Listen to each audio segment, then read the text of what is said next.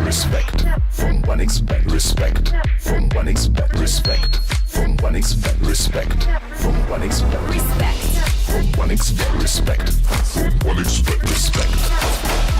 Respect from one expect. Respect from one expect. Respect from one expect. Respect.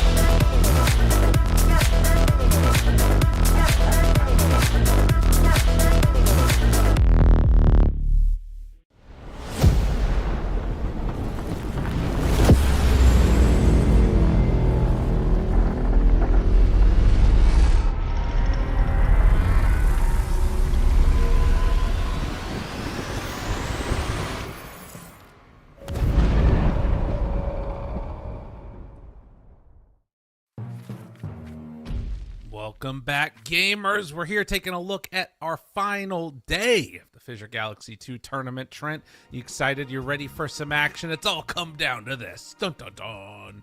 I love this, man. Like, nice short form tournaments. It's one of my favorite ways to watch Dota. I love seeing like a really quick meta develop, and I feel like we've gotten that here. Plus, it's all in a new patch. Right. And yeah, this is it. This is the final day. Time to see who's got it. I'm stoked. It's going to be a pretty awesome one. Entity waiting in the grand finals. It's something that maybe people could have anticipated a little bit, but as you can see, our pathway to get here has been after the double GSL. It's the double elimination bracket. MOUZ OG are going to be the first one up, best of 3, and then of course Entity waiting in that best of 5. I had said as soon as we watched that first lower bracket game that I felt like it could be OG versus NT in the grand finals. And right now, that's kind of what it's feeling like. I don't know how you feel about it.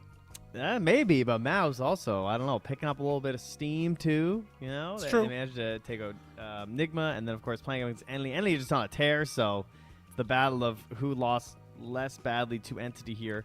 And also a battle that we have not yet gotten to see in this event. MOUZ and OG, because of the way the groups played out and then the bracket played out, they haven't played yet. Yeah. So starting in the lower bracket, we got a nice fresh matchup. Yeah, it's good. It's nice seeing that one. And I think a couple of teams that have like a unique way of playing. You can see, of course, this is the schedule. That 18 CET is the start time, no matter what ends up happening, as per usual.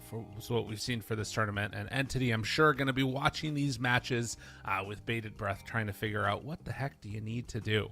Yeah. But I think at this stage, looking at these two tournaments, or rather looking at these two teams, OG and MOUZ, pretty distinct styles of gameplay. OG early on spamming out the Phoenix. They picked up a Storm Spirit a couple of times.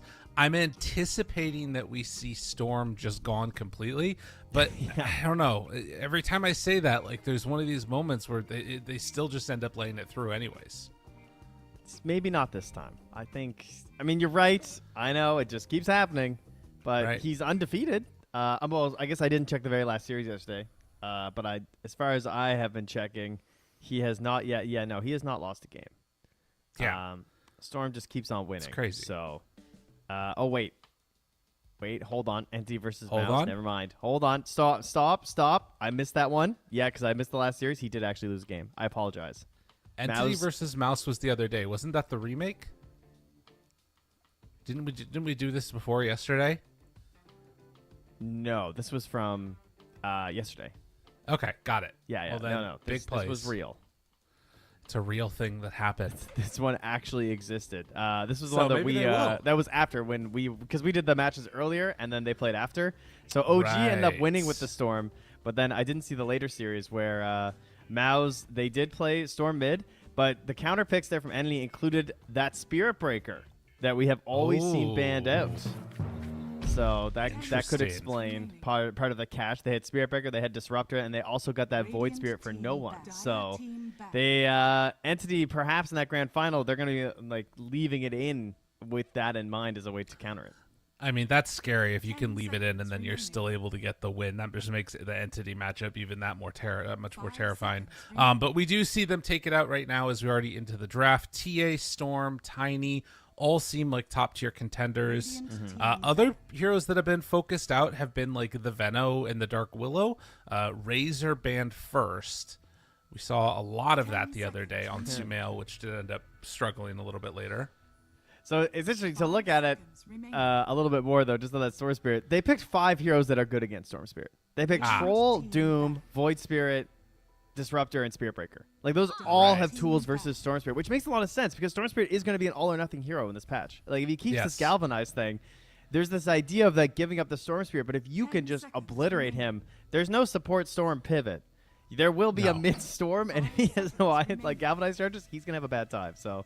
yeah, that's going to be interesting meta that might develop in our best of 5. But for now, you're right. He's out of here.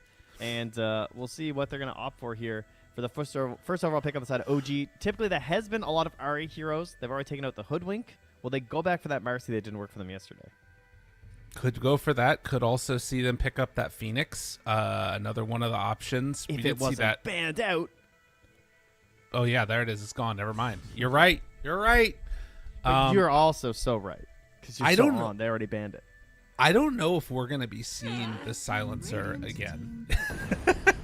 You remember when they ran that the other day? There were moments where it looked cool, but it was one of the...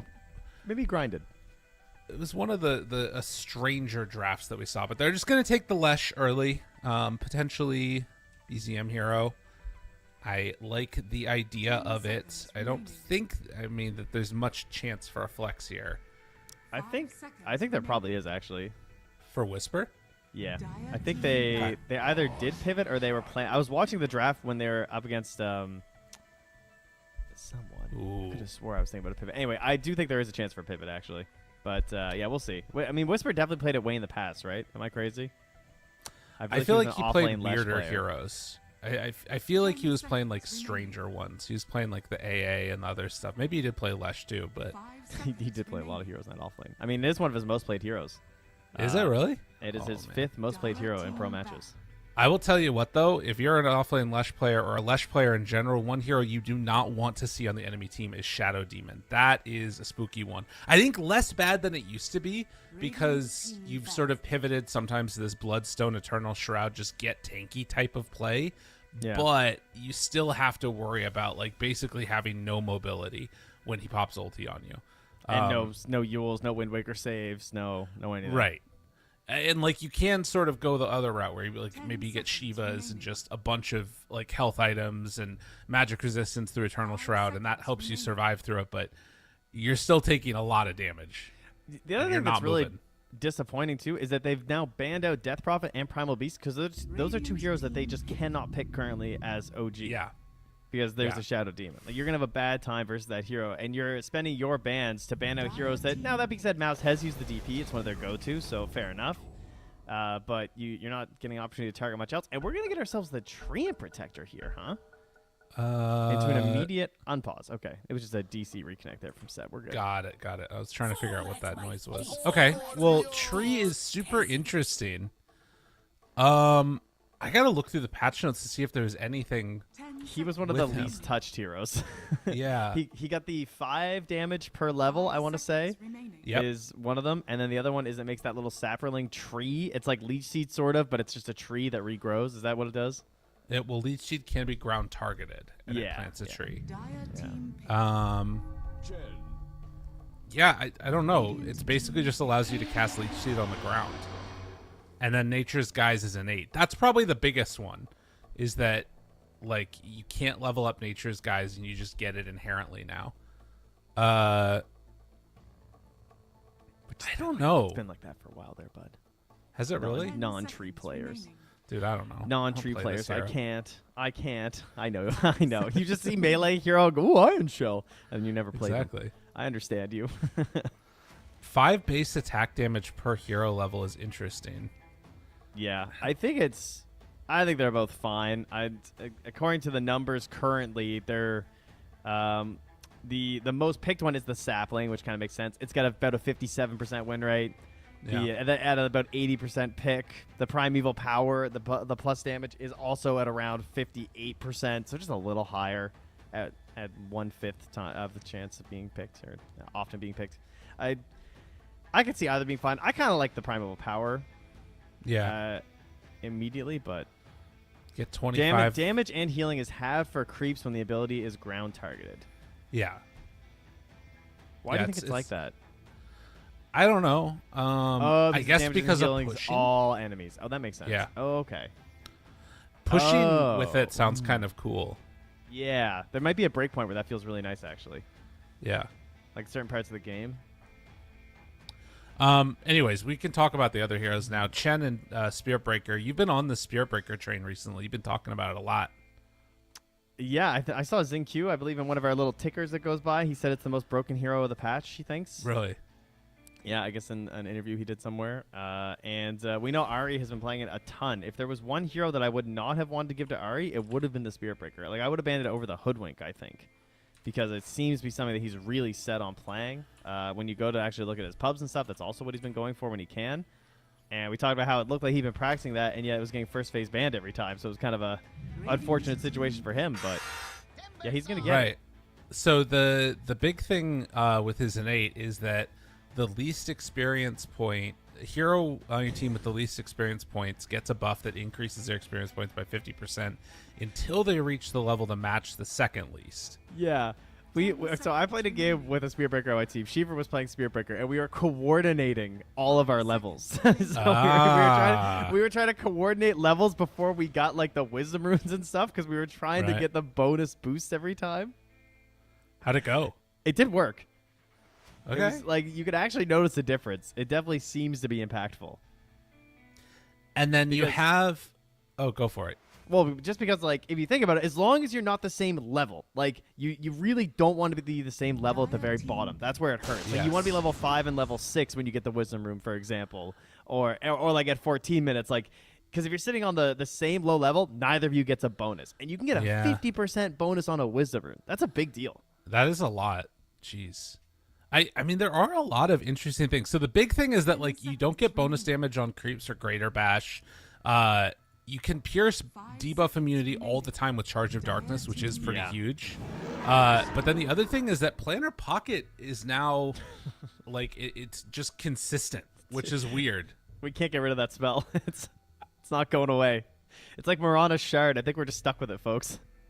Dude, I also think that this lineup of OG looks way more scary than the lineup that you've got on the side of MOUZ. Like Spirit Breaker, Ursa running in there trying to find kills. There's like obviously pretty good defensive abilities here, and obviously you can also sort of survive the initial burst that comes out and start kiting these guys. Things feel better, but it feels to me like this is blow up one single hero type of territory from OG, and maybe the defensive supports are going to be enough to stop that from happening. We'll have to wait and see. I think it's also hard to round out the 10th pick. Now, that being said, they'll get to see what OG's final hero is first, but I'm trying to think things like, do I want to go illusion style? But then there's the Leshrac and the Spirit Breaker, so like if there's any vision, you're being charged and chased down and kind of hunted. Leshrac can kind of clear them, but compared to an Ursa, you know, that sounds pretty good. What am I missing on the side of MOUZ? They have really good bursts, but their consistent damage is non-existent. I guess Zeus to a certain point kind of does consistent damage now in team fights where like you're shooting out your lightning hands and stuff, but that does take a while. Like if you don't die in the initial volley, it's it could be troublesome there. Well, I think that that's kind of the thing that I wonder about too, is how good of a game is Zeus going to be able to have.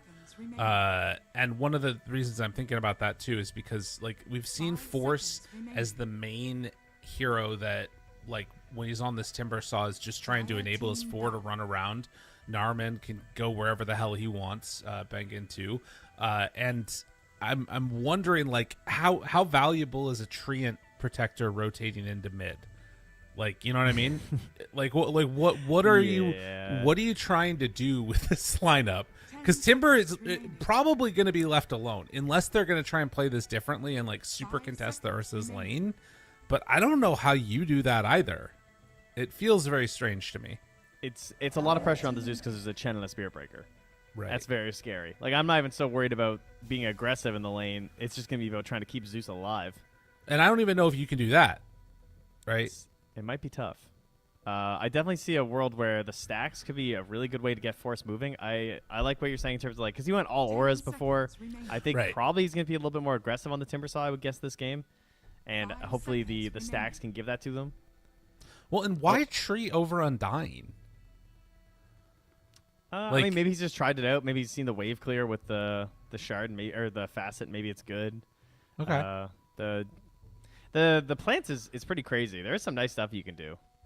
I guess it also enables you to like help secure your lane and make your carry, whoever it is, sustain in lane better too, which has been a pretty consistent issue that we've seen. And they did pick it before the Chen too. It looks kind of bad because versus Chen allows stabilized pushes that just stay and take the tower, which is really good versus Treant Protector in case you're trying to get a save with the living armor. That aspect might not be very helpful right now from the Treant Protector because it's a Leshrac and a Chen. These towers are probably going down if they decide to take them down. And that's why this last pick from MOUZ, I like the Troll and the CK bans because I need a hero that can go in at least a little bit. Sven comes to mind, but there's so many reasons why Sven would be a problem, and that's an even bigger one. That is a Whisper. I think that's a Whisper Wyvern. Did they random that? They got down to 0 reserve time. 10 seconds remaining. I don't think so, right? No, I think they just picked it. Okay. We'll see how fast everyone takes up their heroes here. We get last pick Gyrocopter. That's pretty solid. It is big damage. It is someone who can farm stacks. I do like that. And, yeah, I think it's going to be a Whisper Wyvern and an Ari Spiritbreaker. That's a pretty good combo here. I don't know, man. Lyrical's still wondering if it was a random. Honestly, they're taking a while to pick it. Well, I'm just saying. Take it. Oh, wow. Dude, I think they... There's no way. No, there's no way. I think they got down... It was random?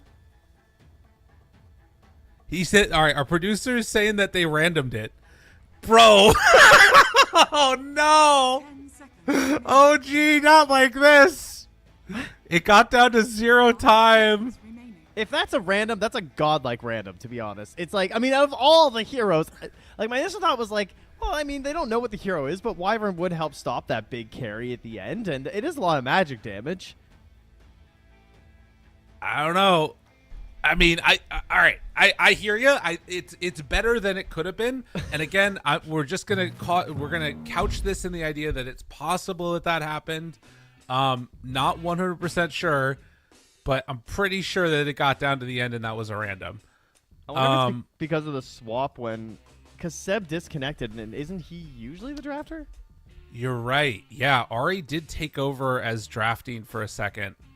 And then, because then he stays on the draft after the disconnect, and so maybe he just was a little bit slow on it or something. Oh, man. That one hurts. hurts. Idea. I'm all just assuming things here, folks.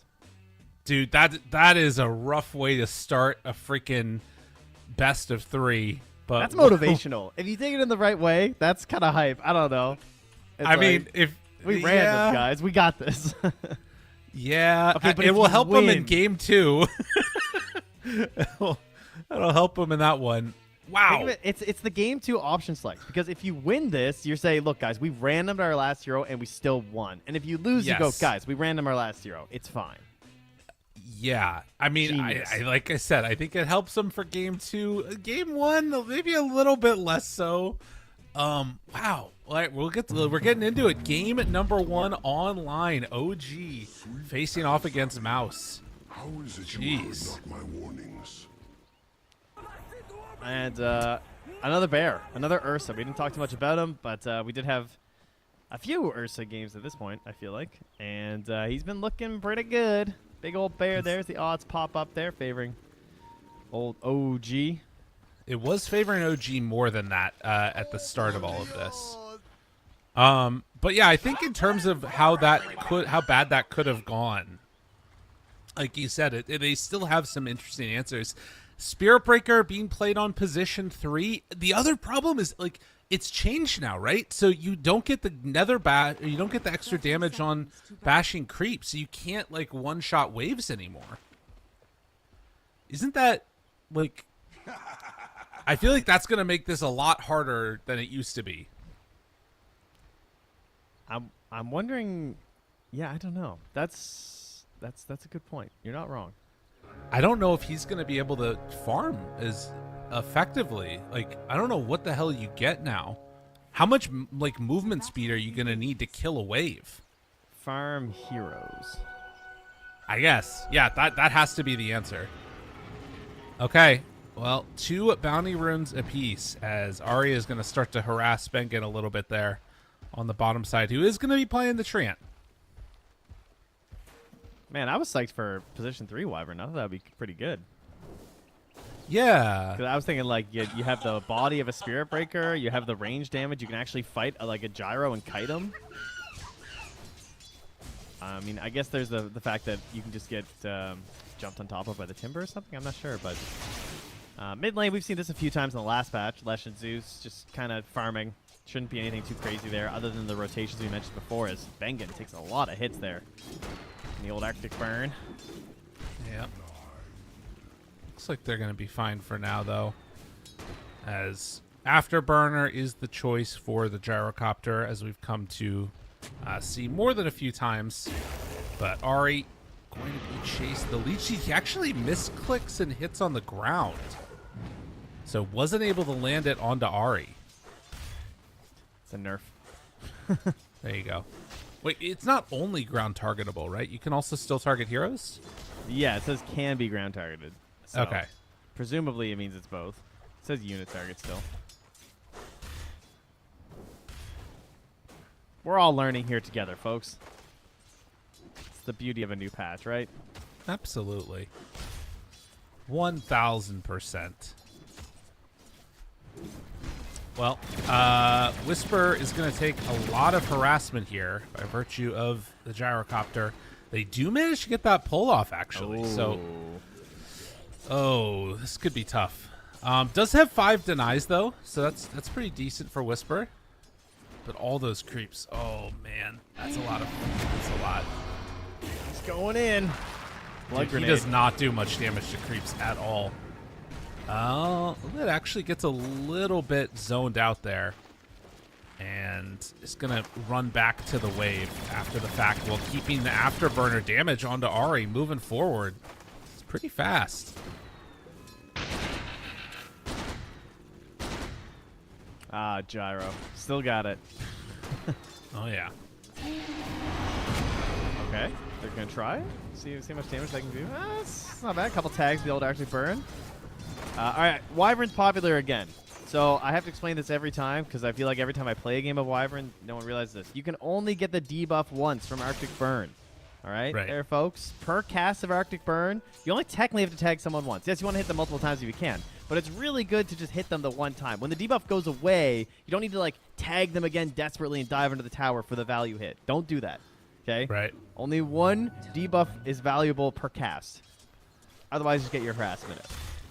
Well, and he does have that extra, like, long-range stuff as well. So just getting in extra hits is pretty valuable. Yeah, that's great. But don't panic over the debuff. Yeah, for sure. I feel like that's a Wyvern classic, you know? Oh, yeah.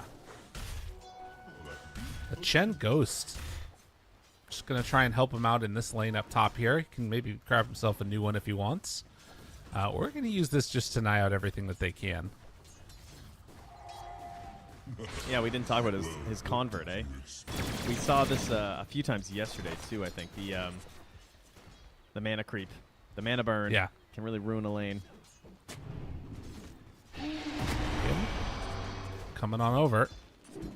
Trying to grab the wave for himself.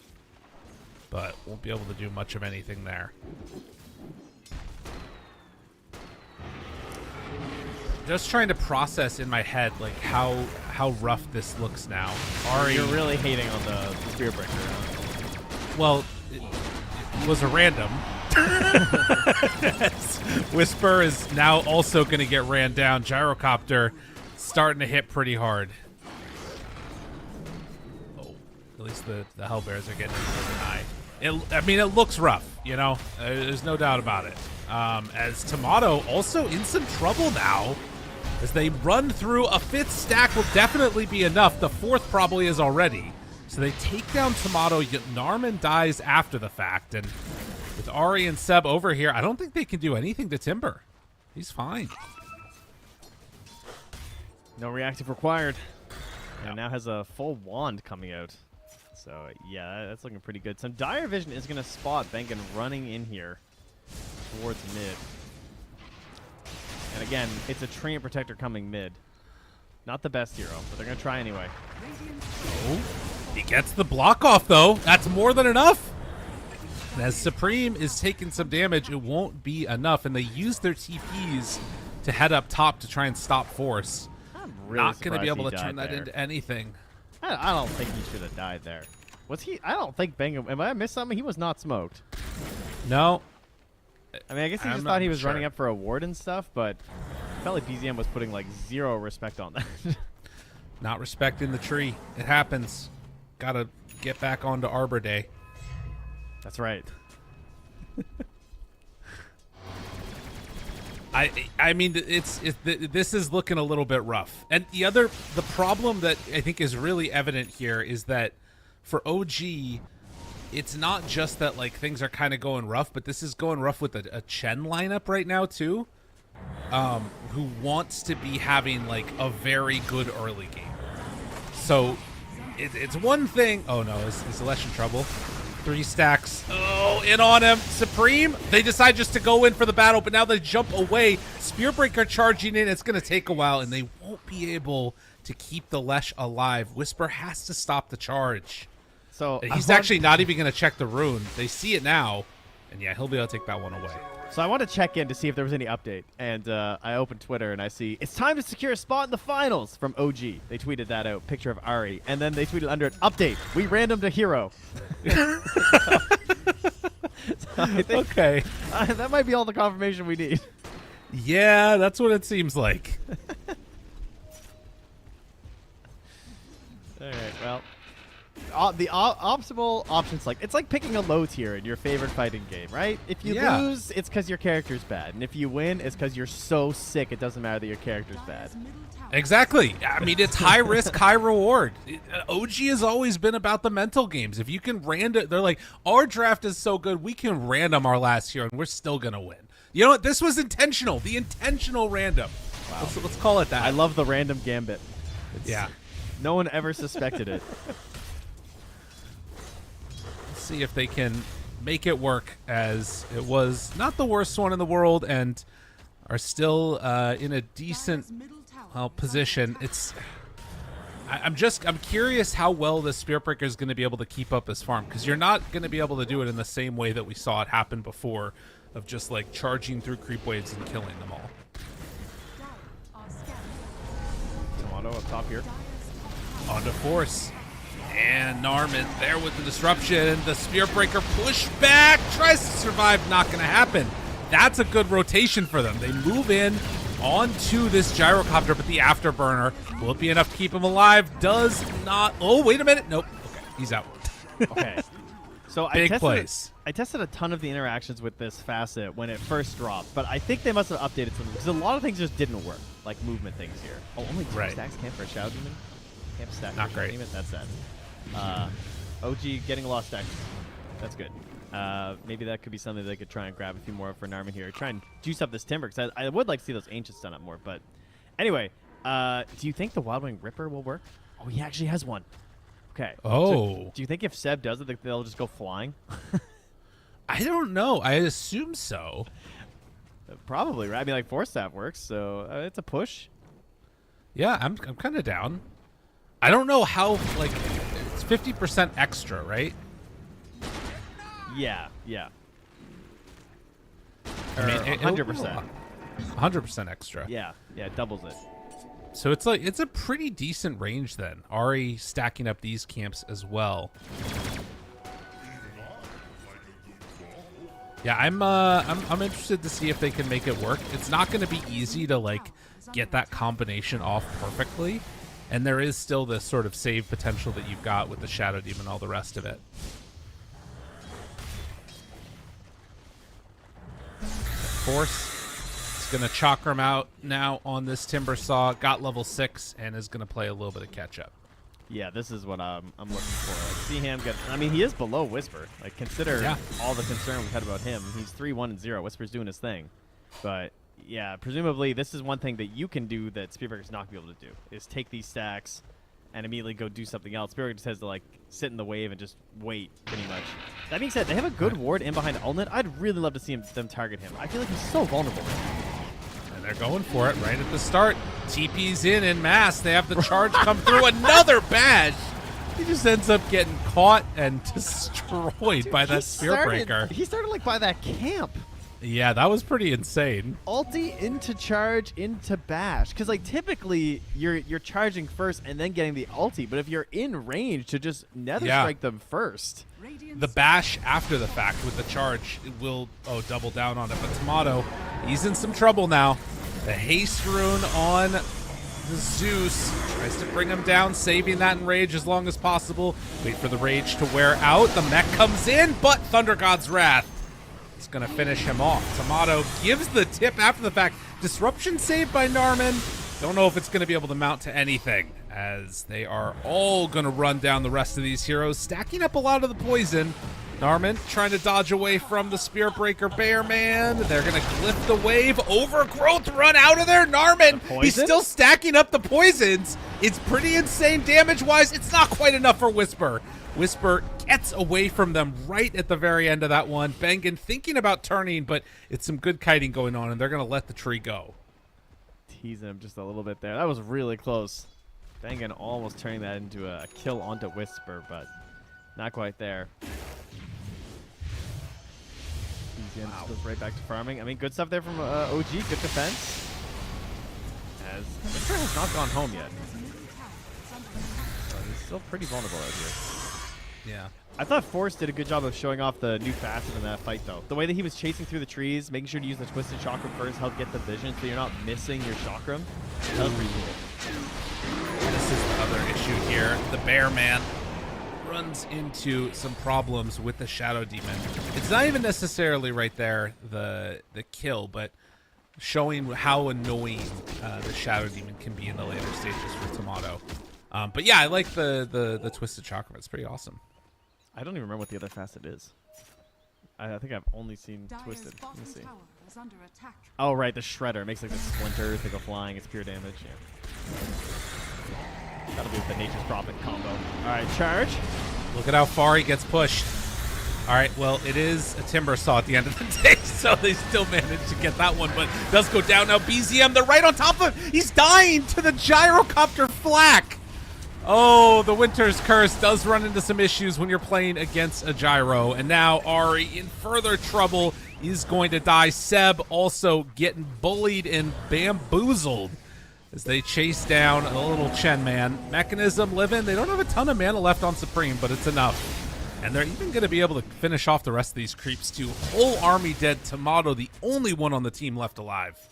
Ooh, that is a tough play there. Like, Ari, not sure what to do, right? Like, do you go for the curse right there because BZM's getting so low, but at the same time, like, once the curse happens, it's basically guaranteed those two aren't dying, and then, yeah, the flat cannon's on. So, well played by MOUZ. Jeez. Yeah, this is a little bit scary. All right, he's getting close to being able to take out a whole creep wave Whisper by charging through it. So they're going to get the kill, but it might end up working out for them still.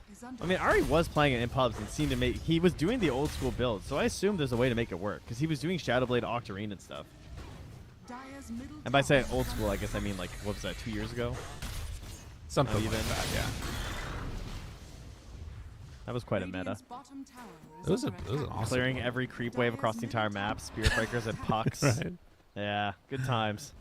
Yeah, it's a silly one. Was that before or after the side camps? I actually don't remember. I think that was before side camps. Yeah, I can't even recall. It was TI 10, right?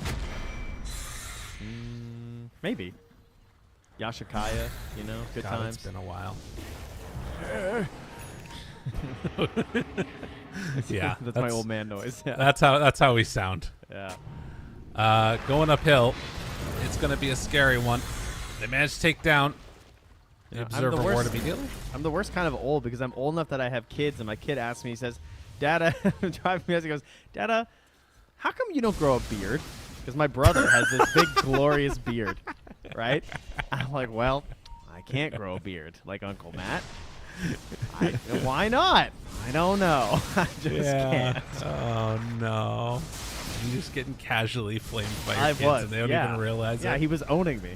It's like, That's I'm messed sorry up, that man. I have a patchy face skin hair You thing. still got to act nice. You got to be like, well, yeah, you know. Is under attack. Yeah. Pretend you're not hurt. Speaking of which, check out the kill bet, the 1x bet option there. You can vote for your favorite players, win some skins, scan the code as well, and check it out on Twitter, 1xbet_esports. So we continue into this game now, 11-8, 1,000 gold separating these two squads. MOUZ looking for Tomato, and well, Force is coming over, but Tomato's the one that's going to get jumped on. No way out of this very easily. There is TP over there, and Ari. No, not going to be able to do it. Overgrowth connection onto the Wyvern. Ari is gone. You know, I was thinking, Cold Embrace isn't going to save anyone anyway, but yeah, he doesn't even have it. I didn't realize until now. Yeah. Because there really wasn't any value to it in a lane versus a gyro. That's fair. Oh my god, BZM just gets demolished. Whoo, dog.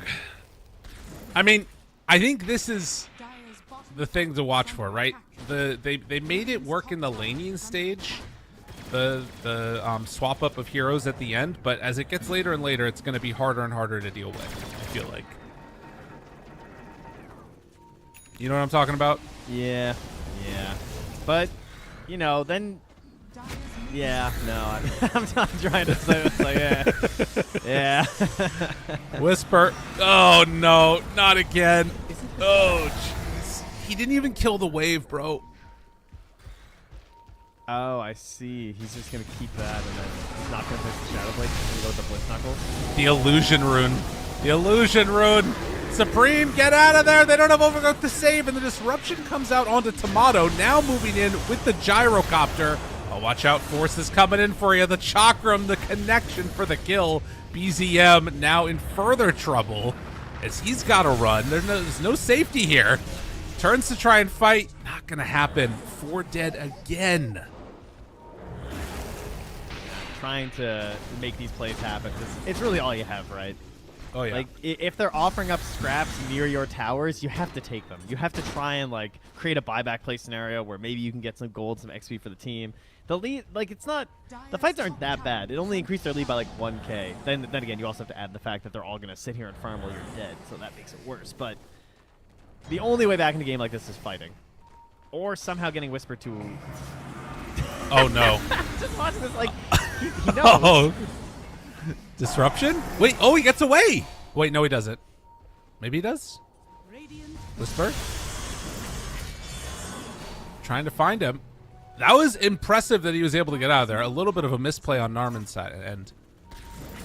Oh, yeah. Now we know what we're doing here. So he finishes out the Shadow Blade. He was going pipe, and I was like, that's not going to win a game. That's loser mentality. So he's finished out the Shadow Blade, on Whisper, and now he's going to go for a Midas. Tomato keeps dying down here. Yeah, that's a problem. Bankin gets right on top of him, tries to jump away. They drop the ultimate, not gonna hit. Maybe an opportunity, thought about the Overgrowth, not gonna make that play. Yeah, that's what I was wondering about for Spirit Breaker, because if you can't one-shot the creep waves, that other build to keep up your farm doesn't really work. You kind of have to go Midas, I think. I think Midas and Shadow Blade, yeah. I think you just do it all. Yeah. Just get all the items. Just all the speed, Spirit Breaker, Octarine, Midas, Shadow Blade. Don't buy a pipe. You're Spirit Breaker. Yeah, gotta battle. radiant are scanning. Still hunting and looking for something here. 7,000 gold lead. OG, Dire's middle if they do manage to win a fight, I mean, again, you've got some pretty substantial damage that can be dealt if you can catch somebody next to the gyrocopter. Yeah, I mean, they have Blink Ursa and almost Blink Wyvern. Fights are winnable for them. They also still have the Roche possibility, right? That is a fight that they can definitely take. Yeah, or sneak it. Just go take it. Yeah, I mean, you're Ursa, so you basically get to force this. There's no secret. They know that everyone knows what's happening, but look how many obs and sentries they've put around here as OG, right? They got some off to the east. They got some right on the ramp. I think you want this fight as OG. Well, I'd like to see that Alpha Wolf further back. MOUZ definitely seemed to want it. They drop it down immediately. He's gone! He's dead. Oh, my God. Yeah, they did not stand a chance. That was just a flurry of damage. He got double bashed by Roche. Yeah. Well, you know, there were some other heroes involved too, as all 5 are going to drop ultra kill. But like, look at his death summary. He got bashed into bash by Roche. Yeah. Like, bash, Thunder God's Wrath comes down, nukes him, and then he just gets bashed again. I mean, it's not OG's day. That's what it's feeling like here. As we're going to take a look at this replay. The bash comes out, second bash, and Thunder God's Wrath, and all the other damage thrown. Oof. Oh, Oof. that's so unfortunate. I do think that's the right call from OG. I think you try and take the fight there. I think that was your last good chance at getting back into this game. Now you're in full-on, I don't want to play Dota mode. I'm going to cut waves. Wow, nice play from him. All that to save his career as Seth is getting run down. Misses the chain, but won't matter. They clean him up. Force's Timber Saw, I've been really impressed with it.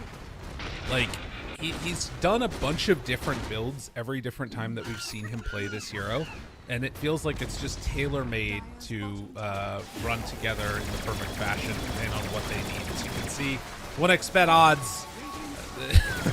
Apparently, 9.86 is the miracle numbers that they're looking for. It's not quite 10. It's just not. But yeah, Pipe, Kaya, it's like enough survivability and, you know, sustain to make sure that the Leshrac is not going to be able to survive and do enough in the fights. Is they're flamethrowing down this tower, and I mean, look at OG. They're on the other side of the map. They don't want anything to do with this. Radiant's top tower is under attack. I mean, they grabbed the Wisdom Rune. That's nice. Oh, are they going to try and steal the Tormentor? Okay. Yep. Good. Ari. God. That was close. All right, Rax for a they're going to Tormentor. lose a Rax. And don't worry, he has 1 point in Cold Embrace for the Shard. We're fine. All right. I love it. Tower is under attack. They know that they can't go for more. Tier 2 towers still in mid and top.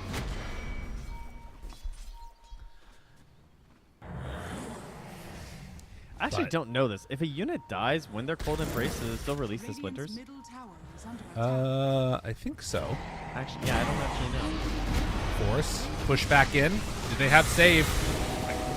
The tomato damage. It is very significant. They will get the Winter's Curse on to the Zeus. The Illusion's doing more than Bengen was even, felt like there, but they managed to survive. Now Bengen, Overgrowth connection onto 2 heroes. Whisper is gone. Double kill for Force. They try and move in and connect for the finish. They do manage to bring him down. Also taking down the tree, but MOUZ surviving through. BZM, disruption for the moment. They have him on top of BZM, but he's surviving through this. This is their fight. This is everything that you could want, but it's not quite going to be enough to take down the Gyro, it looks like. Still has that Aegis in hand. They needed one last charge if he could get it off. Yeah. Like, he was trying to get an angle where he charged both, and then Ursa could jump in, and they could maybe clean them up as well. It is still going to be a net benefit, and you're taking gold away from some of your heroes and putting it all into this Leshrac. 1,000 gold into BZM towards that BKB is huge. Yeah, if they can get to that, that is like your avenue back into this one, because I mean, Lesh is still Lesh, and you've got a lot of heroes around him to like help survive, and that is even with their random hero Wyvern, a hero that benefits a lot from the Lesh being there, or rather the Lesh benefits from the Wyvern being there, because you can actually make use of your Cold Embrace. As it will be a blink away by Wyvern. MOUZ almost Satanic completed. Well, the Yeah, only he's got hero that this coming out time now. with buyback on the Dire is Chen. So that's a little bit worrisome. I mean, some of them are just gold related. BZM will have it soon. The timer is Whisper, so he is the best kill you can get right now is MOUZ. Dire's middle tower is under They spot Ari. Gonna go down right onto him. The Wyvern will burn. Now after taking the tier 2 tower, there's 45 seconds on this Aegis. We might see them go high ground again. With Satanic brought out, I feel like you can just go high ground here. Yeah, even without 30 seconds on Aegis, even if it runs out, like still just go. The BKB is done for BZM. He's on his way home here. He's going to quickly register on the app here for the smooth user experience while he gets his BKB, and he's regenerating his mana. It's so fast he can do it while he's in the well, actually. And it's so easy. You can just do it with one hand. Mobile app, hands-free. Love to see it. Aegis going to be reclaimed? Doesn't look like they're going to go for it. Okay, so instead, clean up the tier 2 tower. OG, they smoke out. Want to try and take advantage of a moment when they might be separated a little bit on the side of MOUZ, but the scan does connect. Understanding where they're at. Do they have any vision to place down to maybe catch somebody unawares? They have a ward that they're protecting. How can they get the most out of this curse? Can they get a curse next to Ulnet without flak? That would be great. Yeah, that'd be really good. I mean, Ari's been doing a good job of finding the backline, too. Yeah. He's looking. Yeah, they're trying to send him in first. This is a tier 1 tower. Look at that tier 1 tower. You think they have the Tran... Oh, they do have the Tran. What am I talking about? There you go. Well, you'd think it because they do. That's amazing, isn't it? Oh, they see that ward now. Yeah. And after seeing that ward, they're going to play a little bit safer, I think.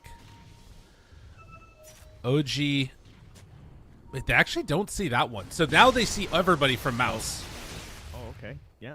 The next bolt didn't catch it either. Yeah. He's checking up there. They do take away a sentry, but they spot the Shadow Demon. It's really hard to make this work. They're going to go now. Do they have another smoke? Yeah, they're bringing one smoke out.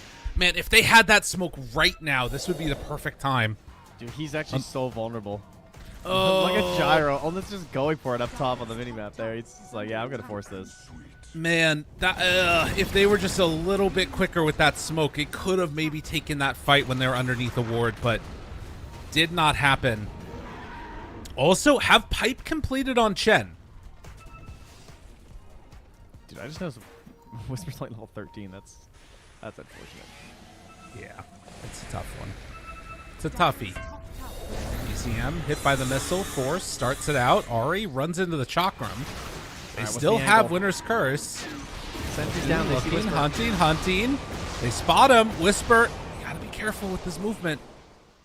They're throwing solar crests out as BZM is going to try and kill the creep wave. The tower is already dead. The other thing is the longer they wait here, the creep wave is going to push in eventually down bottom. Twisted Chakram out one time.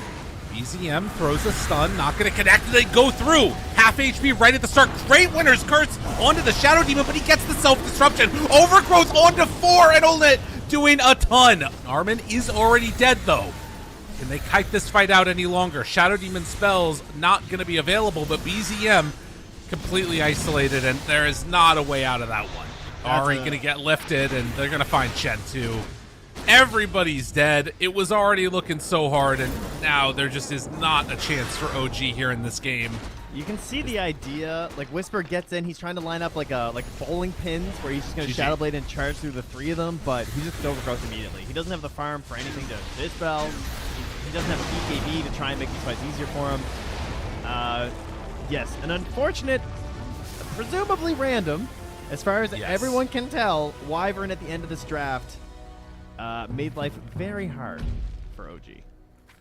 Yes. Again, the assumption that we're making based upon the 0 time at the end and you know, the tweet from OG. And they're never going to admit that it wasn't random now that they've lost. Yeah, that's a good point.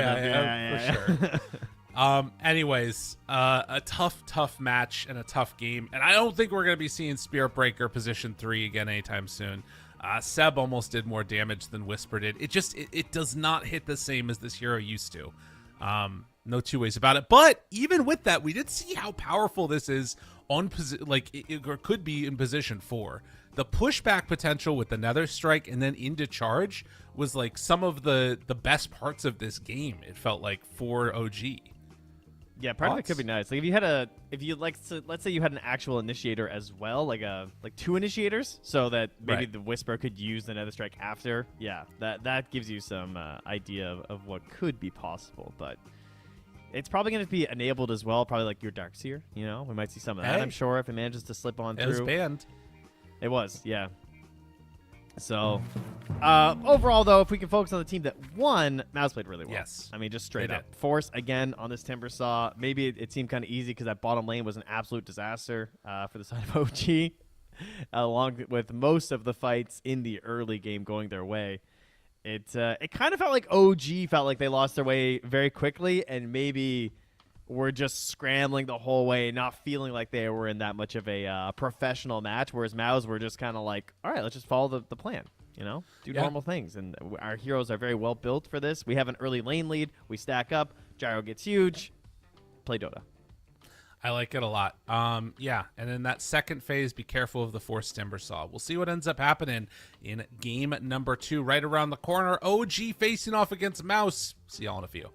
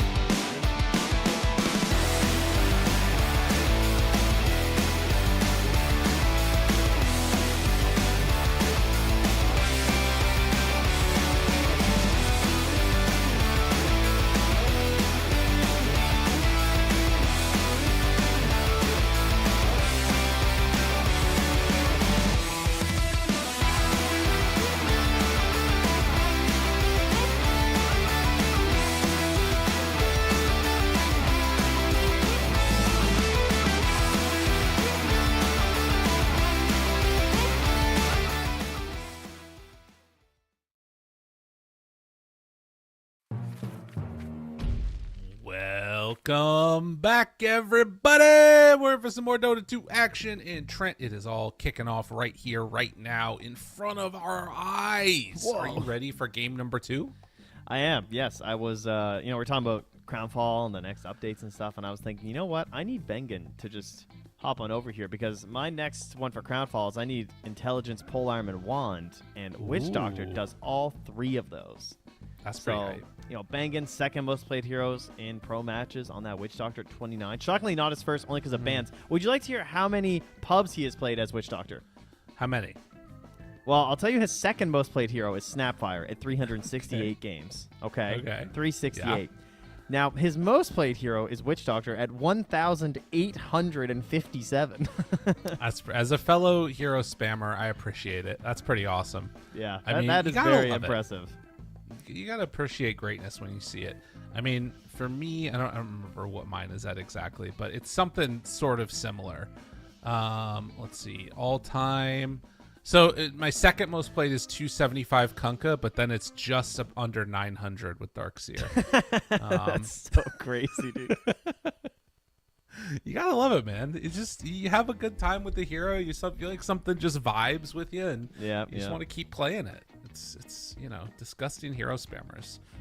It's not that that's something that we decided. It was chosen for us. And for Bengen, it was chosen that he was going to be the Gree man. It's all coming together. Wait, I didn't even realize. Is it actually called Gree? I mean, I'm pretty sure. Isn't it Gree is the thing that we use when we go rock climbing there, bud? No, Gree is. I'm pretty sure it's That's French. a belay device. No, it's Gree. Gris. Oh, well, if you take the S off, it's the same thing for rock climbing. There you Yeah. go. In case you guys, if you want to. Well, Right, so those are check it out. Gree. Gree is a talisman, which is it's spelled Gree. Sometimes referred to as Gregory or Gregory, is a voodoo amulet originating in West Africa, which believed to protect the wearer from evil or bring luck. In some West African countries, used as a purported method of birth control. Oh, God. Well, that's different. Anyways, let's get back to Dota. We are off to the races That's now. actually what it's named after. Dude, I told you. Of course it is. It's a voodoo amulet. No, I mean the Gree that you use while climbing is also named after that amulet. Okay. It's protecting Because it's you from believed to falling. protect the wearer from evil or bring luck. Yeah. Listen, Valve, they do their homework. They recognize what's up. I love it. Oh, I never knew that. Well, that's good because I can't drop my Gree. That would be bad. You're going to have a problem on the wall if you drop your Gree. So. Well, you won't. The other person will. Well, if you're on a multi-pitch wall, I was thinking, then you're right. Yeah, yes, they're in slightly more trouble. You're both going to have a bad time. But we're going to have a good time here in Game 2. OG going to have a much better time because they're not going to random a hero this time. He said yes. confidently. Hopefully. I want to check real quickly, too. I need to reopen this. It is already drafting again, so still sticking with it. I thought that it was Seb that had been drafting for them, but apparently not. I couldn't remember. I wasn't actually sure. I just assumed that maybe that's what happened with the disconnect thing. But Okay. I mean, I'm sure it's collaborative anyway, so. Yeah, no, for sure. Instant response. Veno. So they are going to still run back the Shadow Demon for MOUZ, which we had been talking about as a potential hero pick that would have been solid for a while in the first phase that we were surprised we didn't see. Venomancer is one of those that, like, to me at least, it feels like a fake hero. Like, I don't... What? You're not a believer? I am a believer in it in response to, like, the acts that we saw. Or, like, as somebody that's trying to really hurt these other super dominant early game heroes. I'm not as much of a believer in the Veno, like, first overall, in response to a Shadow Demon, at least. Okay, fair. Yeah, it doesn't feel like it does that much versus him. Right. And can you find other things now that don't care about Veno, right? Yeah. Now, that being said, Yeah. we have ourselves Whisper. He does play Venomancer. That was one of the heroes he used to play in the off lane. True. So in theory, there is a flex because they are 10th pick, but very likely it'll just be Seb. Mm-hmm. Radiant team battle. I like that. They take out the Tiny and the Bat Rider now. Who else was on the docket? Death Prophet got banned out in the last game. That was with the Yep. Lesh that got taken early, and they did ban out the Lesh as well this time around. 10 seconds. So Primal Phoenix Beast still was in the other pool? one, right? Oh no, it's not. Yeah, Primal. Yeah. Yeah. So 5 Primal and seconds DP are still in, which we have not get to cast the MOUZ Death Prophet. I'd actually really like to see it, and I wonder if this Venomancer is partially because of that as well, because of the regen reduction. That's a good point. I think they take DP if they give it to them. They take away the Force Timber Saw. That's solid. Yeah. I really like what I'm seeing from OG's draft, and they also take Centaur, so that's one of the answers. Other answers to Veno we've talked about before has been Mirana as a way to help deal with the Plague Wards in the mid game. Yeah, and it's Wouldn't really hate good with that. Shadow Demon too, Yeah. obviously for normal 5 reasons. seconds remaining. I haven't gotten to see Solar Flare in a professional match. I've Yeah, seen we it in a did. few games. Oh wait, did we? Yeah, we watched it. I thought we played a game with Solar Flare. I think we watched it. Maybe Oh, we maybe did we play it did. though. I don't remember. I don't remember either. But the numbers were not that great because it was halved. Maybe it was like a really stompy game. That might be what it was. Which would make sense for one of our games. But now I'm going to get my tokens because he's picking Witch Oh. Doctor. And Valve, I think this should count. I'm in the game. He can't get the tokens. Can I have them, please? But they take Jug. It's an early jug. But it's, I guess, anti-Veno, right? Now, okay, Yeah. so we have learned this. We have the interaction, okay? If you are spinning as Juggernaut and you Right. get galed, then Yeah. at the end of the spin, you are hard dispelled, which would activate the gale ending, which would stun you.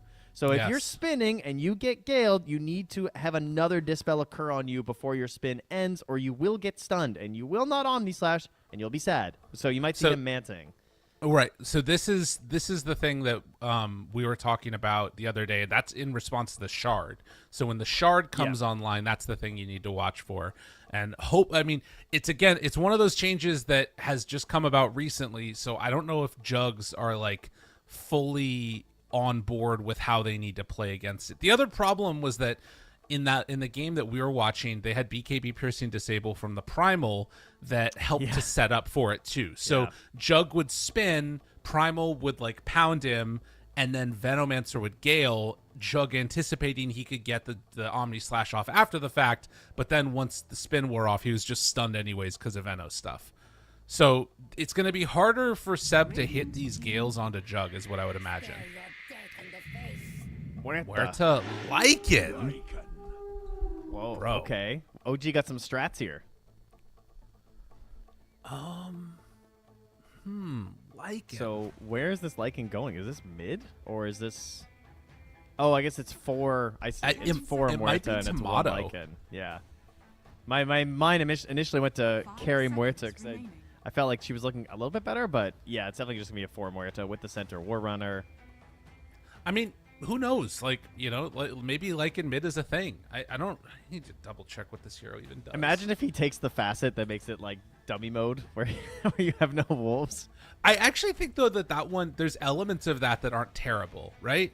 Because it just means that you're like a right click hero instead of. It's not like dummy mode with Visage or Spirit, right? Like that. It's I mean, I think in a pro match, it's arguably kind of dummy mode to not have scouting with wolves. Now that being said, That's fair. That's nothing fair. for the cask to bounce to, baby. That's What do you- true. That's fair. Yeah, there is so much value in having those wolves for scouting. But it does just change the way the hero works to being more about just all about his hero instead of about the wolves. More summons though. Force gonna play his Underlord. My God, ban the Batrider after that last time that we saw Kuro solo kill Force, and then Force just 5 seconds poor remaining. Dios until his Poor death. Dios. I mean, he was- definitely watched the cast. He went back. He's like, I got to play that again. That was fun. That was a crazy one. We saw him snag some wisdom runes. We saw him bait and bring in his teammates to crush them. He Yep. had a very fun, after a really not fun game on Underlord. Radiant team back. Well, they're gonna ban out the Void Spirit now. So thinking about what else is in the pool that they could run for mid. They want heroes that to remove heroes that can easily dodge Juggernauts like Omni and spells. I think, right? 10 seconds That makes Yeah. sense because Void Spirit you can't really trap very easily, even with Underlord. 5 seconds remaining. wondering what the damage ends up looking like. Radiant team ban. Like, where are they going to go with That's a this? good ban. Yeah, Death Prophet would have been solid. We've seen them run that mid. We haven't got to Cassie yet, but I was kind of looking forward to it, but not going to happen. What's the play here? I mean, 10 safety mid, they could... remaining. Zeus might be a little bit much. I mean, Jug does kind of go in. 5 seconds remaining. They don't have good control at all either. Yeah, so... on which side? Sorry. Well, on OG, I think. Yeah.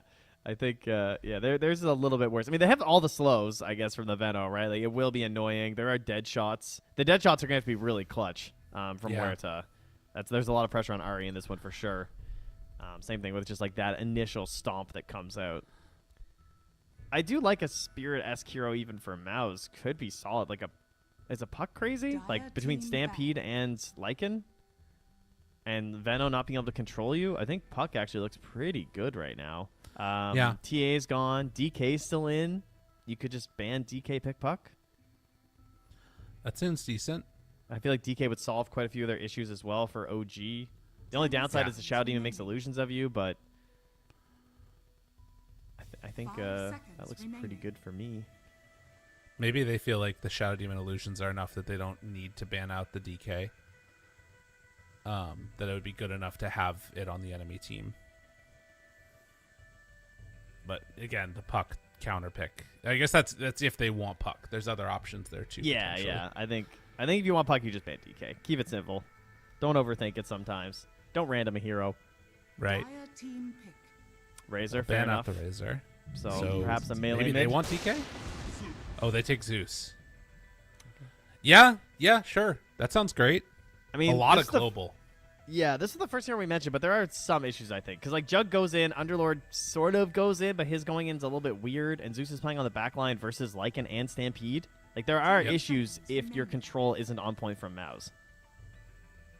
All right. 5 Now, seconds OG, remaining. you got a little bit over 30 seconds here.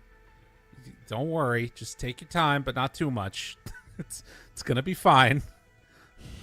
Got plenty of time to think about this pick. I mean, I'm thinking control. All right. Make sure you pick one, though. It's important. Yeah, they got him. All right. Okay. Already better. Earth Spirit as the response. I like to see it. I've seen this a couple times now versus the Zeus in the mid lane. An interesting answer, I think, because it sort of provides a little bit of everything. Hard to control this guy, can initiate for the team where they were sort of lacking a little bit of that before Blink Dagger from Whisper. Yeah, it kind of hits all the marks that they want on the side of OG. You like the draft?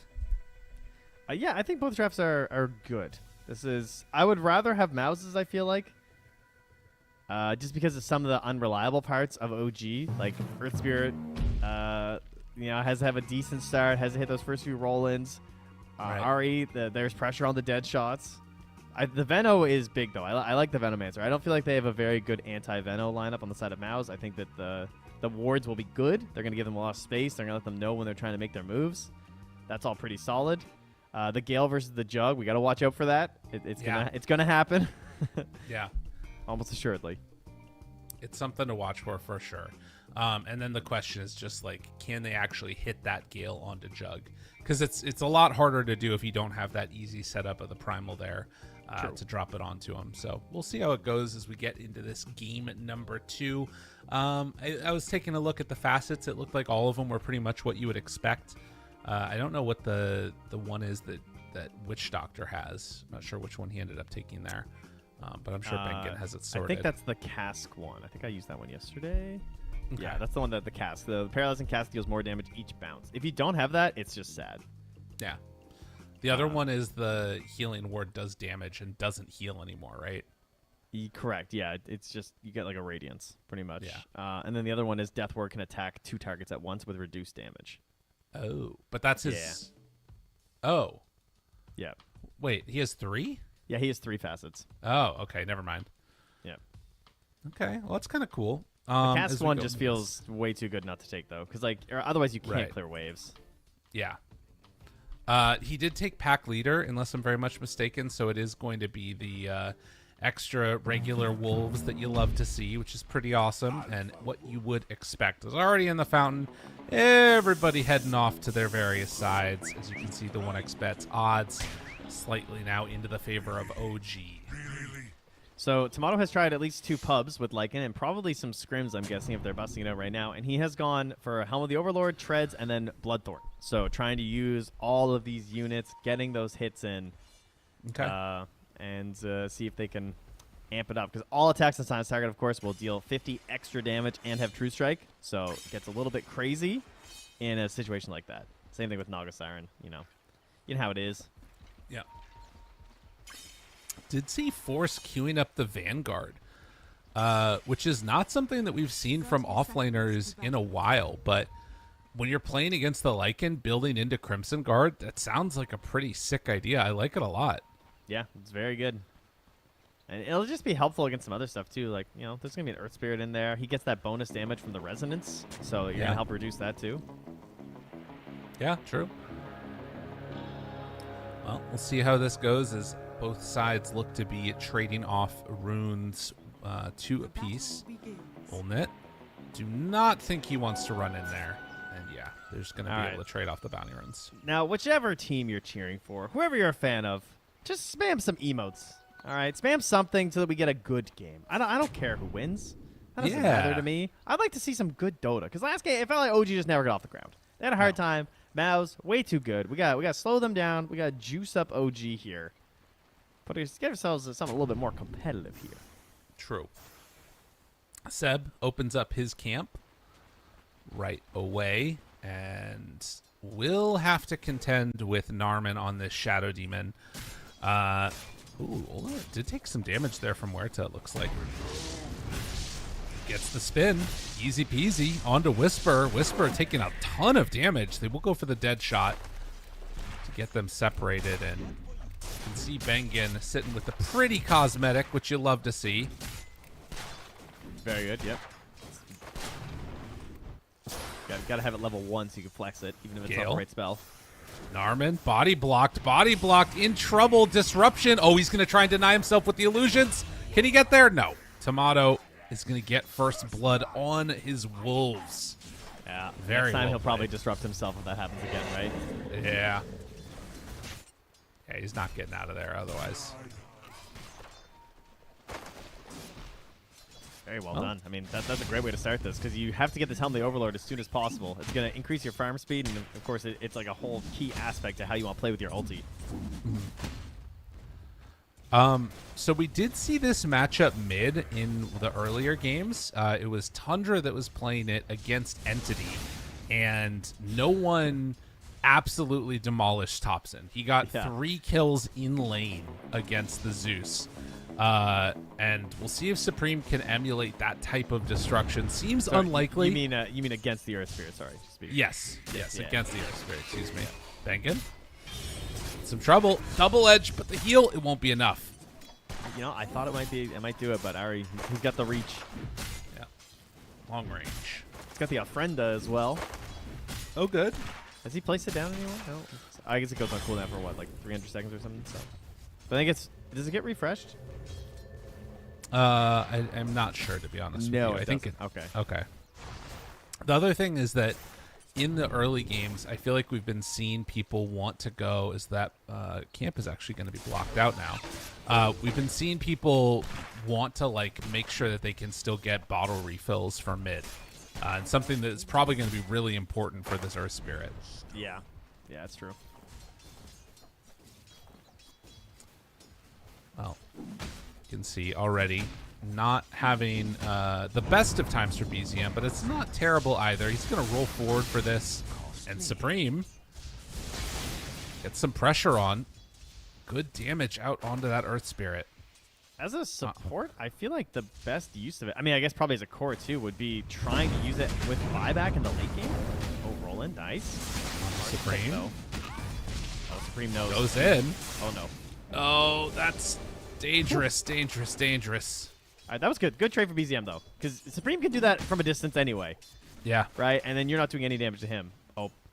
BZM was He's going thought about crazy. it. He's Yeah. thinking about it.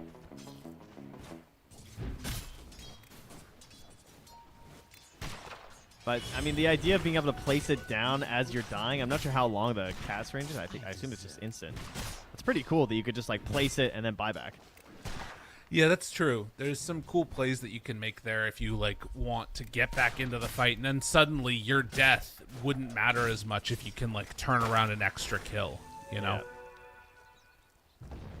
Moving in, water rune picked up. Supreme does not have a rune right now. BZM still sitting pretty with his water rune, and we'll pop it to heal back up a little bit more. Hold it. Live in. Stomp is there. Good damage out. In trouble. Dead. Ooh, that is tough. OG starting to come alive, and Force also on the bottom side is going to be brought down. It's crazy that was through Healing Ward and Voodoo Restoration too. Is BZM not going to get hit by that last poison? Or maybe he did, but he won't have any more damage, so he's fine.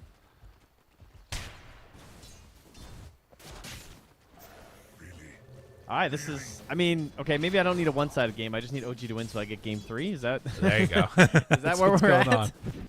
Apparently. I mean, things looking pretty good for them so far. Won't be able to get the dead shot connection as Bengen will connect this pull in. And Whisper coming to contest for it. Double edge. A lot of damage onto that guy. They decide not to go, though. A little bit of miscommunication between the two sides about what they wanted to do. Yeah, kind of. And with the 1-1-1 build on Witch Doctor 2, that's always kind of awkward. It feels like you just don't do anything quite well. Right. Yeah, it's a tough one. Oh, that Gree though. That's right. What's it at now? 160? Yep. Just Oh, keep baby. building it up.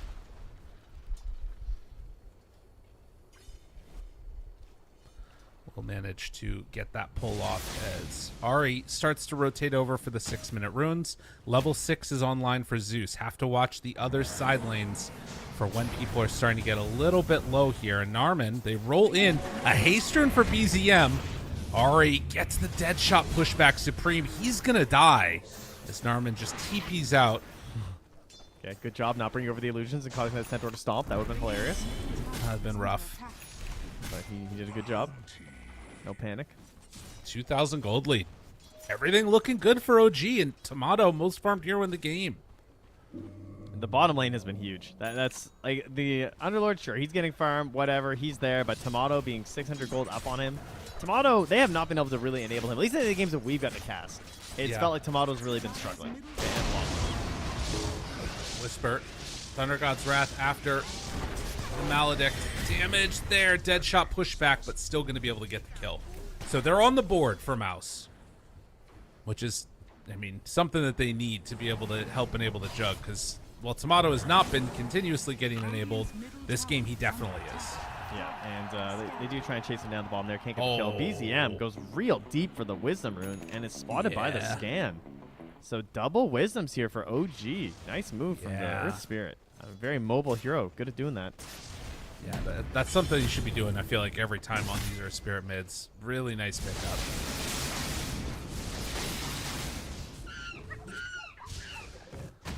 So 7.5 minutes as he is going to farm out that camp that was blocked out too.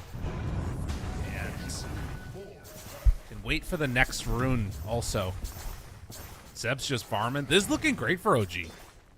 Yeah. I mean, Seb is a player who obviously likes to greedle up when he can. So Venomancer is one of these heroes that always allows old school puppy. This is a go-to for him. The 5 Veno, so you can just farm up the jungle camps. Oh yeah. And Venom's one of those heroes you can kind of buy anything. You can go auras, you can get utility like Force. You can get Yules and it feels good. You can get a Blink Dagger sometimes. Not so much anymore with like the new Noxious Plague, I guess. But lots of options for whatever your team needs. Dude, they are leaving Supreme out on an island. They are just not bringing supports to go and help. They're like, look, Earth Spirit's going to get the runes. It just is what it is. And then are going to need to weather the storm of an amp damage Earth Spirit coming into your lane potentially. Yeah, they're just trading even, but I mean that's good for Earth Spirit, obviously, like you're saying. Like he's Wrap even around. ahead by a little bit. So On to Whisper. Got him caught. Does not have 6 yet. Whisper in trouble. They managed to find that kill. they were trying to bait that a little bit too. But Yeah. they have great wards in behind. They see that BZM's coming over here. They're not going to try and chase after Ari. They're giving them nothing to gain on this Earth Spirit. So disappointing for him. Just goes back to neutrals as Seb catches some waves mid here. It's going to be hoping for a salve. Yeah, he's going to dig one up here. Narman takes away this rune and will get rolled on. BZM hits him with the stun, and that should be all she wrote. Narman goes down. Getting in there with the amplified damage. Well done. Even going to take the stacks. Why not? Yeah, really well done. I mean, they don't have many stacks done. They've only done 3 stacks, and he's taken at least one of them. Yeah. Dire's top Is going to be going for the Blade Mail build as Ari drops down a pretty deep ward here. Yeah, really good blade mail game. A lot of uncontrollable damage. Some heroes that you can't impact as much, obviously, like the Witch Doctor. Ultimate. They won't get him. Yeah, for sure. structures are fortified. Dire's top tower And is under TP rotations, they're going to... Wait, they cancel them? is under attack. It's an invis rune. Just want to make sure that they're not getting anything on the map. I mean, OG are definitely like in control of this early game. Dire's top It tower feels is at the moment as if MOUZ are not really trying to contest them for that, or just waiting to get into their items, it feels like. But the pressure that's going to come from this Helm of the Dominator, Lycan, it's going to be tough to contend with. Roll in. And Force going to go through the gate now, heading back home. Managed to survive. Can heal up and maybe even come back through it. He seems to think so. Hello. Force comes back through and goes back bottom. Bengen here, continuing to guard these stairs. Protect his Zeus. The wolves will spot him, but it is a Zeus, so he'll have an idea. Oh, wait, the wolf set off the stomp. Yeah, that signals some stuff. Phase Centaur. That is interesting. Gains We've seen a movement speed lot. based on his strength, so... Well, but we've tended to see a lot of Centaurs just not get boots at all. Yeah, we've had the triple bracer, no boots. Yeah. Radiant are scanning. I guess the armor is pretty nice when you're playing against the Jug and lane. Radiant's middle tower Yeah, is and just under like, attack. you know, outdistancing him. Dire's bottom Trying to, tower Right. is under trying to help a little bit. Roll in. Finding Force. Does not have a whole heck of a lot of help, but the TPs, they're coming in. Bullnet right on top of him. The spin is out. Keeping the Magnetize reapplied, but Bengen is there with the heals. And I think that that's actually about it. They're going to try and kick away. BZM rolls out. I mean, there's a ton of damage that's been done here magically, but it's not going to turn into anything. God, Magnetize feels so bad. I hate that ability now. They need to buff it. Slow down, you know. It does its job. A little bit. Kind of. Oh, he's rolling in. He wants that rune, but it's top. And instead, Ulnet gonna spin into Seb, who will pop the ultimate now. Creeps in the area. The dead shot connects. Needs to turn for the Omni Slash. Gonna bounce onto the Wolves. Now the heals coming in from his friends, but it's not gonna be enough heals. Bengen is gonna drop. Too much magic damage. It's Now a Narman. stomp. Also in trouble. It's going to be another dead one. 3 down. When they're grouped together, this OG lineup does so much. Seb was feeling that fight right away. He started voice lining and stuff. Once he Noxious playing the Jug, he's like, oh, you're in trouble there, bud.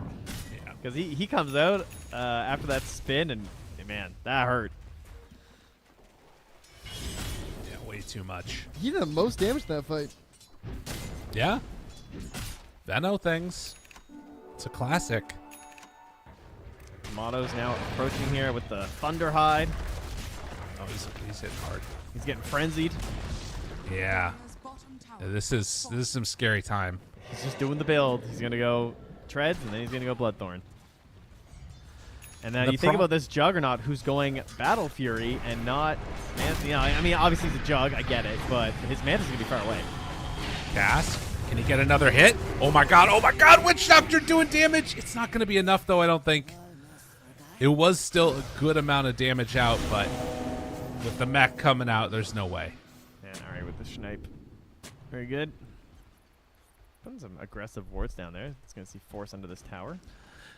So you could see Force trying to build into the pipe first, but realizing I just need to have this Crimson done because the physical damage is going to be there too quickly. They're trying to figure out, do they stay for this wisdom?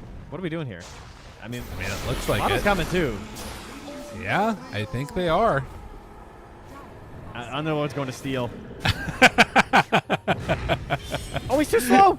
Oh, no, he got it. And now the stomp. They're going to try and get him. They're going to get Force. Kicks him back in. He drops it down, backs out, trying to buy some time. They will eventually kill off Force. He almost didn't get it because he was galed and he had to walk around the portal to pick it up. Tomato. Really close to getting stolen by him. No ulti on Tomato, but they have the Stampede. Narman Wait goes for the self-disruption, now trying to get out of there, but in trouble. He's pig-poling. He's pig-poling. Do they have enough to get him out? Narman already dead. Tomato tries to escape. Tomato kills Bengen also, but then eventually ends up falling. Yeah, Supreme takes them down there with the full phylactery to death. That's a 5x kill streak going Supreme's way. And the creeps did a lot, but that is a ton of gold. So the 5x kill streak, and he gets the Dominator creep. Yeah, true. So you can take a look here. Again, join in for the quizzes. Quiz time. Head on over to 1xBet Esports Twitter. Scan the QR card. Join some quizzes. Win some prizes. All good things. The quiz. Will this Battle Fury do enough damage in this game? What do you think, Trent? That's my quiz question? Sure. No. Okay. But he needs it. Yeah. I mean, you're so weak right now as Juggernaut. Like, just in terms of HP numbers, right? 1200 HP. It is rough. I know that's the shocking thing about Jug. Honestly, every time I look at him, is seeing that. Like he has less HP than Muerta right now. Yeah, it's not good. But Seb only has 1,000, so there you go. True. Some heroes have it rougher. Rolling on through on BZM. As he heads up top, not going to find anybody there. How are we on Grigri check? With the Witch Doctor. Watch 370. 370 doesn't feel good enough. It feels like it's just your like shard investment tool. Yeah. If there's one thing I'd probably be trying to get with that, it's probably the shard. Is I seeing that he's going for Holy Locket? Yeah, he's got it queued up after his Glimmer. Kind of makes sense. You know, you're playing Wand anyway. Yeah. I mean, he's the expert. True. He just needs levels. Like, every level is so valuable in the Witch Doctor in this game. Well, he definitely doesn't want to be level 7. Bengen, they see Whisper. Now run. Hide, hide, hide. And it's just going to TP away, but the stomp! Whoa! That was so close. Supreme is just going to stack up these camps, actually, and get to farm them. Pretty sneaky over here. It's a big gold lead for OG, as they will kill Narman again. Big gold lead. Dire's top tower is under attack. Bengen, I assume, yeah, the ward is here, but they're not. I mean, they're TPing Whisper. Maybe they're gonna try something on the Witch Doctor. I'm thinking about it. Force. Oh, he thinks he's so sneaky. He's trying to bait the Underlord, right? Yeah. Yeah, that feels pretty bad. Stampede now, and Force drops the gate, tries to get away. It's going to take him a little bit of time, but Force is eventually going to get stomped and killed. And that's all from these wards that Ari placed down earlier. Spotting exactly where the Witch Doctor's waiting and hiding. Trying to bait his Underlord, little did he know that he was the one who was going to be eaten. And Seb is just farming everything right now. And, like, he's getting towards those items that Force wants. Like, Pipe, going to be online soon. You got the mech. He's catching up to him. Yeah, it's a problem. Now, mind you, they have their own wards here from MOUZ, spotting where Ari's going, but Can't do anything. well, with the Zeus last pick, that was my main concern, is they have no jump. Yeah. like at all. How do No, you it's- actually start a fight? You don't like that's the problem. But they needed damage too, right? So you need both of it. It feels like right now the game plan for MOUZ is just weather the storm, try and survive as long as you possibly can. Roll, Olnit. He did not get the spin Wow. TP out. Really? Really? That's unfortunate. Oh, That's man. wild. Because it is. Am I crazy? Like, it's actually just safe this game, right? Like, there's nothing that should theoretically stop him. Yeah, I don't know what. Other than raw damage. Maybe his TP was on. I mean, but he wasn't under danger of dying either. He could have waited to spin if his TP was on cooldown. Tower is under attack. Well, unfortunate. Yeah. Unforced error is being done as BZM pops the blade mill as the rest of the team walks in towards him. Gets the roll out after the Shadow Demon ulti, and well, that was your initiation. They're trying And to cut him now, off. gotta get the heck out of here. Oh my god, what a dead shot. Force run. There's smoke to get out of there. Jeez, I actually didn't know it could go that far with the talent. That was insane. It hit pretty far. Okay, I need to play more Muerto. That was wild. What?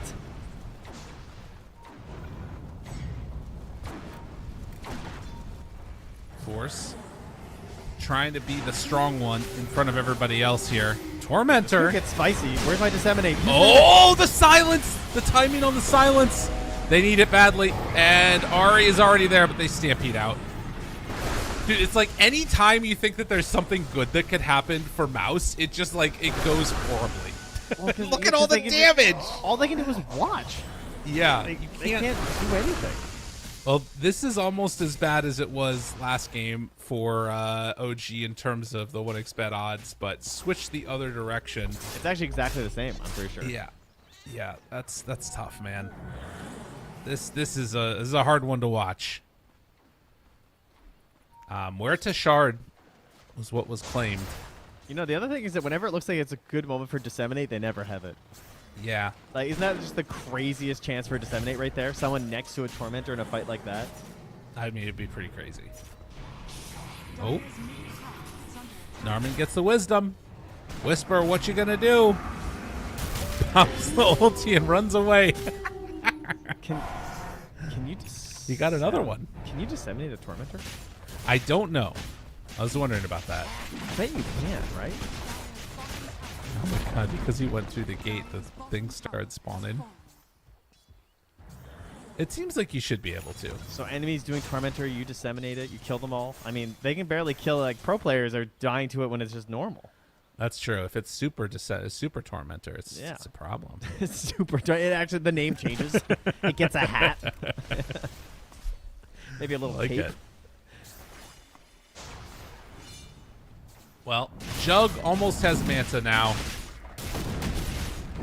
Is there ever a window where this starts to turn around? Like, if MOUZ can weather the storm, they've got Crimson Guard to defend buildings, like, if they can sort of survive the burst damage, does it start to get better eventually?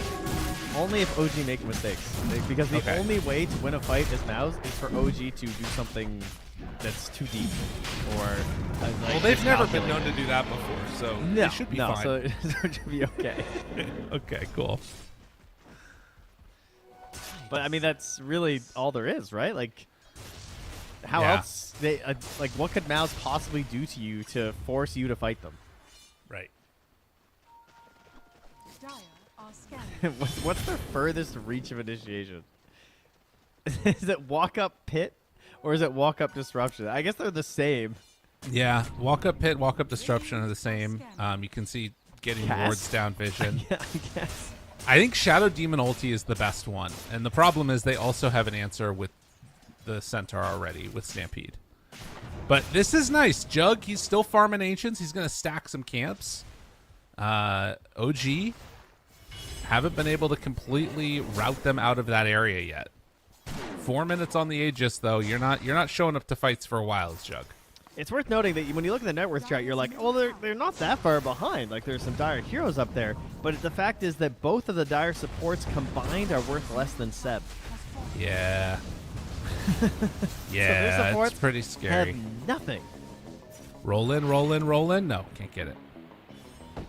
But that Gree. The Gree. Gotta believe in it.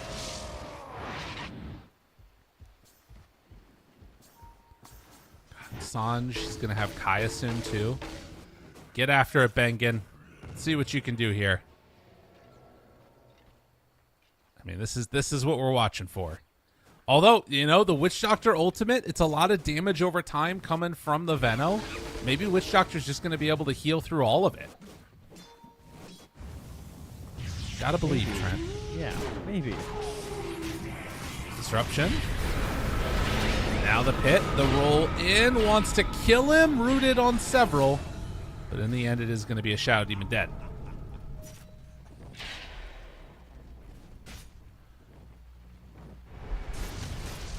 Ooh. Jug out. They're starting to hit onto this tower. Meanwhile, Jug goes forward for BZM. They do some pretty significant damage. I mean, this is a lineup that's made to defend high ground.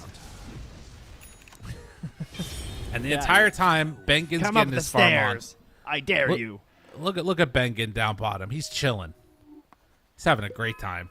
Yeah, This guy's happy as a he's gonna clam. get nags. That's probably their best way to win this. Yeah. Yeah. Well, we can see if they can have the answers maybe with the esports mobile app 1xBet. Download it right now. You can scan that QR code in the corner and see if you can have a slightly better time of it than MOUZ is currently having. Because OG, they're slaying it right now. Oh my god, Atos, Manta backs away. Illusion's dead. Well, not all of them, actually. That other Illusion's dead. Seb, Okay. He's pinging.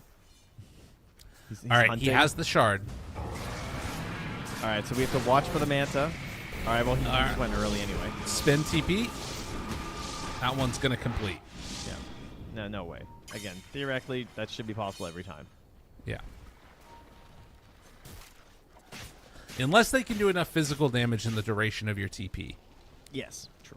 I mean, that would definitely be with Tomato. Certainly possible. Dude, Bengen has just been down bottom. Homie's chilling. He's just having the time of his life down here. Don't Didn't mind pull me, the everybody. camp over, though. The cask. I Radiant's mean, bottom tower is under thought attack. he was an expert here. Oh, see ya. Okay, cool. Armin Oh, gets to live. oh. Supreme. He's not going to be so lucky, I don't think.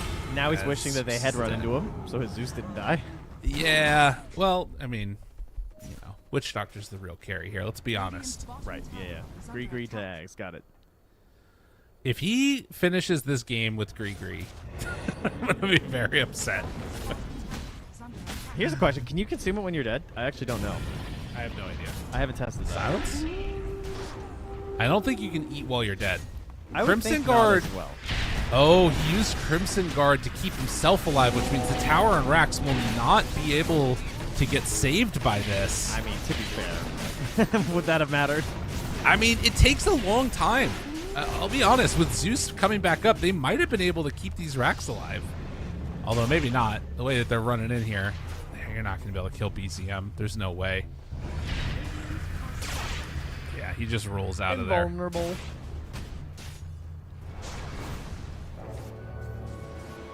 So the Aegis is going to be reclaimed. I do wonder, with Zeus coming back alive, if they would have gotten that Rax if he had Crimson. Unfortunate situation. 21,000. Mono here, you can see not opting for the full Bloodthorn. He's currently just thinking, I'm going to go Manta and then back for the Nullifier. Instead of just sticking on the Orchid.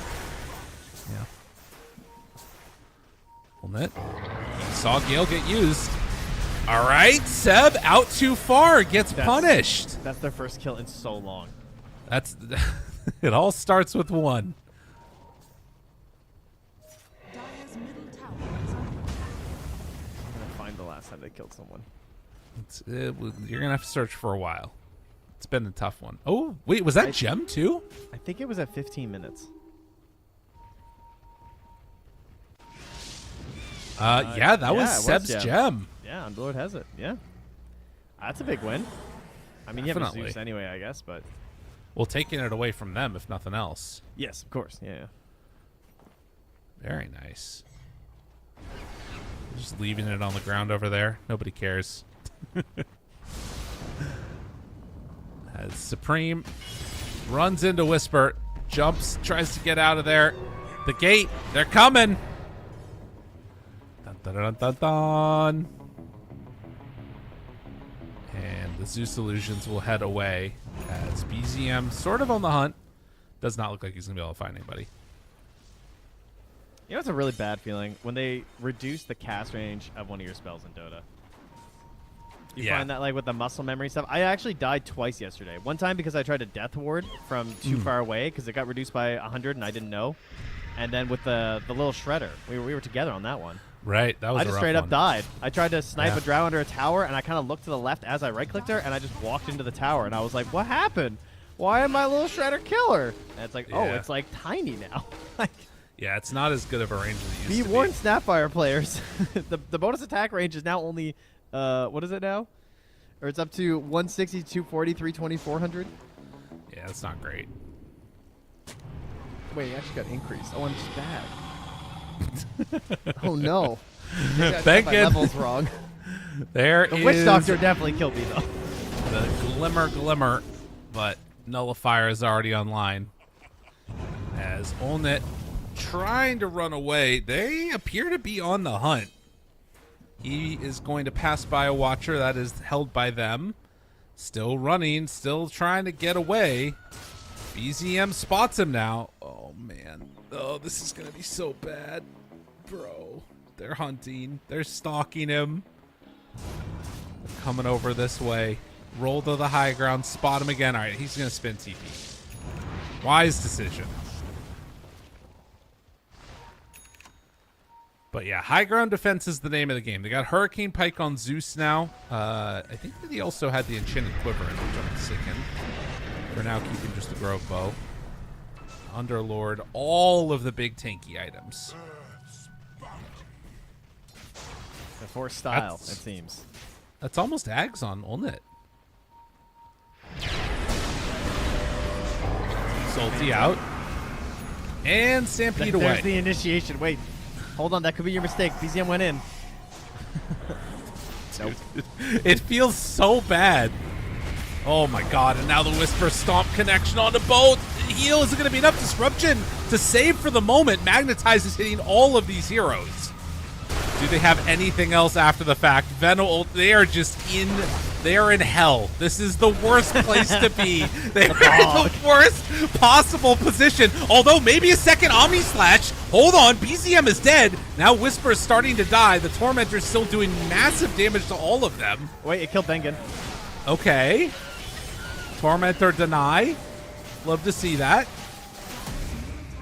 And in the end, it will be Radiant to take the Tormentor. They lost BZM, though. So showing some signs of life. He had the chance to do the funniest thing ever if he disseminated that Tormentor. I'm just so sad. Oh, that's a good call. That would have been huge. Everyone's in there. I mean, you're not winning this. Like, come on. Let's see. I mean, it was all of their allies that were close to it, so I don't think it would have made it. God, look at the damage. Yeah, it would just be bad. Although maybe he denied all his friends, and we all laughed That's at true. him well, you know? That's fair. I mean, they killed Earth Spirit. That's true. First death of the game. They have not come up with great answers for the rest of this, but they are starting to like get into other items. Narman hunting. Can't quite find him. Ari is already away. And it looks like they're setting up to take Roche on the bottom side of the map.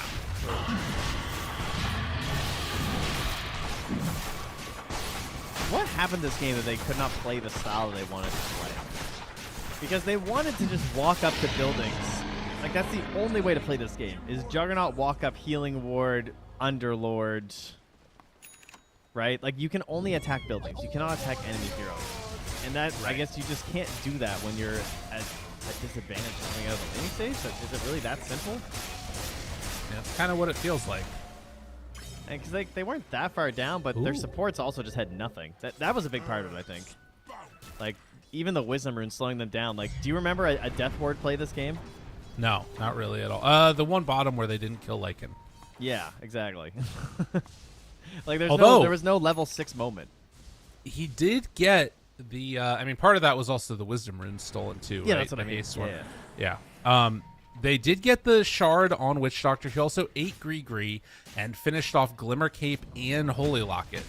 Is thinking about going towards the Greaves next. I think that there's like, if Witch Doctor can start getting enough heals off to sort of sustain through this damage over time, the only real thing they need to be concerned about then is the Lycan in terms of physical damage. Like, if they can mitigate the magic damage, I can see a way for this to start working a little bit in their favor, but it's going to require OG to make some serious mistakes.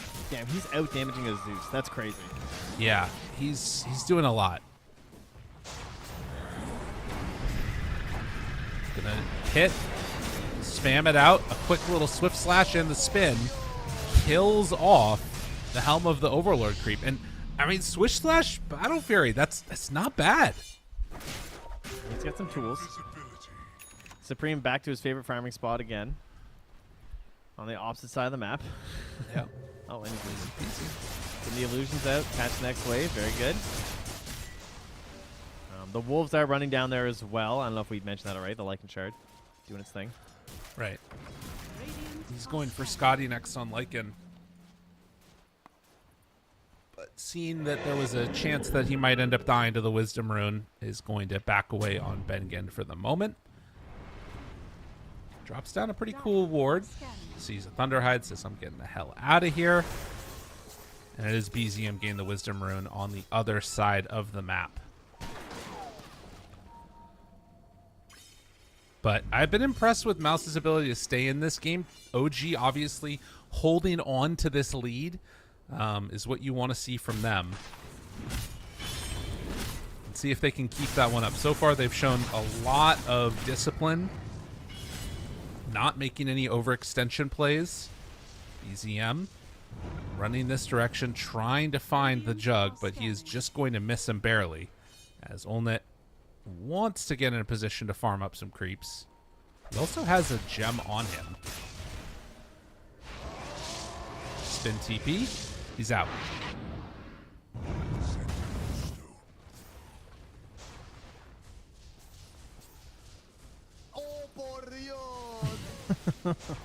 God, He's still in high spirits.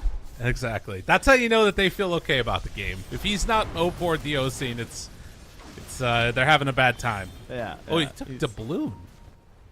I've seen this item like 3 times ever in a pro match, and the one, at least maybe 3, I don't even know. And the one time I actually watched it, they literally never used it. Yeah. He just did it right there. I thought he did too, but it didn't go on cooldown. I guess you don't necessarily, like, you don't have to have that much mana. You can just pop switch all the way over and, you know, stay tanky. I'd have a hard time not just clicking it. Yeah, a little bit. It looks kind of fun, you know? That's true enough. Playing with a coin or something. Supreme, he is trying to get out of there with that pike. And TP gets away. The claps. The claps come out. Skull Basher was not meant to be. Yeah, I mean, again, like, you solve the control issues by eventually having enough gold to have, like, Hex and stuff like that. I don't think OG are under any pressure to end this game, but eventually going high ground, they're going to need to find something. Olnet's there. Is going to Swift Slash again, and another 250 gold. I mean, cool. It starts to add up. Like, Jug does not have a lot of items right now, but as this game goes on, if they keep sending creeps in, if they keep on making these types of moves, and with Aegis not able to push, well, maybe there's a way he's they can find rapping. their best He's going for the back into kill. this. The Get him. 6th kill of the game. On to Seb. Cask. And tries to bring him down through that. It's not looking too good. Force is like, guys, I don't want to be here anymore. He goes through the gate. Olnet has to back away. Healing ward, keeping him survivable. BZM right now onto 1. They're going to go for a Swift Slash play. Narman Disruption tries to get out of trouble. Now the silence, long duration, blink away from Shadow Demon, keeping him alive. They're back onto the tower. with these illusions. Olnit still has Omni Slash ready. Swift Slash back up again in a second. Goes for the spin play first. Needs to be careful about a Gale. But as the glyph comes out, throwing some more firestorms down, that's going to be the end of the initiation. So they survive to fight again as the gold lead continues to build for OG. Oh, they're playing it right. Yep. That's really what it comes down to. Get some tier 4 neutrals. Martyr's played for Tomato, really? Interesting. I mean, it's good magic resistance. Yeah, maybe don't use the active. Yeah. Just let it go. You really want to help somebody, perhaps. Big butterfly. help, though, for the Jug. That's huge. Versus, like, Yeah. in all the units, that is probably the way you're going to die if you manage to get disabled. And I think I Particularly in your saw spin. Jug has queued up the Moon Shard. So if you can get to Moon Shard on Jug, if you can get to, mean or Zeus. excuse me, Moon Shard on Zeus, you know, Jug maybe one more item. There's that opportunity there for OG. It feels like, again, just do not overextend. There's still no way for them to take the fight. BZM knows that he's up there. Yeah, they gotta get careful. Because here's the thing, right? Like, MOUZ are getting to the items where they can fight OG, where like they're not just going to be completely demolished immediately if they can kite them somewhat well. But the MOUZ are not going to have the items for a very long time where they can force the fight. So it's just up to OG to make sure that they don't take a bad fight, and they should always be able to do that in theory.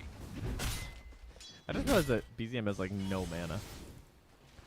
Like, he regens 3.8. Sorry, That's 3.3. terrible. And he has That's so bad. plus 6 int. Oh, sorry, 16 int now. So you're saying we need some diffusal blades. Oh, no, it is plus 6 int. What was giving him 10 more int? I don't know. No clue. Smoke out. MOUZ trying to find a fight. Not looking like they're going to get one. He's tread swapping. I'm so stupid. There you I'll look elsewhere. go. Tomato? Definitely needs to do that. Olnit. They're on him. He has a Lotus Orb right on top. Now rooted. Now in trouble. Swift Slash to start. Olnit doesn't get lucky with the bounces. Or maybe he does get lucky, depending upon how you look at it. That's a tier 3 tower down. Fear.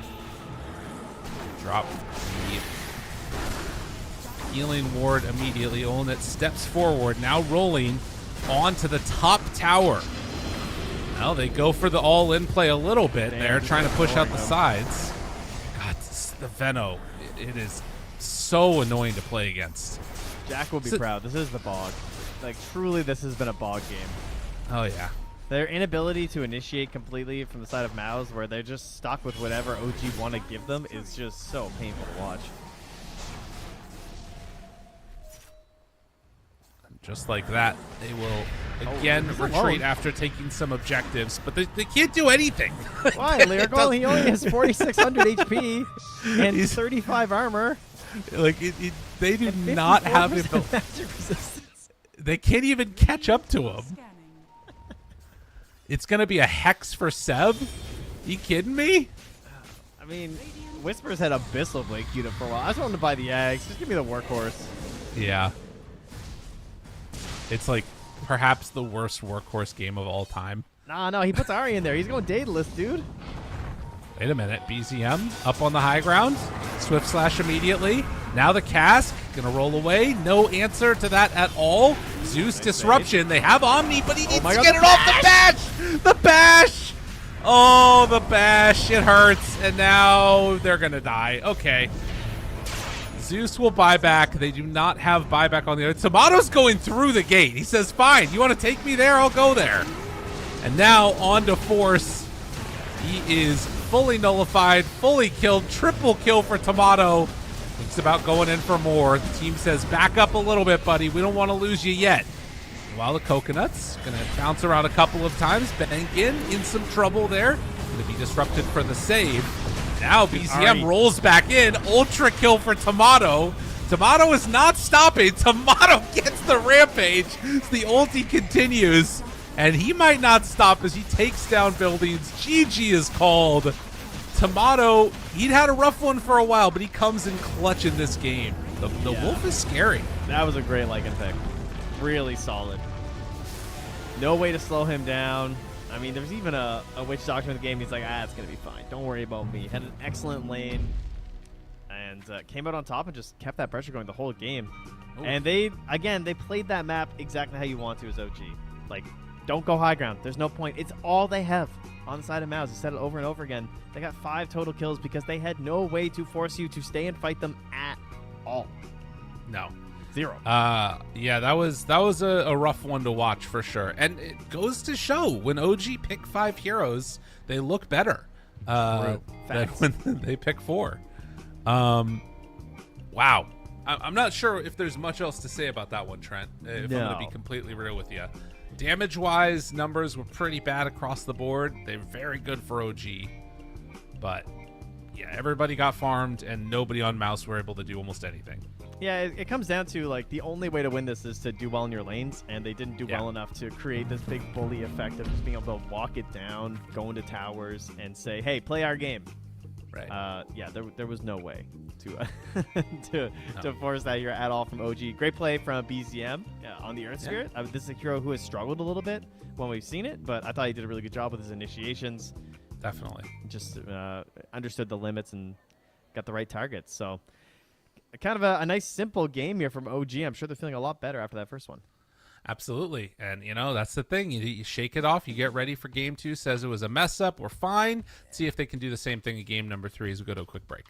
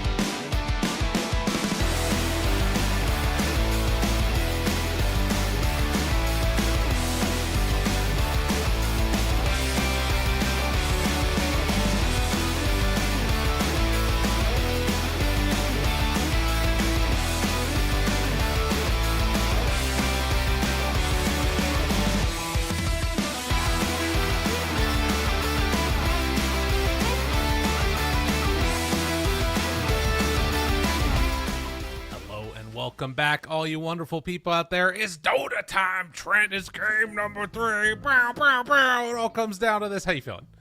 I'm ready for a match of Dota. I'm hoping that's going to occur. Okay, cool. We've been looking for one all morning. Signs have been spotted. Some tracks here and there. Fingerprints I've dusted for. I think we're on the right trail. We haven't quite found one yet, though, I got to say. Well, I think that it's the type of moment where, as OG, you got to be feeling great. First game number 1. So. I mean, yeah, like you come in, you dominate game 2 after the flub in game number 1. It's easy just to like write that stuff off. And I think with somebody like Seb on your team, he's gonna make sure that the guys are in like the right headspace going into game 2. Clearly, they were. Yep. And now game number 3 is easy, as long as you don't get caught by some like weird thing in the draft. That's the thing to me that I'd be on the lookout for. If there is some hero that they are not anticipating coming out, that is maybe where you can rock the psyche a little bit of the OG players or something like that, because I feel like they need a draft advantage on MOUZ to come away with the victory here. Just based upon what I've been seeing, it's like OG have looked very good. Yeah. My prediction is that they're either going to get Shadow Demon early, or if it gets banned out, MOUZ are going to Primal Beast. That's my prediction. Okay. Yep, I think that's what's going to happen. I feel like Primal Beast solves all the problems they have. It's a flex hero. It can go off lane, it can go mid. It guarantees you always have a way to start fights and force things. He's still broken. He farms stacks. I can see why it was Nigma, right, who first overalled it in exchange for a Storm Spirit in one of our previous games. Now, they lost that, and Storm Spirit's crazy good, but reflecting on it, I can understand why they value the hero so highly, and I think for MOUZ, with the way they're prioritizing the Shadow Demon, I could see that being a similar case for them. I will also say that in a lot of moments where things have looked a little bit sketchy or rough for MOUZ, they have gone back to the Primal as an answer, paired together with the Darkseer too. And I could see that being a force hero that they get, particularly like, I don't imagine that we're going to see the Underlord banned out, but I could see a world where the Timber gets banned in the second phase again. I think that was a really smart decision by OG to take that away from them in that second phase. Because it enables so much more. With like Force allows that 4 position just roam around and do whatever they want. Well, there you are, folks.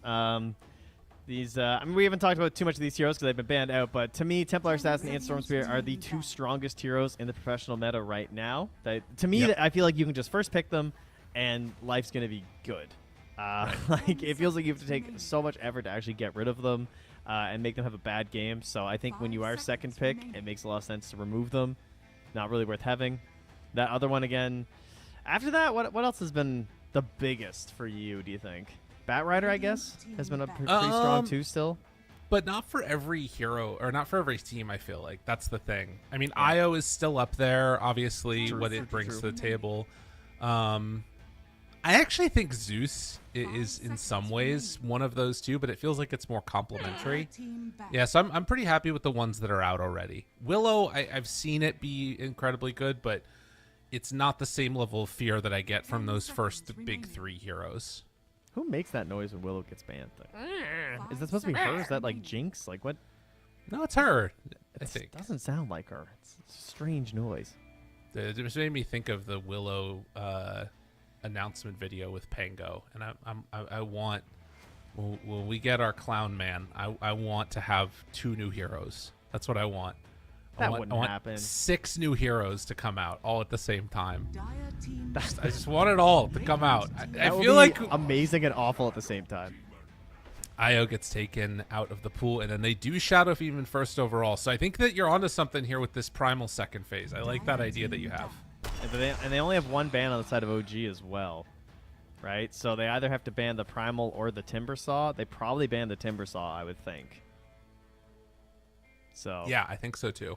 The Beast might come out here. But OG, they get another really strong hero, the Slardar. I have played against Love Slardar. I've played with Slardar. And every game I think, damn, Slardar seems really good still.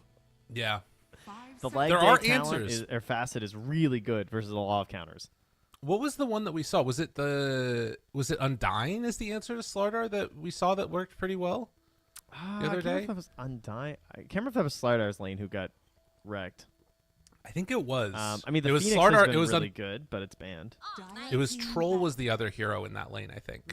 Oh, yes, that's true. And that's true. They actually, if this is a Whisper Slardar, you might have to ban the Troll instead to guarantee a good game.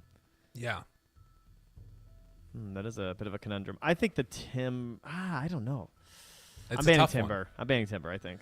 Although you could also, yeah, because you can't take Timber here, most likely. You could ban Timber, take Troll, but then you're playing Troll into Shadow Demon. That doesn't feel good either. No. Yeah. I think you ban Timber. You take your solid 5, whatever that may be, if you want to do the Chen thing. No, they want to protect that Slardar's game. They're going to ban that Troll. I mean, it is the one carry that gives him trouble. Yeah. So, I would like to see them leave Ari's hero so that they can really dial in something nice after these next 2 picks. The other thing, or that works. That's a flex. Could be 5 or 4. the other thing about this is now you have to make a choice. Do you want Timber or do you want Primal? Right? And I think that you probably want Timber. Grim is annoying. There's no doubt about that. Grim is super annoying. I don't know if there's a way that you can stop it from being annoying either. That's the problem too. I think it's okay for Timber. I don't think it's that big of a deal. If you're leaving Timber in and you were thinking about taking it, I think they shouldn't have banned Hoodwink. I think you give them Hoodwink and you take away Grim instead. I don't know. Well, That to me feels like maybe a bit of an oversight. Nah, I mean, it's Ari's like best hero, probably, right? It is, And but I it think does combo pretty well with the Slardar as well. But you're at the worried end of about the day, leash. I'm more worried about the leash, the silence, the stun follow-up after Slardar jump in. Like, Grim Slardar feels like such an insane combination. And now also you're probably going to have to worry about Life Stealer with Slardar there. Yeah, again, another reason why they banned the Troll. Yeah. Yeah. Gives you that combo, makes it life nice and easy. Yeah, the way with the Inkswell, too, is presumably he's going to take the Inkstigate. Nobody really takes the curved stroke. So basically, as Slardar, if you have your bash, you can jump in, crush, hit, bash, stun the whole time the Inkswell's going, and then detonate, and you get, like, max value. It's really insane how much is done. Ooh. Okay. Really? They're busting out the Spirit Breaker. So, Are again, they going we've to Dark seen- Seer? I would think so. I think it's part of the plan. You don't have to do it now because OG aren't going to take it. But then you're revealing either a mid or a carry, so you... I'll be real they with you. I could think get Seb might counterpicked. take Darkseer. Yeah, 5 Darkseer. Or 4 like, Darkseer for Ari, too. Like, honestly, because of how much Seb loves that hero, I could see him taking it for himself even if they wanted to. And just to disrupt this combination, because I think that there are other heroes that you could take that fit well and fulfill another role, but there isn't anything that enables Spirit Breaker, I think, as much as a Darkseer does. Yeah, plus you could just Ari Slardar and put Darkseer 3 for Whisper. Yeah, that's true, too. Yeah, you can just make it really easy in Seb Grim. And grab that Chaos Knight. As Fear Dota always says, there's never a bad Chaos Knight game. So this is the combination that they ran before MOUZ in their match against Boom that they won. It was a Bengen Witch Doctor instead, but they ran Spirit Breaker, CK, and Darkseer with a Primal last pick overall. So if we're following that logic, they are going to Darkseer in the next one. Darkseer game. Those are like Darkseer's favorite allies. That's crazy. Yes. So I think now, as OG, there's a question of, do you want to disrupt this flow that the enemy is doing and steal away that pick, or are they just going to try and anticipate what's coming and come up with a better answer to it? It's hard to anticipate, though, because what are the supports? I mean, you could theoretically like go hardcore Dispel supports, but they're not that good versus Spirit Breaker, like Oracle or something, right? Right. Well, they take Tiny first. That leaves their flex open, presumably, for the one in the mid. So this will be either BZM or Tomato, and then their other support they're going to grab is the Ench. Okay. That's a good answer. That's your Dispel.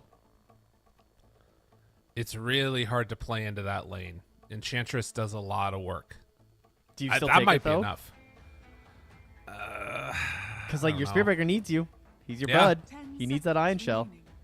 You could still go Timber here, I think, 5 seconds if you want. Like Timber against Tiny and Slardar. The other issue with playing into the big tanky heroes, no, but they go for it. All right, Forrest, let's see what you can do.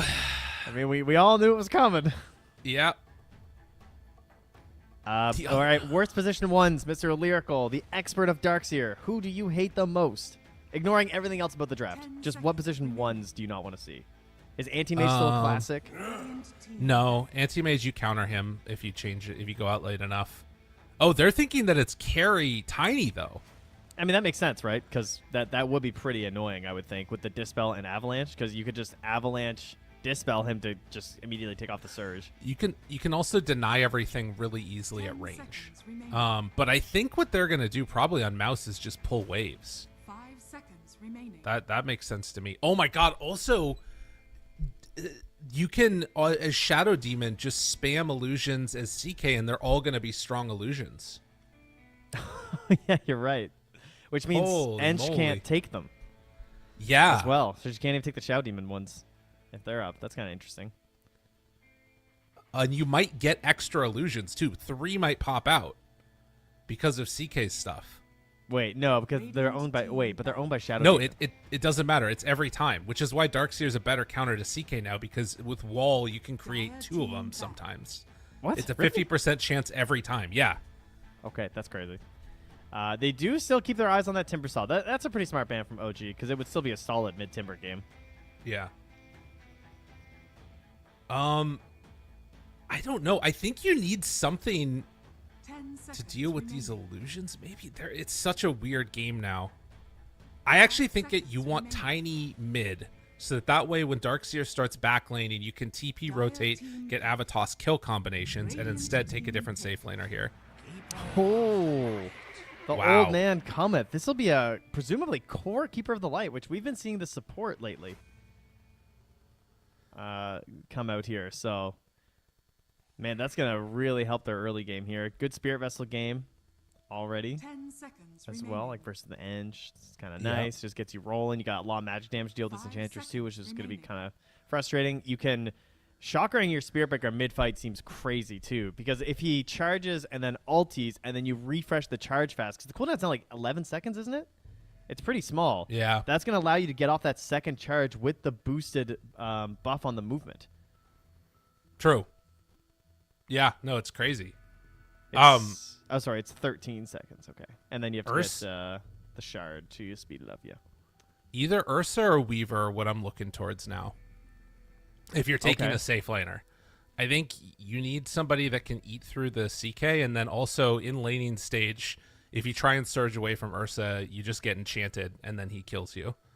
So you have to like maintain a movement speed advantage, which Darkseers don't want to do now because everybody's building like 2 to 3 bracers. That lane is pretty hard to deal with. I guess that there's Spirit Breaker that can run in and like make some charge slowdown happen, and then Weaver's the other one, which is just always a bad matchup. Like looking at all the heroes, they're all just banned. Like all the decent mids, if you wanted to go for a mid, it's all kind of tough. So like you're saying, the Tiny might be best to go there. I think Tiny mid is the better play. But you have to. But then you'd be laning against the Caudle too, right? And Ember, I mean, this is interesting because Ember does give you that option of potentially dealing with the illusions later. Yeah, that's true. That's true. And he also has the Remnant talent, or is it? Yeah, he's going Chain Gain. That talent is crazy. Have That you was seen weird. how insane this thing I don't is? think he's gonna go it. Yeah, he's already switched. Oh, Because has the he? problem Okay. with that one is that's the one that you put down the remnants and they shoot out the chains, right? Right. Yeah. The problem is then you have to place a bunch of remnants down. But it's each remnant gives you, is it 4 or 5 instances of what? of chains? I forget. It's a lot. Right. So you get like, for each remnant you can get another round of instances of it. Is the thing. So you can have like 10 out at once or something. Yeah, but then you also have to use all your remnants. You can't move. Right. So that's my problem true. with it. I think it's a bit rough, especially when we're trying to get the multiple illusion clears and stuff. So I like the double impact. I think he's going to be Double going for more of a clear build, trying to deal with all second this. attack. I didn't even read that one before. I was just so focused on Chain Gain. Oh wait, he swapped back to it. Actually, Oh, he did? yeah. I mean, with all of the illusions, that's the thing. Like you'll be, because it's going to be harder to contend with them. But he already does so many instances of root now anyway. I mean, I don't know. He's We'll see how it goes. 19-1 in his last match as a keeper. Is that what I just said? That's crazy. Oh my god, he went for it. He went for the quick wit on Darkseer. Oh, the big brain. Force is doing some stuff. So he's going for the attack speed build on Force. As we see everybody heading off to the various lanes, 1xBet odds favoring OG. I don't think he's going to do the Agi build, but there's a lot of cool things you can do with like strength still on Darkseer.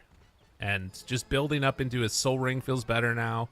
It's an interesting choice, though, because the other facet is the bonus movement speed near your ally. And it's per illusion, too. Oh, really? But it does lower your base movement speed. I wonder if that maybe is part of the reasoning for him in this lane.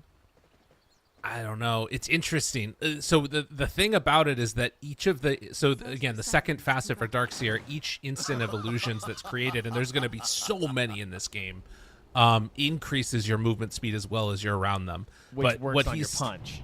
Right. He's saying that basically he wants to try and win the lane harder, which is possible. Like against this Tiny, like he's going to have a good amount of attack speed to throw out with double Ion Shell and Spirit Breaker. They're going to be able to have a really aggressive lane down bottom. But heading out across the entire side of the map, it looks like the bounty runes should be traded off to a piece again. Yeah, we were just all clumped up there. They really played defensively. And a really aggressive Observer Ward placement here from OG. This is kind of typical versus these Keeper of the Lights. Whoa. Keep an eye on what they're doing with the stacks and stuff, and they have blocked out one of the camps too with this entry. Did you see that? What? The Grimstroke took the Inkswell one. You mean the Stroke one? Yeah. Or wow. Yeah, the Stroke one. That's insane. Yeah. I guess with all the illusions? Bonus, it gives bonus damage per target. So because of Shao Demon illusions and the CK one, Ari's going for it. I mean, that is really cool. I get it. But not being able to use Inkspell when you want feels like such a massive nerf to the hero. That's risky it's kind in of my insane. eyes. This is what we're expecting to see, though. Narman just going to grab the wave and head back behind the tower with it. Ari back. Oh, we got it off in time. Nice. But Inkswell damage connects onto Bengen. I mean, he's gonna always be able to get really good stroke of face off. My bad, sorry. He's gonna be able to get really cool stroke of fates off. How cool? I mean, it's gonna be zipping all over the damn place. Is he gonna curve the bullet? Is he gonna curve it right now? He's trying. Dun, dun, dun, dun. Look at that. It only hit one. All right, that did nothing. Oh no. He's calibrating. So this last pick, Ember Spirit, feels like this is our answer for the danger of the Coddle and trying to have a better lane of it. You should have known. As it will be First Blood already takes down Bengen. And Olnit trying to contend with the pressure of Whisper on this Slardar. I have a reporter in the field. Mofra has sent me a message saying if Grim uses eggs on CK, he has a chance to get 2 as well. That's a good point. Oh, yeah. That is a good point. Yeah, those are already strong illusions, too. It's tough for Mo out there. He's in the heart of battle down there. He's actually just one of the creeps running through. So, good luck, Mo. Yeah, I'm sure you'll get a tower one of these days. Gotta believe.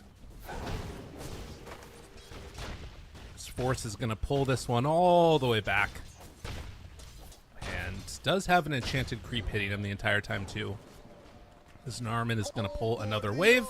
This is just what you anticipate happening. And it's going to keep happening the entire time. And actually, you don't lose much either because of the extra bit of 2-second stun, 4 stacks. There's another part of this that's really strong, actually. Oh, nice. What's that? Levin?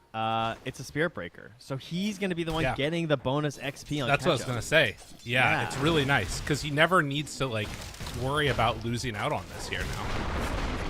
He is going to probably die here, though. Or TP out. Never mind. Oh, the neck creep! He wasn't ready for it. And he doesn't have charge either. So he's going to have to walk back to lane as a Spirit Breaker. Oh, this is taking so much time, though. Yeah, Tomato's not happy about this. All right. What the hell? Of all time. Use your tango. Oh, run. He's dead. That's still a long walk, though. He's got boots. It's okay. All right, all the way back. Mid lane is going quite well here. 22-7 to the 20-0 of Supreme. BZM, you have tools versus the Coddle, of course. Right. You can do your little jumpy things. BZM with the Blightstone early as well to try and whittle down Supreme, who is back under this vision. Going for these stacks. And perhaps Ari can curve the bullet and smoke him in the middle of this. That would be crazy. Oh, I wish he could try. I mean, that would be pretty cool. He's going to come for when it's a bigger stack, I would imagine. Imagine if he snipes a Coddle with that. That's actually quite possible, I would think. The bonus damage is amped up. It's an interesting answer. It's going to be so weird seeing the old version of Inkswell, though. Yeah, it definitely is. It could still be good, You know though. what? It's actually okay because this is one instance where the nerf helps you. It's just dead. Because Didn't need to curve that. it only lasts 3 seconds instead of 5 seconds. So it is a more reliable save in that sense, right? So you can buy Shard and it's still not as bad because at least they're going to get dispelled in 3 seconds and not 5 seconds. That is true, I guess. That part is better, but it's still it's always better to be able to instantly pop it if you want. Sure. Yeah, of course that would be nice, but Yeah. oh, Ari using this force to dance around here. And they're moving in again onto Supreme. He's just dead again. Charge. Narman tries to turn this. Bankin shows up. Curve it. Oh, he curved it. The curve, and now the Inkswell onto the creep. Double kill for Ari. Unreal. Narman. Ari, my goat. He's getting tipped by Savato. That was pretty sick. Seb does die middle there. He actually dies to the Iron Shell, so the credit goes to Force. Who is making the move over and saying, I'm going to take these stacks. He's going to deny that obs, I think. Ari? Oh, maybe not. All right, he's just sniping, calculating. Trying to. It's not easy. Who cares? He's getting XP. Yeah. I thought he was worried they were going to go detect this and, get the credit, but he's just chilling. Yeah. Oh, man. They're pressuring again. Oh, here we Supreme. go. Oh, no, Dude, Supreme is level 4. This is awful. And they were even just moments ago, but then that double dive. Yeah, that's huge. And now he's going to clear through all of that, get a ton of gold. But maybe an opportunity here as Ari in too far gets pummeled. Force takes him down. Yeah, I don't think there's any gain out of that one. I don't think it's worth trying to Lotus or anything. And the Arcane Rune is saved bottom by Seb. Yep. Damn, this has been a very busy mid lane. I have not looked at the other lanes in ages. Ulnet is just farming versus Whisper. They're dead even on net worth. Dire's bottom tower is under attack. What's going on there is down bottom Tomato. Popping up Needs to be here. careful about Seed this. Shot? All right, they used Enchant. Trying to play for this Wisdom Rune, most likely. The Iron Shell is out. They bring in the Ember, and yeah, that is going to do it. Wow, what a great reaction by OG. And they're not going to be able to get another game where they lose the Wisdom Rune. And this is the catch-up for Spirit Breaker, too. Yeah, this is really bad for Spirit Breaker. His life is now abysmal. These are supposed to be boosted Wisdom Rune bonuses for him, and now he's getting nothing out of it. And, maybe even Supreme could have used a little bit of help, right? They are in trouble in the XP. Dire's bottom Big trouble. I mean, yeah, I think this is... That was a moment where you maybe needed a TP with everybody to ensure you get that Wisdom Rune. Because now, I mean, maybe with catch-up kills, that's an option. They're going to get level 6 out in time. Tomato, though, immediately there. They will throw out the Illuminate Blast. Force moving forward, trying to take this guy down. The Iron Shell, the wall is there. Tomato going to get brought down in the end. That was so close to living. But and at now the same BZM. time, they killed a CK. And BZM shows up. They're going to find that kill, too. Now surge away. It's to back out. Bengen shows up.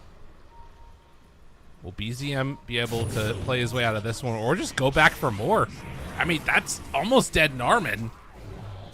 But they keep him alive. They need to get the hell out of here. You cannot stand toe-to-toe against this I don't Ember think right he's now. done. No. He's thinking about it. Meanwhile, Bengen is found.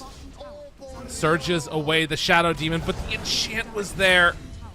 And Seb right. on a killing spree. Folks, the next time you see a team pick Ember and they get stomped and you're really mad, just remember this is what can happen. You know, this is the risk reward of the hero. Like this all came because teammates came mid, they bullied the enemy, he got ahead a little bit, and this hero when he's ahead, like look at him, he's just not going home. Oh, they cancel the charge with the ink swell. BZM getting hit by the tower. Will it be enough damage? He needs one more. It's not quite gonna be there. BZM does die. They take him down in the end. Insane dive. He had no mana. I can't believe he got that. He had no right going in there. That's crazy that they managed to get that kill, but also incredibly important. It's a 4,000 gold lead. Like, any kill at this point is really huge. Like, Grim is getting towards a freaking Yule Scepter. What the hell? Now, on it. Only a 1 second stun. Does not feel good. And they try and chase him down. Oh no, he's back. Yeah, they pull him in. If they lose, I mean, Supreme dying is bad. If Olnik goes down, it's feeling like GG almost. Force goes up though. Now the Iron Shell, wall down, connection, stun, 2 seconds. They need a little more. BZM, he's gonna fall. A second death for him there. Really important. He's got someone's got to wrangle him in, man. That dive mid, I think, was a bit much with 0 mana, and then that one wasn't as bad. That was just a good reaction from MOUZ, but you obviously can't start spiraling on Ember here. It's up top. At the same time as mid. Yeah, we got 2 fights going on. Seb gets a 4th stack. They have Iron Shell on him. No enchant at the moment. Chasing. Olnit is going to die, but Seb also likely to fall with the Iron Shell hit. Is it going to be quite enough? No! Ari gets the Stroke of Fate finish, and now the tip's going back onto Narman. High-octane gameplay. Up top, they also just went in with Slardar and Grimstroke on top of the CK. He almost fought it out and killed the Slardar, but he barely lost. And bad times for old CK, who's going to TP immediately back up top. I mean, this is the window of time on MOUZ where I think they want to just be playing chill. They just want to get towards their items and dodge away from fights if possible. And you see that OG are not giving them that opportunity. BZM is continuing to play very far forward and aggressively. With Mechanism done, maybe MOUZ can finally try and take a fight as they're wrapping all the way around up top. And you're pretty sure they're not going to bring in Tomato. Like, he's even by the Twin Gate, but he's still on the wave showing. So this is a good time to charge. They're TPing in the Darkseer. Whisper in some trouble here. They drop down the wall, immediately got him caught. Whisper is dead. Can they find more? The pushback long onto Seb. Tomato, he's now coming to the Twin Gate, and then he just stops. He's like, oh, I don't know. Why make that play? Oh, wait a minute. BZM, he's now in trouble, trying to remnant away from this one. It looks like he's going to be okay, though. I think, unless the charge. Remnants to the side, gets pushed back. Wait, he got interrupted there. The vacuum pullback, such a sick play as they catch him, pull him into a bad position. A huge Stroke of Fate in the toss. It's going to do so much, but it's not quite enough. With the remnants coming through, it is. Oh, man, at the last second, they managed to make it happen. And the Ari Stroke of Fate facet making that happen. Yeah, he did the most damage in that fight, actually, with 4 Strokes of Fate. Wow. That's a lot of damage. And Tomato somehow gets rewarded for not joining on that top push coming through the Twin Gate. Despite looking like maybe there's opportunity there, he just TPs into the perfect time and just cleans up. 531 XP. He gets the most gold out of that fight of anyone. You know, if you check out the replay. God, yeah. One, and then the second one after that. Jeez. How crazy different this would be if you did not manage to get that 2 huge Strokes of Fate out from Ari. Man, he's making the talent look good. I didn't know it went down to 5 seconds. I'm not going to lie. That's kind of insane.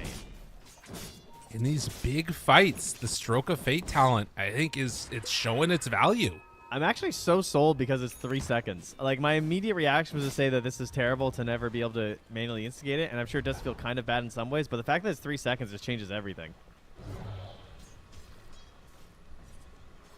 7,000 gold lead. Still not an easy game, I think, for OG to clean up. It can get caught out by this, but you're seeing OG Play it pretty well. They push back another. Wall down. Vacuum connects onto 2. Huge damage out already. Ari is gone. Now Whisper jumps in, though. You have to contend with the cores. And a double kill already as both the Spirit Breaker and the Coddle have gone down. Force tries to back away. He will be able to. And Tomato, after just getting his Echo Saber, is now up to Blink Dagger because of these engagements. And CK struggling to keep up right here with Chaos Knight. Whisper jumps in. Just a snipe. He's hitting hard. Level? Yeah, he's level 11. He is crushing this game. Yeah. Having a really good time. Rarely seen 3-3-3 build for Slardar. Yeah, it's too many value points, I guess, huh? But I mean, he just killed Supreme, he just killed Narm, and then he killed Bengen. So he's going kind of nuts right now. They need to find a way to get more out of this CK. Olnit needs to be able to like stand in these fights and have some of that burst potential. Because I think that like they can go on him. No, for sure. Look at this. Wait, BZM, he did use it. Oh, but the Yule Scepter. Nice reaction. Crush now there. Stun onto Whisper. 2 seconds. Pulls him in close. It's not going to be enough.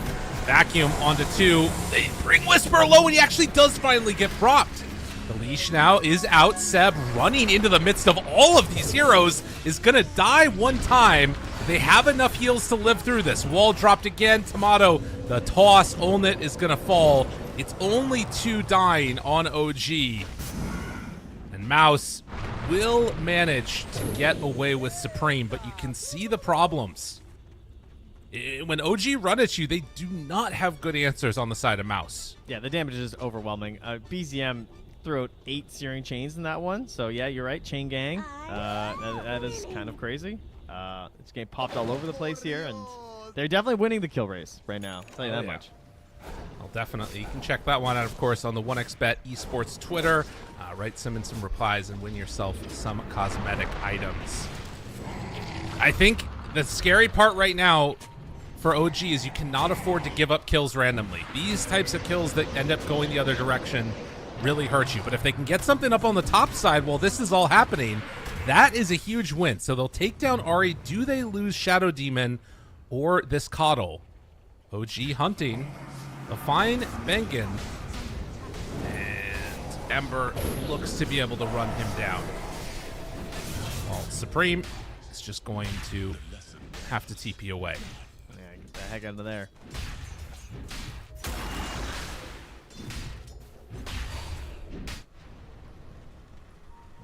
What is the game-changing answer here for MOUZ? That's the question.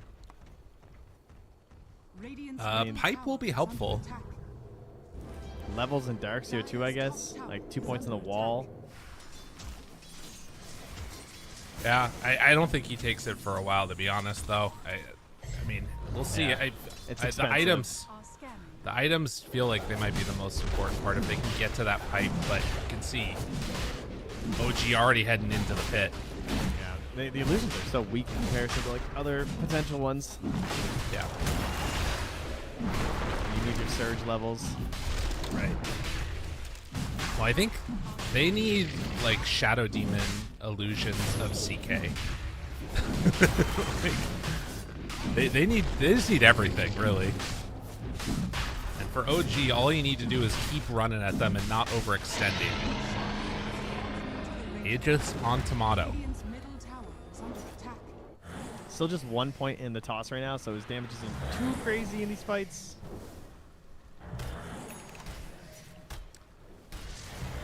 The other thing, I guess, is if MOUZ can take a fight where they have vision first and they can be the first ones in, that does feel like a successful fight for them. I think, a lot of it comes down to Phantasm, I feel like. It has to be a solid Phantasm is out, and I get to pull them in and just kill them. Right. But as expected, BZM will pick up a Maelstrom. Seems like the perfect choice in a game like this. Force. He gets the amp damage. Kind of an interesting option here if they take the fight. Ion Shell amp is kind of cool. OG, are they going to try and run into here? The ward, it's still there. Narman initiates, almost clips himself now. And Seb just thrown everywhere. Okay, back wall, good damage out. Needs to back away now, throws in another. Dude, that was a ton of damage done with the amp on the Ion Shell. Darkseer did a lot there. Yeah, you take that. I mean, any vision, he's trying to charge out of here. He's still just sitting on the pillar.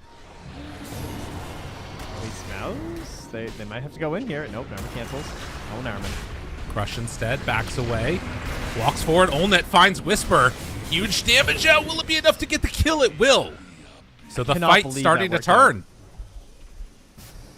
How on earth did that go their way? Like, Tomato was in the river as well, battling it out, but he's just kind of getting kited around a little bit. Like, they get Bengen, but who cares? Amazing trade for them. It's a ton of gold, actually. It's 1,700 going the way of MOUZ. Yeah, this is scary territory here. If you start giving away fight wins for the side of MOUZ, the ways that this can go badly, it's starting to increase a little bit. I guess you do still have like a very dangerous Ember Spirit that can run in, but Slardar is not feeling invincible. It's also a classic Ember game where you have no tower push. Right. Well, the disparity in terms of net worth is mainly down to these supports, and we're still seeing decent value gotten out of the Spirit Breaker and the Shadow Demon. So, like, let's say that if you're OG trying to force a tower, you have Aegis on your Tiny, right? And I mean, obviously Tiny is a building hitter, yeah, but you're building, like, what, Conda, BKB, so it's nothing crazy. But if he's up front, and he's targetable by a Nether Strike, you could Nether Strike, charge, get this guy, and then Blinding Light, presumably? I haven't noticed. That's a good call. But could you also, and he is Force Staff too, like, there's a chance that you could actually get them, like, high ground if he's hitting tier 2. Oh, wait, no, he has Solar Bind, though, so it won't. Wait, am I blown? Am I losing my mind? You're thinking he still has recall. it. Yeah, you're thinking recall. Yeah, this is going to be an interesting couple of minutes here as we get ready to pop into this next couple of minutes. It's dangerous stuff. I mean, definitely, yes. Spirit Breaker kicks him back on Tiny. It's not going to feel easy. Win probability, and you saw the esports bets odds favoring OG. But that 70% mark, that one is always like a scary position for me because I feel like it's sort of like a 2-1 lead or something in football, right? Where like that was for the European audience out there. That was good. Yeah, I was gonna well say safety versus they only hit the point after. I don't know how that happened, but that's fine. All right, exactly. But you know you've gotten some momentum, but it can swing really quickly back the other way. One fight, they're even. Next fight, MOUZ in a dominant position. But they obviously are in a position where you can still lose the fight on OG. You need to make sure that they're not overextending and feeling stronger than they actually are. Man, look at that hero damage. Jeez. Almost doubling up the highest hero on MOUZ. That's crazy. Right. And CK, I feel like in a lot of ways has not even fully come online yet. This Manta Phantasm, because you can get like the random extra illusion. I mean, it's going to be insane how much damage gets done if they catch somebody in a big reality rift. That's before Shadow Demon stuff. Yeah, it's just very interesting this game too because OG knew that they were doing Darkseer. Yeah. They took their Ench. They won the early game. So now we're going to find out exactly how powerful this combo is because they have been counterpicked fully. They still went with the Darkseer knowing that there were going to be some risks to it. And we are starting to see, like, I feel like his vacuums have been pretty solid. The walls looked good. They are just, like, they need that little bit of extra sustain. So getting the Crimson added on top of it. Maybe the Greaves first? I feel like it's a lot of physical, too. Is he going for Crimson? Yeah, he has it queued up right now. Oh, you know what's interesting about that actually is that Crimson is affected by strength. That was a couple of patches ago. I don't remember how long ago it was. Yeah, true. But now he could potentially go like Crimson Heart, and then he would also get int to match. Yeah, to then go with your attack speed. Right. Weird. Yeah, it's kind of a strange situation now. This is the worst case. He has 61 int and 60 strength. It's annoying. And Nate doing nothing currently. I mean, it helped him in the laning stage for sure. That's the one part that was good. He does also have the dragon scale at the moment just to try and survive. Yeah, this is going to be... We'll see what ends up happening. We're poor Diosing. So we wait for the reconnect of Slardar and Ember. But yeah, the Crimson, I think, could make a pretty big difference. And he did have Greaves queued up for a while, but particularly when you think about like all of the little instances of damage that get done. Yeah. It's not great against Tiny, though. But with the slight and stuff, yeah. That's true. You're right. Tiny's a rough time. Yeah, if you can mitigate how much damage Ember's doing, that you're going to have a great time. And they already have Pipe to help with it. Oh, that is too good. I was just taking a look at some of the facets we haven't talked about. Seb took the enchant one, which gives you the cast range of enchant is increased. Oh, that's really good. Yeah, that makes sense, right? Because he was trying to use it versus the Spirit Breaker this game. So it's just going to give you more time on a charging Spirit Breaker who's Iron Shelled to just maybe use that on him. That could be really good. Or just in general, right? Says if the enemy's a hero, I'm going to assume that also works on illusions. Not that it matters this game, because for the most part they're going to be CK illusions, and those are strong. But still, am I right? You can't enchant strong illusions, or am I wrong? You cannot enchant them. That's right. Yeah. I do wonder if like it might. We've seen the little friends get used one time already. That could be something that's pretty valuable if you get a second charge of enchant. If nothing else. I wish the little friends, I mean, it would be too broken, but if it worked on illusions, but like not as effective, like if it just rooted them as well or something, I don't know. Like if it rooted all illusions of that hero too, that could be kind of interesting. Well, admin trying to get in on the action and figure out what the heck is going on. BZM's PC crashed. Could be something to do with all of the different illusions being spammed. I mean, you can't drive and play Dota at the same time. Okay? That's just crazy. That's true. Aris appears to still be in good spirits. Can see him there on the side. Happy about what he's seeing. And has the Ags queued up. Dude, imagine if he had double. If he gets the 2 CKs, that would be so crazy. Yeah, he would rip them to shreds. Particularly because you have, like... Hold on. Tell me. All right, follow me. If the enemy... Morphling copies innates, right? Yeah. Oh, but he can't copy his ally. Damn it. I was trying to think of a way where you could soulbind 2 CKs, but there's no way to do it. Yeah. Damn. I remember for a while, Darkseer Wall used to be able to copy on allies, too. It was the Aghanims, and when I relatively was new to Dota, I remember going high ground as the Dire team into the Radiant base, and I made a wall, and we ran through it with a Luna, and it was awesome. It was one of my favorite first Dota memories. I felt so cool. It was like we were like the battle of like Helm's Deep or some shit. I don't even know. We were just going in, charging. I got multiple heroes. It ruled. Bring it back. Gotta believe.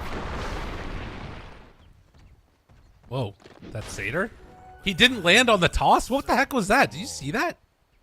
No, I was looking at Dark. If you look up, the Satyr died in the middle before the toss landed, and I thought that it still counted as landing on toss and then doing the damage, but it didn't. Oh, like the maybe that's always been like that. Yeah. I thought the corpse always hit, but it looked like it didn't. Yeah, I thought it did too. Well, BZM. BZM gets it. Well, that's convenient. Your highest net worth hero gets his shard. Poor Ari. Yeah. Oh, no. It's whatever. You don't have the inks thing anyways. The Inkstigate. Instigate. Inkstigate. Get the K in there. You know, it's so here's the thing. I'll also say that the Inkstigate is the better shard at this stage of the game. Much more so than the Stroke of Fate. I think Stroke of Fate is way better in like the little mid-game skirmishes. I think as it gets later and later, having that instant dispel is super important. But it will do a lot through the illusions. I mean, there's also a lot of time to farm right now, and he's doing some wacky stuff. He's just like pulling camps together and curving it and hitting them both. He's got 8 mana regen. There's definitely still value to this one. Yeah, for sure. But yeah, there is always the case of like, you know, my carry doesn't die, thus we win. Right. So that's pretty good. It's an important part. I like winning games. Vanguard done for force as the team is wrapping around. They see the Ember there. Not easy to find that initial jump. Maybe they can get him off to the side. They catch eyes on him right away. And the charge. Oh, they got him caught. Wait a minute. How long's the stun? 2 seconds. Do they have enough to fully kill? They do. BZM got to restart that PC again, my man. Oh, man. I mean, he knew this was happening. Yeah. And he still got. He's pinging his Grimstroke. He's like, where are you? He's like, bro, you took my shard. Yeah. I can't help you. That's big. Manta done now. OG are going to go full farm mode now. Yeah. Man, they were going into an Aegis that was expiring, too. That was not a great time, theoretically, to fight for MOUZ. Like, you know, waiting a little bit longer could have been nice, but now it's fully gone. So OG have lost any advantage they had. Again, their ability to push tier 2 towers, pretty weak. They didn't get it. Despite being the lead they had and having an Aegis, they did not take a tier 2. Yeah, that does not bode well for the future. It's still, like, obviously an amazing lead for OG. They're in a very solid position. But if you're looking at the steps that it takes for MOUZ to come back in that, they have accomplished the first step. Deal with the Aegis, not lose a tier 2 tower, slightly win a fight, get into the next set of items. You don't necessarily need to be fully worried yet on OG, but if BZM dies a couple more times, or even if they lose the next team fight, it's really in a scary position. And I mean, look at this gold all over the map for MOUZ here. There's still all 3 tier 1s. That's true. You're not wrong. You know? We got the optimist path here. Now they are going to be underneath a ward here. They're so ready for this. Moving forward, smoke out.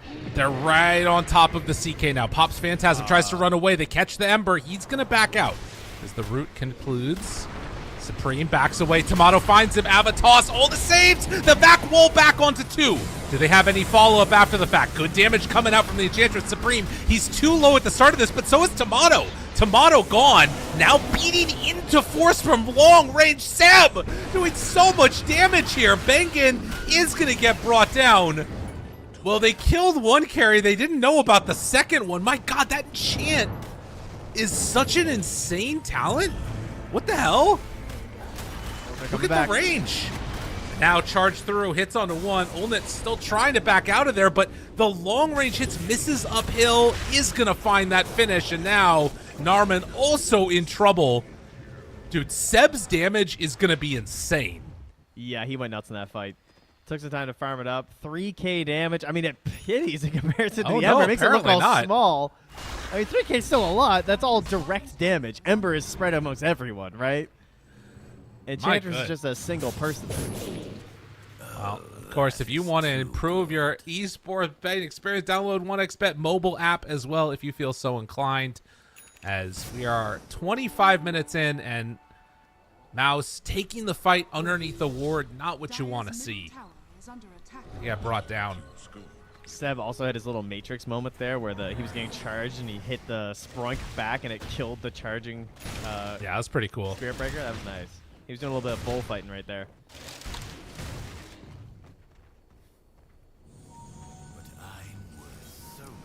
Well, still, it's other part that should be noted. That whole fight went well because BZM did the timed slight so that the charge connected when he was invulnerable, or he would have died immediately. Very likely again. So we have to give some credit to that as well. I mean, Ember, this is the reason I'm sure that they last picked it at the end. Like, the fight that happened mid where he got caught by Spirit Breaker, that should, like, never happen, which is why we're so surprised by it. As Seb is, you know, just checking to make sure it works. The face. You just see him talking. Yep. Just press my BKB. Yep. Oops, you gotta sit there and pretend everything's normal. I love that. Dire's middle tower. Just like me, for real. But I will say, it's still an awkward situation now for MOUZ because a whole next round of items are going to be out at this point. With BKBs coming online, like, your avenues to win fights start to become pretty small. Like, you have to get the jump and catch everybody and find, like, a charge through at the same time as some huge vacuums happening. Because, I don't know. If BKBs are finished, this looks really rough. They just got to connect on everything. They need to connect on everything in terms of spells, but mostly just ultimate. Right. They just need that perfect CK sequence. And Caudle being jumped first at the start of last fight, that was always going to be a really bad time. Like, they need to make sure that he's able to stay far enough back and getting these random spells off to maintain the fight. I wonder how much Tomato bursts for right now. I don't know. It must be pretty crazy with this Conda Echo Saber. So and, like, they if do. He chucks the tree too. Well, and that's the thing, right? Is they're all still built very much around survival. You've got Crimson done on Force along with Pipe. He also took the talent for 250 extra HP on Iron Shell targets, and they're going to send in one. Charge immediately onto Tomato. Gets the toss, but the pullback onto Ari. Dual Scepter survived. Whisper there. Wall already down. They have any extra damage to take down these heroes. They run forward with a few more. Seb isolated. And he is stuck in the trees and just going to be brought down. Can they go for more? Tomato, the tiny, goes in. Now the crush from Whisper misses onto Supreme. Supreme lives through that. And now 2 seconds stun. They're going to rip apart Whisper here, as he does not have anywhere left to go. They buy back on the Shadow Demon to ensure this fight can keep going. Can they find any more? BZM, he looks to escape. They're kind of just healing through this BZM damage a little bit here, right? Like, life stealing a lot. He didn't get a bunch of big slights off, as you can see by the damage this time. And, I mean, CK, it started well for him, despite the fact that Ari got his jewels off as well. I was a little worried for a moment there. But he comes right back down, gets killed after. And OG fans. Oh, here we go. Narman's going to get a wisdom root. Oh, level 14. 2 levels. Wow. That's crazy. What the hell? That's so sick. I mean, that's pretty nice. Not gonna lie. All right, good innate. Well, into the pit they will finish off Roche, and so Aegis and Cheese claimed at 28 minutes. Still a 12,000 gold lead. Like, the gold is staying pretty steady in favor of OG, but all of these team fight oriented items that they've gotten on MOUZ, it's making it a lot easier for them to just win some of these fights. I find there's often this lull in Ember games where he stomps, and then he has to pick up a couple items before he feels really strong again. Like, particularly the eggs. I feel like once they get eggs, it's like back online. He's gonna try for the Shivas next, and yeah, Ari's in trouble. They missed the vacuum wall on him, but they'll still manage to find something. Maybe. Disruption saved for the moment. Now Spirit Breaker goes in, trying to find him. Oh, but he eats the cheese and the turnaround, and now Whisper is in way too far. They charge him out and weren't able to break it. Do they have anything extra? 3 second stun. Now the turn on BZM. That's a BKB. Tomato shows up, tries to take him down, but Force keeping his allies alive. And they've run down any more of these heroes. They're chasing down Force, trying to kill him off, and they're doing it. Although back up to the high ground won't matter. Charge back the other direction. Olnit surviving. Second life on Aegis, but that silence, it's being so annoying. They do manage to kill off Whisper. Tomato beaten away into Supreme. Supreme needs to get some separation there. They have buyback on Darkseer, but don't want to use it. And with the vision still on Olnit, now he's going to get the TP out. Can't quite get him in time. That's crazy he still survived. OG fighting into the Aegis and taking a win here. Yeah. Buyback necessary from Ari. And again, BZM, he clutched up in a lot of key moments there. The slight into the bullets to stop that charge onto Whisper after the initial go to try and save Ari was everything. And then what ended up happening is that, like, some of the illusions stuck on Whisper, and then they tried to pull them all back to kill BZM, but he barely survived, and so the damage was just too spread. I say survived. Whoa. He gets crushed too far away, though. The silence, does he manage to live?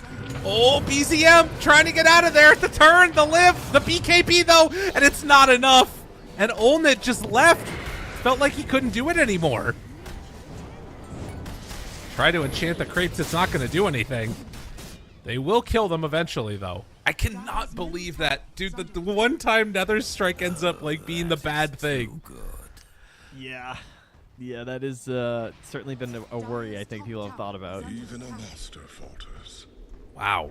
You can see 1xBet odds swinging back a little bit, but still very much into the favor of OG. They have a very good scaling lineup, and they just keep getting bigger and bigger. That's going to be the full harpoon for the Tiny. Oh, he's in there, huh? Oh, two Oh, yeah. Ogre Seal Totems. Big. Oh my god. Busted item. Get more. 5 Ogre Seal Totems, please. Versus this Ember. Dire's top tower is under attack. Dire's I'm not top sure tower has fallen. how this ends up working for them as it goes later. The Shard would be very nice for Force. It's going to go to Narman first. That's pretty good, too. To be fair. He needs all the speed he can get. CM smoke breaks Bengen. First one found. Olnet has to get out of here. Force has the Surge if they need it. Saving it. Turns. There's the control. Onto BZM. Pushes him all the way back in. But BZM backs away. Tomato now onto Olnet trying to find that kill. The wall is down. Then he gets pushed to the side for the 3-second stun. Surge to get out. They are going to be able to reset this fight. The CK not being killed. Jeez, that all came out because BZM missed a chain, so then he kept chasing after it, but Yeah. Tomato comes in to just ensure that everything will be all right, so just ends up being the 1 kill. They go back to the outpost. Dire's bottom tower is under attack. Whisper eyeing up the Aghanim Scepter. Has ideas about how helpful that will be for him. Has fallen. Yeah, he made the unusual choice of grabbing it. He had the Ags queued up for a bit earlier, but then he was like, I actually just need BKB, which a lot of starters don't want to buy because they want all the value of the Aghanim Scepter. They kind of want to be the target, and BKB takes that away in a lot of ways, but it's just too much AoE damage that he might just get ruined without it.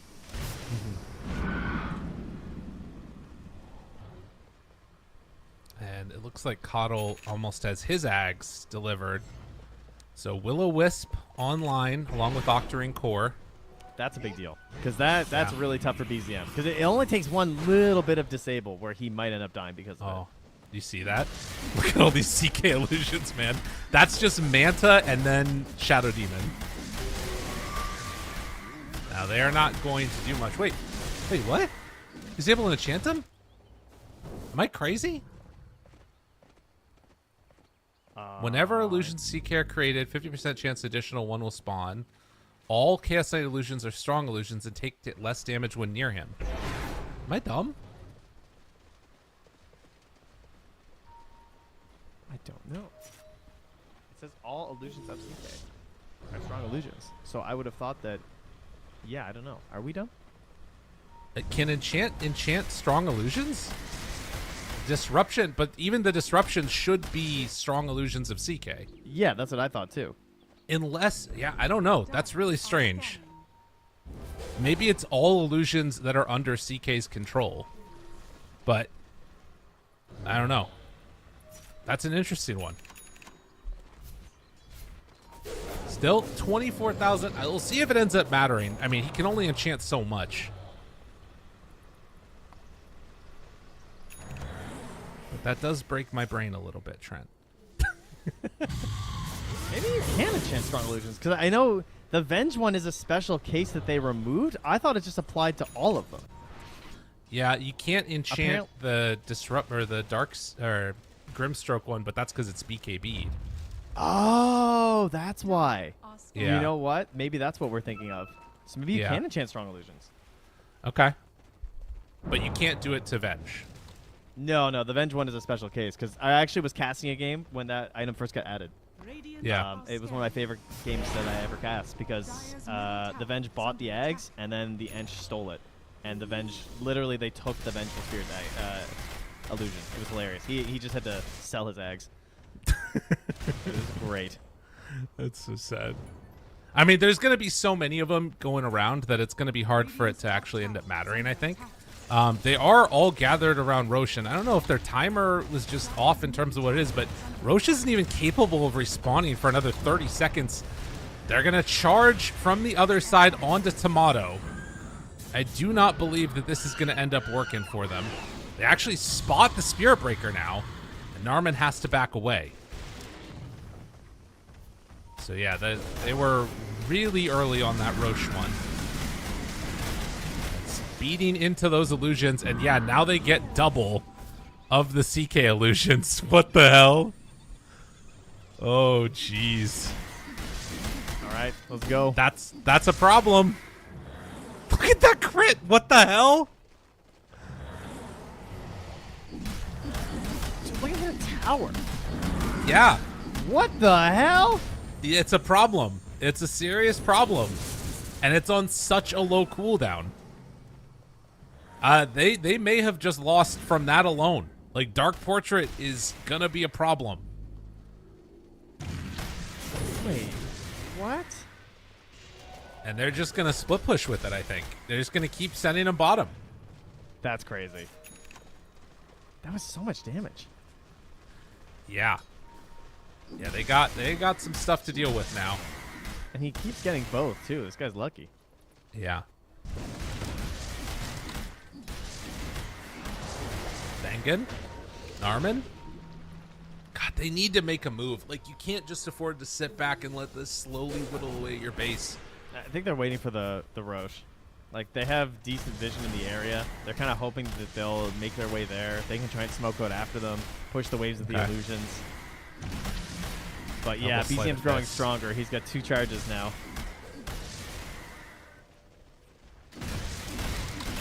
We haven't taken a fight yet with the Ignis Fatus either. Nope. And he's a Gleipnir now too. Okay. BKB's, wearing down here for Spirit Breaker. It's already down to 8 seconds, so that no one else has BKB. So yeah, the Gleipnir is going to go pretty crazy. It's going to be hard to deal with. There's no doubt about that. Aghanim Scepter done on Darkseer will run into the problem that he could probably still just die as he runs in to try and punch people. Yeah, that seems hard to use here compared to just a blink to actually get off good spells. I'm not going to lie. Yeah. It feels pretty tough. greedy. But he needs the big one. That's what he thinks. Dire's middle tower is under It is going to be nice to, like, maybe kill off the supports, even just the magical damage, less so the illusions, but it's a lot of burst if you can get it hitting in the right way. But they're heading over towards Roche. And walking their way. OG, are they going to come and fight this? I mean, they know. Yeah, they seem very aware. Ari's like, they're going that way. They're up there. Should they just go hit base? I think so. I mean, here's the thing. If they can take down Roche quickly enough, now they scan it, they see it. Tomato's going to go and hit base. If they give up this Aegis, though, it is a lot to give up, but they don't have any glyph. So they're going to be giving up an entire Rax. Yeah. So Rax for Aghanim Scepter. A big call. Let's go, man. Let it Wait. go. Blinding Light. Solar Bind. Back wall. On to 2, 3. Now they crush. Now they punch. Gore damage out. BZM is there. They're bringing back the rest of the heroes. They haven't lost Rax yet. Avatar's connection. Down solo Norman. They come in for the save for Bengen. Do they have enough to keep Force alive for the moment? They do, but he's dead and does not have buyback. Now the damage onto Olnit. Oh, they should have just let it go, Trent. They should have just let it go. They're losing everything now. Everybody falling. They're going to almost get brought down on Olnit. He actually does die inside Fountain. No Darkseer for 50 seconds means this is at least one lane. And it looks like they're going to back out after that. Oh, that one hurt. This is just off-laners, man. He sees 5 heroes. It's like a moth to a flame. He has to vacuum wall them. I gotta do it. I must. And now, there we go. Connection, save out for the moment. They have enough damage to take down this tiny nose. Satanic is back up, and he is surviving through all of it. Everybody's dead. That is going to do it. GG is called. OG. They take the series. It's going to be them versus Entity. It is indeed, yeah. The matchup that we thought might happen has indeed come to fruition here. tough game 1. OG bounced back in game 2, and then game 3, it was a slow climb to this victory. It was not always just going to be one-sided. They had some moments where it looked like MOUZ might be able to come back, getting some clutch kills on a BZM, but gotta say, when you give this guy last pick and he picks up the Ember, like, people have I've seen the criticisms. They're like, BZM's not popping off like he used to. Well, he did here, 100%. Yeah. No, it was the one that made all of the early momentum happen. Like, think about Supreme. He was level 4 getting chased through his own jungle at level 6. Yeah. Like, it was devastating. Super duper impressed with not just the, like, individual play, but then also the drafting of OG to recognize those weak points and then fully exploit it. Really good. The only thing that can beat him is, you know, a random. That's right. Apparently. They knew the enemy they were facing. They allowed them to have this Darkseer Spearbreaker combo, and they were prepped and ready for it. And that's you know, that's just good understanding. Like, there's no way they didn't see it coming. MOUZ, they had the confidence in it, but unfortunately couldn't quite connect things together. You could see how maybe it could have worked out. Like, there were flashes of it, but by that point, like, the early lead was just really well built up here by OG. And Tomato also having another good game with this Tiny. Like, once he did get involved with a Blink the Echo Saber, it felt like, their carry's online, and he's really hard for us to handle. I want to give special shout out to Ari too. After the misclick in game number 1 for the random, he really came back and shone in this series, and taking the Stroke of Fate talent. I mean, it's a new. I'm gonna try it. I liked it a lot. It's pretty freaking cool. He made it look amazing, and it was one of the things that really set them on the right path. Yeah, it definitely has a lot of utility, especially for the way that we're playing Dota right now, where there's a lot of moments where there's some downtime. And so you always want to be a support that has the ability to clear camps there. So perhaps we'll see it again in that grand final. Yes, that's right. Watch out, everybody. Coming right around the corner. It's going to be OG versus Entity. Grand final. Got a little bit of a break, and then it's going to be that best of 5. We'll see you on the other side.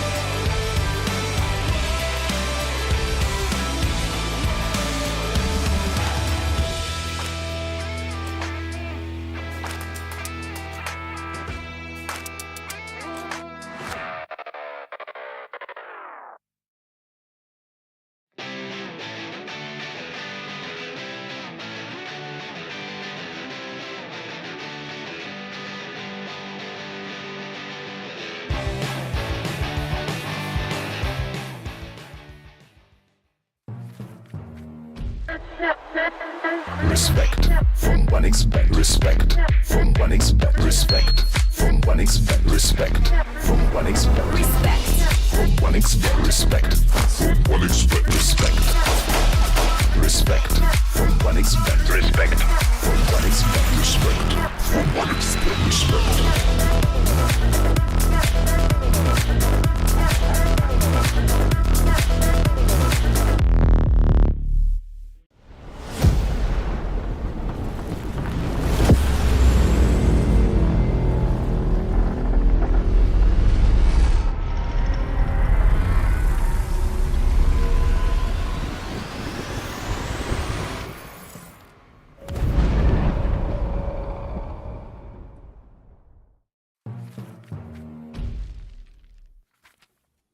It is grand finals time. The last 4 days have led us to this moment. OG versus Entity. Who's gonna be taking it here at the FISSURE Universe Episode 2? I'm Harry, joining me is Bo5, and we're gonna be taking you through, hopefully, all 5 of the games. Bo5, Entity, they already won 2-0 versus OG, very convincingly in the playoffs once. Are we gonna see something different? I think so. I feel like OG is definitely the type of team that can grow and improve. And, you know, I was looking at the drafts from the game that they lost, and I'm not going to say they were experimenting stuff, but there were some weird decisions here and there. So maybe if OG was trying to learn something, well, maybe they did. And I don't expect this series to be elite, like less than 4 games. I think this is going to be a pretty close one. Yep, Entity though so far here in the playoffs, they've played less than 2 hours. We commented on it yesterday. Do you think they figured something out, or was it just that the games ended up going that way? Do you think Entity is that much better than the teams they beat, counting OG? I think that in these times of new patches, drafts are way more important than maybe not way more important, but more important than normal. And I feel like the heroes that they like running are just better. Just looking at the heroes they like run, they're picking a lot of Centaur and X. I feel like the atomization of Entity is really strong with those heroes. They are playing more Ursa than other teams. They are playing more Storm than other teams. Storm, by the way, 90% win rate in this tournament. I just feel like they have really strong heroes that not a lot of other teams are really contesting that much. Looking at the path of the teams here, very short playoff as we had only 4 teams in it. Of course, starting the tournament with 8, but we were down to 4. Now we are down to 2 teams. Obviously OG's path has been harder, right? Oh yeah, definitely a bit harder. Like as you said, Entity, not only they're getting a lot of 2-0s, but they are also destroying teams. And, you know, when we talked about, I was talking about their heroes, there's also Meepo, right? There's so many unique types of heroes they can run that it just makes it a nightmare to draft against them in these times of new patch. But I do sure hope OG has a plan moving forward.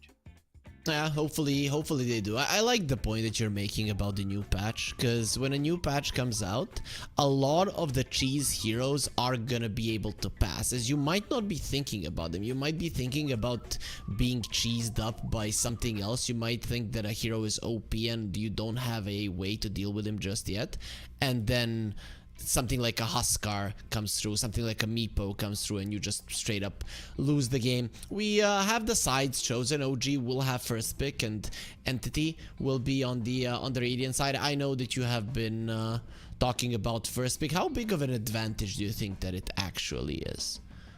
I think it's as big of an advantage as the heroes you're willing to run and good with, right? Because it's all about, okay, what is the strongest hero we can squeeze out of this first pick and how well it's going to mesh into our draft. And there are games where we see teams just like picking something weird, like Weaver first phase, or I think we saw a lot of we saw like Primal Beast being forced by MOUZ, and I think Primal was a decent hero in this patch, but there are heroes that are unbalanced at the moment, and if you're not getting like a Leshrac, a Storm Spirit, a Dark Willow, I feel like it weakens your draft. So it's really, you know, how well you use first pick more than anything. And in general, it feels like Entity, they're playing just as well with first and second pick, just because, you know, they draft well, but they're also goddamn good. I wanted to ask you to try to predict the first 7 bans, considering that we should be getting into the draft in any second now. If you want to try, you can go about it super fast. Okay, so Willow, Storm, Willow. That's Storm. 2, just if you. Yep. Grimstroke. Oh, genius! Okay, that was such Spirit a good Breaker? guess, Bowie. Good Thank job. you. Okay. Tiny 5 seconds remaining. and Dire Venomancer. team ban. Okay, so that was very close, Bowie. Well played. Yep, The yep, ones yep. that you actually mentioned, not Grimstroke, that you saw before we got into the draft. You have Wait a gotten 0 second. at the Let moment. them cook. Let them cook. All right. There's no way. Well, Tiny I might actually go through. I feel like OG they played a little bit. They didn't had that much success with, and I think Watson, like, he has such a wild and wide hero pool that, like, they don't want to commit his hero that early because he can play Meepo, he can play Pudge, he can play Naga, and oh, there we go. Aquilo is one.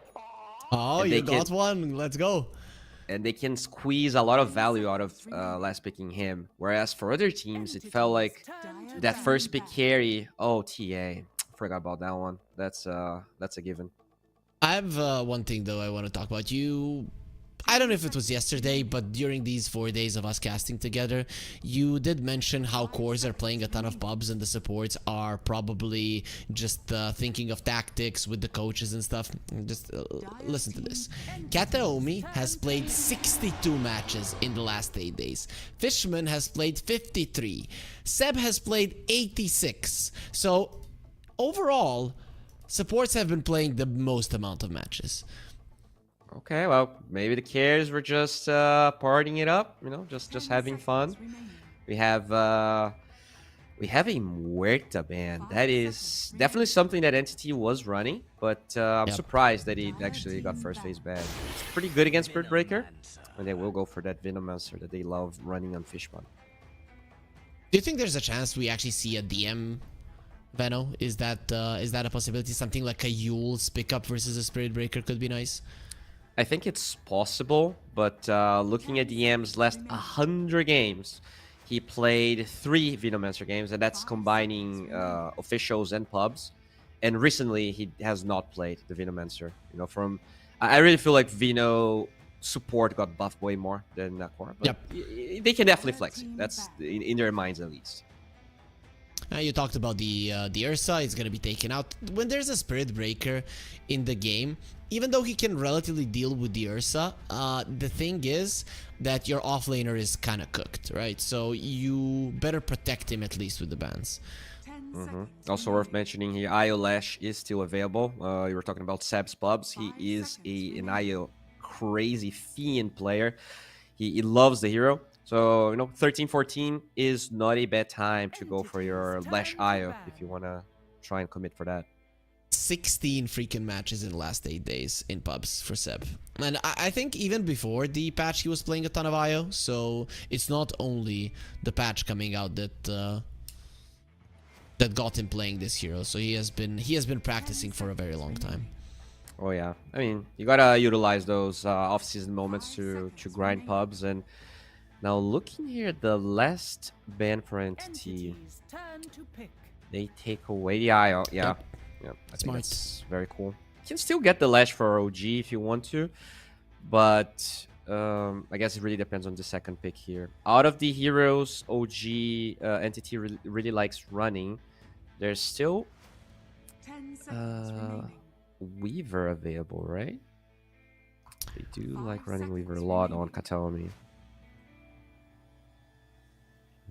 I mean, he also plays some Nyx, Marcy, something along those lines. Winter Wyvern is one thing that Entity played a solid amount that I think we could see as well. It's not out of the question.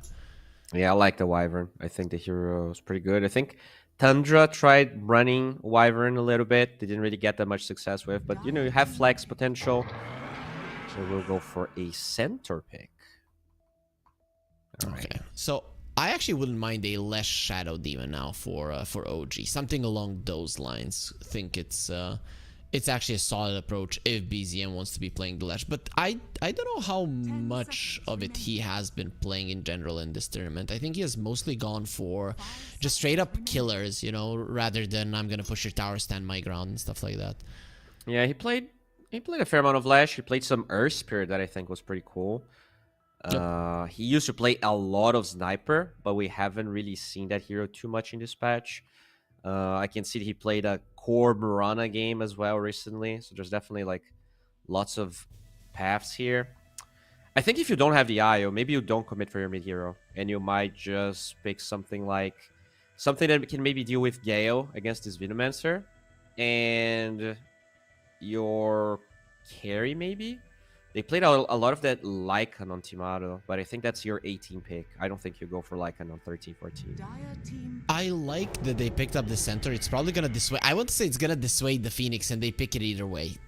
The OG has been so good with the Phoenix. Both Ari and Seb play. They both understand the hero. So now that Ari is going to be on the Spirit Breaker, he can definitely understand where Seb would like to position that egg, thus positioning himself for a good charge and protection for it.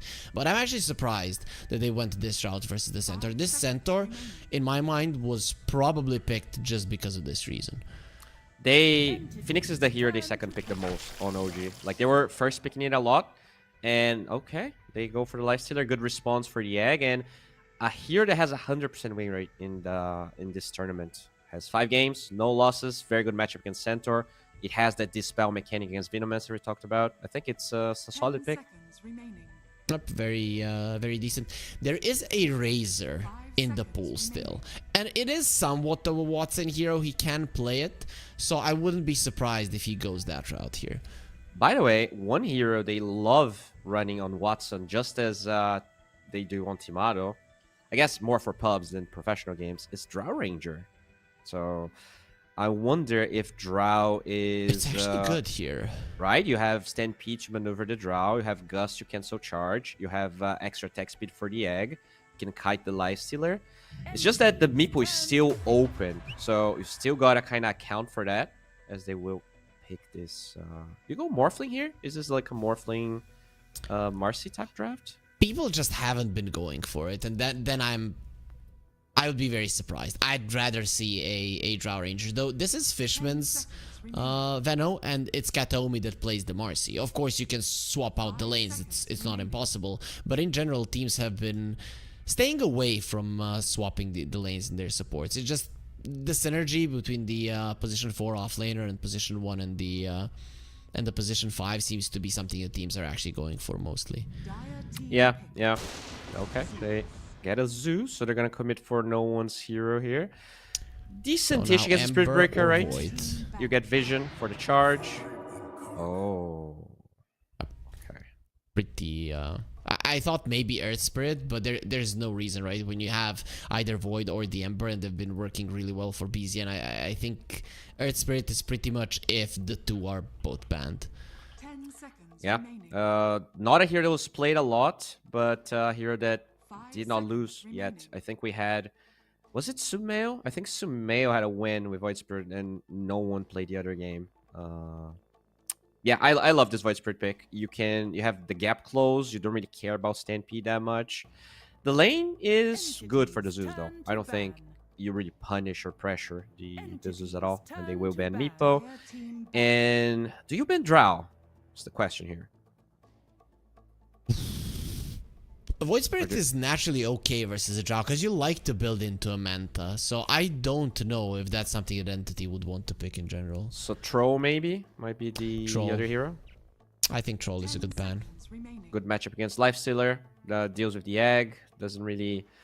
Pretty hard to burst down. You have Stampede on top of his normal move speed. Razor is also good. I mean, I think Entity is going to be looking towards one of those two. They might be looking towards a CK as well, but he doesn't deal that well with the Phoenix. And that is what scares me here. Every single time I'm looking at teams, they don't have much versus the Phoenix. This time around, at least you have the Marcy. So that's going to help somewhat. Yeah, I don't like CK with Marcy as well. I feel like their heroes that benefit more from what she provides. So anything that's more single target, you know, Ursa, Morphling, Tro, and yeah, they take it away. And they get Slaughter. Tiny still... No, Tiny was banned. Yeah, never mind.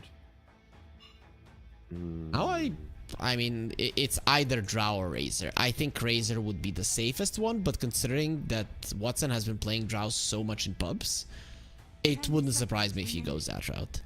I want to see the Drow. I don't know how good it is. It definitely beats Slaughtering lane, but you have other problems later on, right? If you show there's a Spirit Breaker charge, you don't like building Linkens on your hero. You can go Weaver, but the matchup later on against the Slaughter is awful. Like, he just smacks you. They have a lot of gap close as well. You can get bursted. Yeah, it's a problem, right? And you are forced into a Lincoln, so your damage output is not going to be that high, which, with the Zeus on your team and the Veno, you might not even have to think about damage whatsoever. Yeah, it definitely slows your farming speed, though, so you do got to account for that. I think Drow beats Slaughter much harder. Like, Weaver will do okay in the lane, but I think when I see Slaughter, I want a hero that can make his life really bad, that like delays his Blink Dagger, that makes it so he doesn't have that early timing, you know, that 12, 13 minute timing, and rather becomes like 18, 19. Can you play carry Marcy here? Like, is that a possibility? And you like less big? No, right? I don't think he will. Yeah. I think you can, but I don't think Watson will do it. It's a hero that's also not going to do that well in lane versus the Slaughter. You have the Veno, which in Wind general is Ranger very good. here. They go for the Morphling. Okay, so now we're gonna find out how good Morphling is, and why do people just stay away from it? Did it get nerfed all that much? I mean, there were changes, and you could say that he's weaker, but I still think the hero does the same thing that he's supposed to. Yeah, I think the biggest nerf was all of the adaptive strike nerfs. Like, you don't get bonus agility even when you get the shard. It's like some quality of life changes for sure. But in general, I think the hero still does what it's supposed to do. Like, it's a good matchup against everyone there. It's high armor against his Slaughter. You build Manta. Who do you turn into Spirit Breaker or a Life Stealer? Spirit Breaker for sure. You don't get MOUZ speed anymore with the Rage, I think. Yep. Yeah, I think Spirit Breaker is probably better. Gonna be curious to see how R is gonna itemize, right? Because there's always the question on do you skill your W when there's a Spirit Breaker in the enemy team? If it goes too late, like you kind of feel sad not to have more points in it, but at the same time, the Morphling can make good use. Looking at these drafts, I feel like OG has a pretty good one. I feel like in general, teams are struggling to really corner Entity, and you know they get this Morphling, but it doesn't feel incredible. As I said, the hero hasn't looked as good in this patch. I like OG's chances. I think they have a slight edge in this draft. Why is Slaughter's facet named Leg Day when the guy has no legs? Literally, it's not me making fun of him. Like, oh, you look at your calves, look at your legs, you skip it all the time. No, he literally does not have them.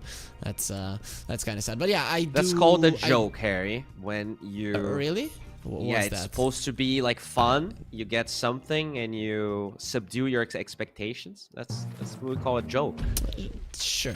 Let's just get into the game. I have no idea what you're talking about here. The odds are favoring Entity. I guess considering their performance in the playoffs, it would be very weird if they weren't. Yeah, I mean, they have. Did they lose a single game? I think they lost like maybe one game, right? I'm looking here. Yeah, they had at least one loss, but a lot of their stats are 100% with almost every hero they picked. Oh, somebody got the CM Arcana, so they're gonna be enjoying that little puppy howling while the freezing field is going. So congratulations to Zyris. Is that would you say that's how his name is pronounced? Yeah, I'd say so. That's pretty much it. Oh, good attempt here. They're smoking up. They're gonna find Whisper. A good position though. Yep, he's fine. Breaks the smoke, has the Watcher. They're gonna make sure that it closes its eyes. But of course the yep, he literally came a long way to see them. They didn't die just yet, but very nice positioning. So looking here at the facets, is there anything too different? Yeah, just going for the live wire. Patient 0 on the Venomancer. sidekick for the Marcy. Yeah, overall, pretty standard selection. Of what did the assets. Lifestealer get? He got the Corpse Eater, so we are not gonna be seeing the Purge. And really, when we look at this game, it's very easy to respond with the Rage versus anything, right? True, that is true. Okay. They also don't have that you much just burst like damage. the other one. You I just really like like the other one so much. Yeah. I wonder how much this hero benefits from him. Like he's already hard to kill, right? Yeah, but his HP sucks. We talked about it, Bowie. He has like one of the lowest strength gains out of all the strength heroes, if not the lowest. Yeah, but you build Armlet, you're gonna be fine. Well, I mean, I get it though. Like I think if you're not gonna benefit from the hard dispel, getting the HP can be good, especially later on. There could be some sites of vises and things that can burst you down. So Morphling did go for the primary attribute agility, makes sense. What's the Morphling's innate ability? What does it give? Well, it's called accumulation, and he receives cool. 50% of staff grow every half level. Why did they do that? I have no idea. I guess laning phase is really good, right? Because you want to get those extra stats. You are gonna be last hitting even better. I like it. It's fun. Yeah. What say. is cool though about this is that he gets 100% bonus stats from all attributes on the talent tree. So he actually gets more value out of learning stats than any other hero in the game. Okay. So like your that's +2 actually is quite fun. +4. Fishman is not having a fun time. There's the adaptive strike. Is there gonna be a bash behind? Ari's hoping for it, and he won't get it out of 2 hits. We all know 17%. Sometimes it's 5% literally. Sometimes you just bash them 10 times in a row. But this is just how Dota works. Overall, the OG are applying pressure here to the Morphling, who was CSing really well up until now. And in general, OG are actually Entity are crushing it in the CS department, and OG are kind of suffering. Yeah, this mid lane. We actually saw Void Spirits having really good performances, but no one doing a really good job at slowing BZM's attack speed with the hop. Like, he's just using it for him to miss some CS. And, I mean, this Zeus hero is way better of a laner than he was, like, 1 or 2 years ago. He can actually... It's fine, he's fine. Go on. You can actually, like, beat lanes, whereas in the past it felt like Zeus more or less tied all of the lanes that he played. Yep. Now is I mean, he's crushing the Void Spirit. He has 5 denies. That's gonna be a very nice Gale from Fishman. Might actually allow him to get the healing Lotus versus 2 stuns in a lane where you pretty much don't have any. That's a perfect play from him. Alright, so this Lifestealer, only 12 CS, the Slardar with only 8. And, you know, usually Slardar shouldn't do too bad in this lane because Morphling's first levels are awful, let's say. But I guess the presence of the Venomancer does make this hard. It's double melee versus double range. Yep. And he's just poking them. It's one of the worst heroes. You want to get on top of him, you want to crush him, but both of your heroes just need to get close. And Slardar didn't get a single point in sprint, so his facet isn't really giving him anything at the moment. Later on, when you have it, it's 100% slow resistance, so you don't care about it. They will actually go for Whisper, turns around, bashes the Morphling, and with the charge, they push him towards the tower. Whisper is speedy enough with the sprint. Now he did skill it up, so doesn't care about the Gale movement slow. Alright, needs some regen here, and Ari will give it to him. As in the top lane, pretty... I mean, look at this. 14 and 3 against 21 and 8. 8 denies on that Centaur. These lanes are problematic for Entity. The Centaur is always so good in CSing. It's just the animation of that hero is dumb. And Tomato dropping low has the Fairy Fire. He'll be fine. Though, can you say that you're actually fine as... you cannot even now last it under your tower. The lane is turning into a disaster. I think this lane used to be much better in Lifestealer because you could learn more points of your, lifesteal thing against a hero that has a lot of HP. Whereas now, it is tied to your infest, so you don't get that higher lifesteal and damage on the center than you used to. This might be one of the reasons why Timado is struggling so much. Yep, maybe you can be more aggressive with the Lifestealer, but the Phoenix doesn't allow you to be too aggressive. So I like your point. You're 100% right. Wow. Mid lane, Zeus did had to go back to the base, so it feels like both No One and BZM are on even ground, let's say. It's still a little bit of a win, but experience-wise, they aren't that far apart. But the Zeus will be getting his level 6, and then we can maybe expect the first blood, because 5.5 minutes, nobody has died. There were a couple of close calls, but in the end, nobody got taken out. Is the Zeus gonna be the one to actually claim it? Yeah, it's possible. They're rotating Kataomi here. He does get his level 6, and the runes are close from spawning. I don't know if BZM is a kill. Rebound misses. So pretty much they are just rotating for the runes. But from what it seems, Entity are controlling the top runes and OG are going to be controlling the bottom ones. DM is going to be in a lot of trouble with the open wounds, not moving an inch. And that's going to be the first blood going to Tomato, popping the rage, and even smacking Karomi a couple of times. Now no one is going to be taking a couple of hits from Ari as well. Bash there in the end. And Fishman, he is saving the rune for no one, will be able to do it. Alright. Still pretty good for Timato. He was struggling in that lane. 11 denies on the center, 11 denies. I mean, look at the Entity. They're just a deny team. Everyone with double-digit denies in this laning stage as they find BZM.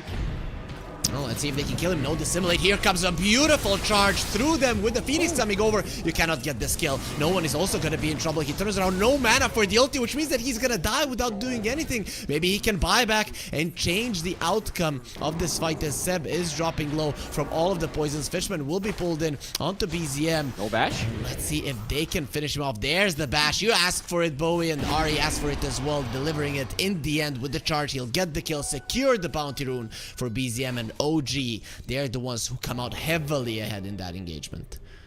Damn, OG just bouncing back so hard after a pretty tough laning stage. Really good rotations in the mid lane. BZM just, I think his item build's perfect, having that bracer for the burst damage of the Zeus. I think he also had a Fairy Fire, and they turn around. Good ulti though. They had to ulti. I think no one didn't want to. It's so much mana that you're just gonna throw away. But in the end, if you wanted a dead slaughter, it was a necessity. Yeah, I mean, you TP to the bottom lane, you have to get that kill, or else you're wasting even more. Exactly. Nice flag bearer creep there with the 2 supports around, so quite a solid amount of gold going there towards Entity. Despite the 4 kills of OG, they still haven't accumulated that big of a lead, and it comes down to the CS that Entity were getting in the laning phase. They were looking really strong, but levels on OG, that is what's scary. This herd mentality is just such a good innate ability. Oh yeah, and it's definitely going to increase here. Wisdom rune wise, every side got its own wisdom rune, so the experience on the supports is pretty even. Ari though, level 5 and charging towards DM. Yep, there's gonna be open wounds as well. You have the rage, instantly popping. He does bait the hoof stomp with the Void Spirit coming in. There was no chance for him to survive, and a very nice time to kill him just before he hits level 6. No stampede, meaning that you're not running away. Yeah, really good rotation. No vision there, and they also get a different ward in between the tier 1 and the tier 2 tower. Very nice for OG. Their warding game yesterday was on point, and let's see if they can keep it up here against Entity. They're putting a lot of emphasis around the mid lane, and they didn't manage to win those engagements, so at least those early wards haven't been used in a way that they wanted to. But overall, Entity are now with so much vision around the mid lane. That's we'll see how it works out for them. Yeah, interestingly enough, this game, there's not that much emphasis on stacking. There were other games where we saw OG getting a lot of stacks, and I guess it's mostly because their cores are pretty bad at it. This is going to be an aggressive type game for OG, where you get your levels and you're ready to... I mean, they're smoking mid at 9. Not at all too common, but with level 6 on Seb already, mostly because of the Spirit Breaker, I believe, they might be able to find the Zeus. He has the Arcane Rune. It's one of those situations where you naturally wouldn't want to fight the Zeus, but in this kind of a situation, he is just a perfect target. Oh, okay. No They one want level 6 on behind. Ari. Nice Ether Remnant. He catches a mid-heavenly jump. Those kind of situations are very annoying for Zeus players, for something like a Mirana player as well, where you think you're gonna be getting away, and you just get pulled in mid-jump. Just die. Yeah, that's a tough one, and they're gonna find Fishman as well. He's gone. It's so easy to play a Phoenix versus a Venomancer. even though there is a centaur in the way, at least in the early stages of the game, you can just do whatever the hell you want. Yeah, that is... I mean, Entity, they forced this third pick Zeus, and I think another team in this tournament that was trying to force it was Boom. And you can see OG punishing it really hard with the Spirit Breaker, with the Phoenix. There's so much gap close on OG, especially after the Slaughter Blink Dagger gets ready, that, you know, it's already kind of a hard Zeus game. And after that, no one has to be so careful. Like, you don't want to go Linken's. There's so many other items Zeus needs, because he did go for the right-click Zappity Zap Zeus style. So I wonder how hard of a game he's going to have so far, OG. Full control of the engagements, but as you said, gold advantage isn't that big yet. Can you change your build despite going for this facet? Just say, okay, screw it, I'm going to be a magic damage dealing Zeus, my right? You can, but it feels... You can, but it feels bad. Okay. Oh, the end get pushed back. They have a charge as well, stunning him. They just want the Stampede forced out. I don't think you're getting it here. You're just way too tanky. Oh, actually, without the boots, it was scary not to use it. The other side, Seb in some trouble. Dive away will be fine. They didn't manage to stop the Icarus dive, meaning that they will not be getting that kill. Yeah, and they also get a tower. There's a catapult wave behind Tomato. That is a... Okay, I guess they're gonna glyph it, but Ari will just tank it. He's still gonna die. Pretty bulky boy. They're waiting for the next wave of creeps, with the siege creeps surviving. And this is in a lane where Tomato was struggling heavily early on. Misses on the last hit. That's kind of bottom side. That is too deep. Katome is just dead. Okay, you force out some rotations and you only lose the support, so it's not the worst thing for Entity. But they just can't find anything to win. Every single engagement that was made throughout the game has been going for OG. Yeah, at least no one will find a shield room there. Gets lucky on the side. But yeah, who's creating this early engagements? DM. He's 2,000 gold away from a big Blink Dagger. Zeus is not a hero that by itself can create those opportunities, especially with all the gap close on OG. And Morphling just needs a lot of time, right? This is a Vlad's Morphling. He still needs like a full Manta to feel ready to fight, I believe. I think OG has a pretty easy path to take control of this mid game. It's kind of on them. Oh, no one in the mid lane. He didn't use his ulti. He does have the shield rune a little bit too deep. However, we'll see if that's going to allow him to escape without Heavenly Jump. It's going to be a problem. Noxious Plague going to be used, but Whisper joining in on the fray. No one without mana, not going to be doing anything, but Watson joining in on the fray, making sure that the egg dies. Karaomi still alive, and BZM will try to run out Whisper, spreading that Noxious Plague onto the creeps. Won't be able to finish off this Sveno, and with the Stampede going forward for BZM, no more Astral Set, but he does have the Dissimulator going to the side. Step in 5 seconds. He will be fine. It is not a kill worth chasing for. BZM was so patient there. He had to simulate the entire time, waits for the waveform, so he dodges all of the damage from Watson. And now that you're doing physical damage through your waveform at all times after the changes, it is a spell worth, you know, trying hard to dodge it, because it's way more damage than it used to be. Okay, so OG in the end, they lose 3 heroes. So that dive from no one ends up working out because Watson joined in on the fray. And this is what I wanted to ask you. Now that he does have this Vlad's, is he gonna be the one trying to at least assert some dominance on the map? Is he gonna be posturing himself so that at least they threaten the towers? I'm not sure your posture. I feel like you can still be killed by this charge into Blink Dagger's Lauder, which, by the way, it is up, so Whisper, gotta be careful here. But I think you can join fights close to towers now, and that's what happened, right? It was a fight on OG's tower. They still have a tier 1 mid, so it's not that costly for him to join. And OG, they find the Zeus again. Yeah, PL, he tries to go for the heavily jump and not allowed. This new Spirit Breaker with the pushback is so annoying. Ether Remnant off the mark. A little bit of uncharacteristic there by BZM. He's still not going to give up. Where's the bash? By Fishman. Where's the crush? It is going to be there. They finish him off. Entity lose 2 of the heroes. OG find their opening. And now this tower is going to be taking a solid amount of damage as well. OG on a row here. They take a 2-0 against MOUZ, and showcasing that despite the laning stage struggles, they have the better team fight. And, you know, that's pretty much what's happening here. They are always bringing the numbers. In that one fight that Entity brought everyone, it was, you know, slightly okay for Entity. But that's with OG already losing heroes, not having all of their cooldowns, the Blink Dagger not being up on Whisper. Now that the Spirit Break and Whisper can play together, this is just nightmare fuel for no one. He doesn't have his Manta. He's not even close to it, in fact. Do you think DM is regretting his blade mail choice, his item choices in general, going for triple bracer and blade mail? Yeah, I just wanted to dominate the lane, and then in the end it didn't happen. It really did not happen, and he's so far. I mean, still 700 gold, right? So this is like 3 minutes.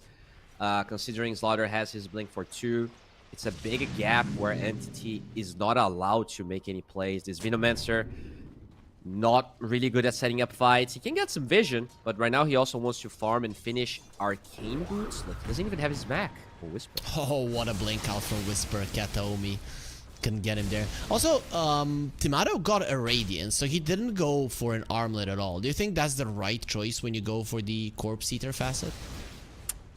I mean, I like it. I think I prefer Radiance with this build than the other one, just because you're just tanky, right? Same reason you want to go Radiance on like an Alchemist or those other tanky heroes. I'm fine with the Radiance. It's not great for the for the mischance this game, but it's pretty good as being this tanky boy and taking long fights, which at the end of the day, I think Entity does want to. Like you have Morphling, Venomancer, the fights. I think both sides want long fights. Speaking about fights, OG are preparing for one. They have an Aghanim Scepter right now done for BZM, so silences are gonna be coming, and this is a very tanky and dangerous hero as well. No mount on the Morphling, in fact. Still pretty far away from it, but it looks like Watson should be okay, and OG did not find anyone. Yep, nice twin gate usage from Entity. I don't know if that was on purpose, if they knew that death was coming their way, but they do manage to escape it. Yeah, Blink Dagger though, ready here on DM. I think it's flying out right now. Fishman targeted, immediately uses Noxious Plague. There will be a Stampede. Timado. Stop as well, they caught him! Timado, he doesn't respond, and there it is, Bowie. If he had the Unfettered, that stun would not matter. That's what I said, you know, these zoomers here, they think they have the reaction movement of a 15-year-old as they find the Morphling. Good silence. And he's gonna be in trouble. No, he got the Morph off, so he's gonna be fine. Now they're gonna be dropping. They have the Unleash. Goodbye. Kataomi destroys it. OG, all of their lead is gone. Ari next on the menu with the Dispose. Kataomi takes care of him as well. Entity, they get themselves in the lead. I mean, that seems to be like the difference between these two teams. You have a team that absolutely destroys every single lane, have a carry that dodges, gets that attribute shift at the right time, whereas Timado not. So OG just playing better like a team, and those individual plays make so much difference. Yep, and overall for our viewers, scan the QR code, participate in the 1xBet kill race, and you will be getting some awesome prizes that we have ready for you. Hopefully, some of you people have already claimed a couple. Hoof Stomp, BZM doesn't get it off. There's the rebound, Dispose ready as well, but BZM is a little bit of a hard grab, so Entity, they just pull back. Good move there by Entity. They get the tower. Gold advantage is now negligible. This Blink Dagger on the Centaur, ready to go with new Stampede, but looks like they want to make a play first on OG. Infested Ari, looking for an easy prey. Nobody's coming over. Actually, Centaur, is that an easy prey? That looks like opposite of easy. Not at all. He runs away instantly. He wants nothing with that bigger cow. Yeah, DM got, he had a smirk on there, like, haha, look at these cowards. They wanted the weak one, but they found the strongest of them all. Oh, for sure. Now, it is a smoke here from Entity. No one. I like that he's the one that smoked. Like, if he dies at the beginning of the fight, it pretty much... Oh, Ari, they find him. Ah, he's just gone. Nowhere to go, nowhere to hide. He lost Seb on the other side as well. Solo killed by a Marcy.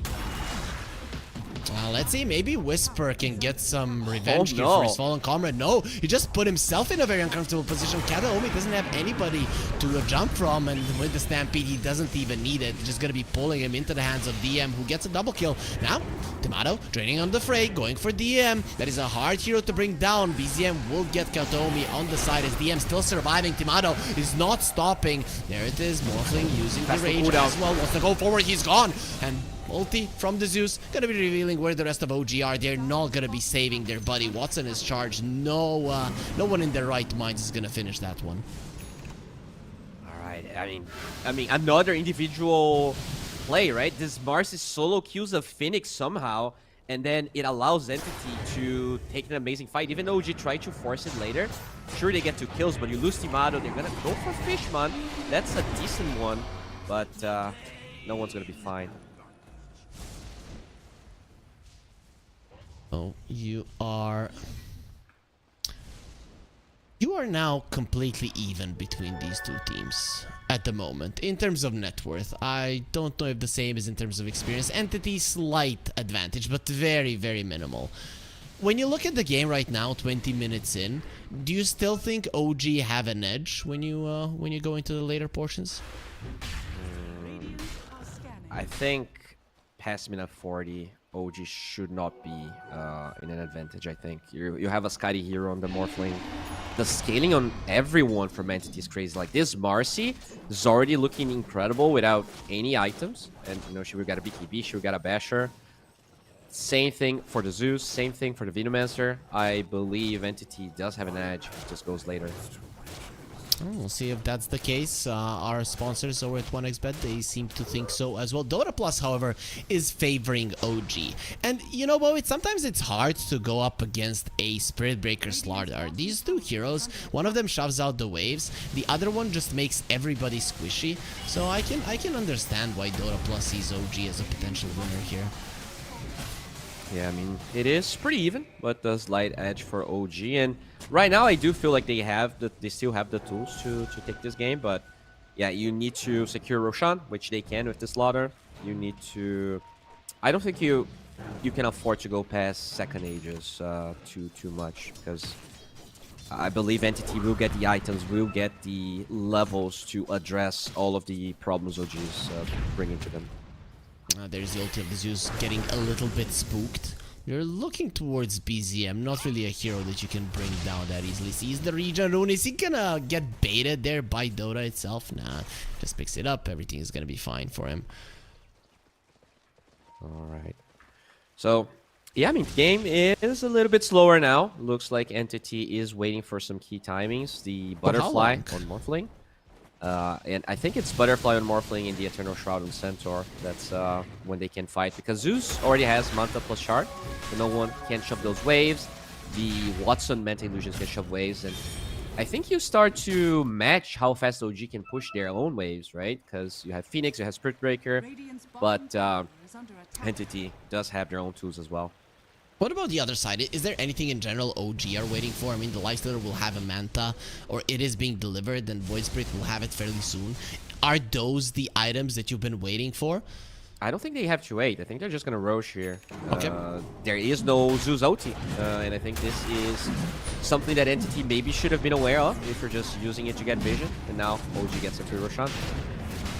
Yeah, there's nothing that he can do about it. It is fairly quick with the Slardar, already a level 2 Corrosive Haze, so it is going to be taken out with ease. Is this fine with Entity? Are they okay giving this away, or is it a big advantage right now playing by OG? I wouldn't say it's a big advantage, but it's what OG needs to keep this ball rolling, to have enough steam to secure this mid game.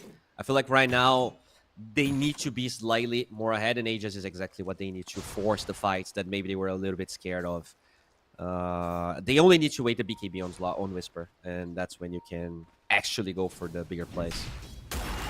And it's almost done. Once he gets the Ancient stack, Whisper will have his BKB. At the moment, though, we haven't seen a fight in a couple of minutes. OG, once they get it, are they just gonna force it? And where do you think they should be forcing the next engagement? I think just walking to a tower is not the move here for OG. You don't really have the Lifestealer facet that allows for that, and you also don't have like a Desolator build. So you probably should force a smoke. In terms of vision, though, they don't really have a lot of vision on the left side of Entity's map, so that could prove to be a problem. The only thing they have is the Spirit Breaker, which right now is charging. Yep, killing Fishman. He's just hiding in the trees, planting these Serpent Wards, but when BZM with an Invis Rune is running around, you always have to be careful that you could get taken down. Still, I think I like what Entity is doing. Losing the Veno there is not a big deal, right? Because he was shoving out the mid lane, top lane gets shoved out by Zeus Illusions, and suddenly this push on the bottom lane from OG doesn't feel all that great. Yeah, that's the thing. They have Morphling and Zeus Illusions to push 2 waves, and then you have Vino Wars to push another. So the Spirit Breaker doesn't get that much value. You can't punish any split pushing because they're not showing in the waves. What is going to be showing is another QR code. We have a ton of these. This one is for the 1xBet app, so you don't have to download it yourself. We have everything automated for you, just like always is. Let's see if they're really gonna just brute force this tower. They're gonna decide against it. You said that it would probably be a bad idea, and OG, they agree. They just they're losing a pretty decent duration of it, and OG just unable to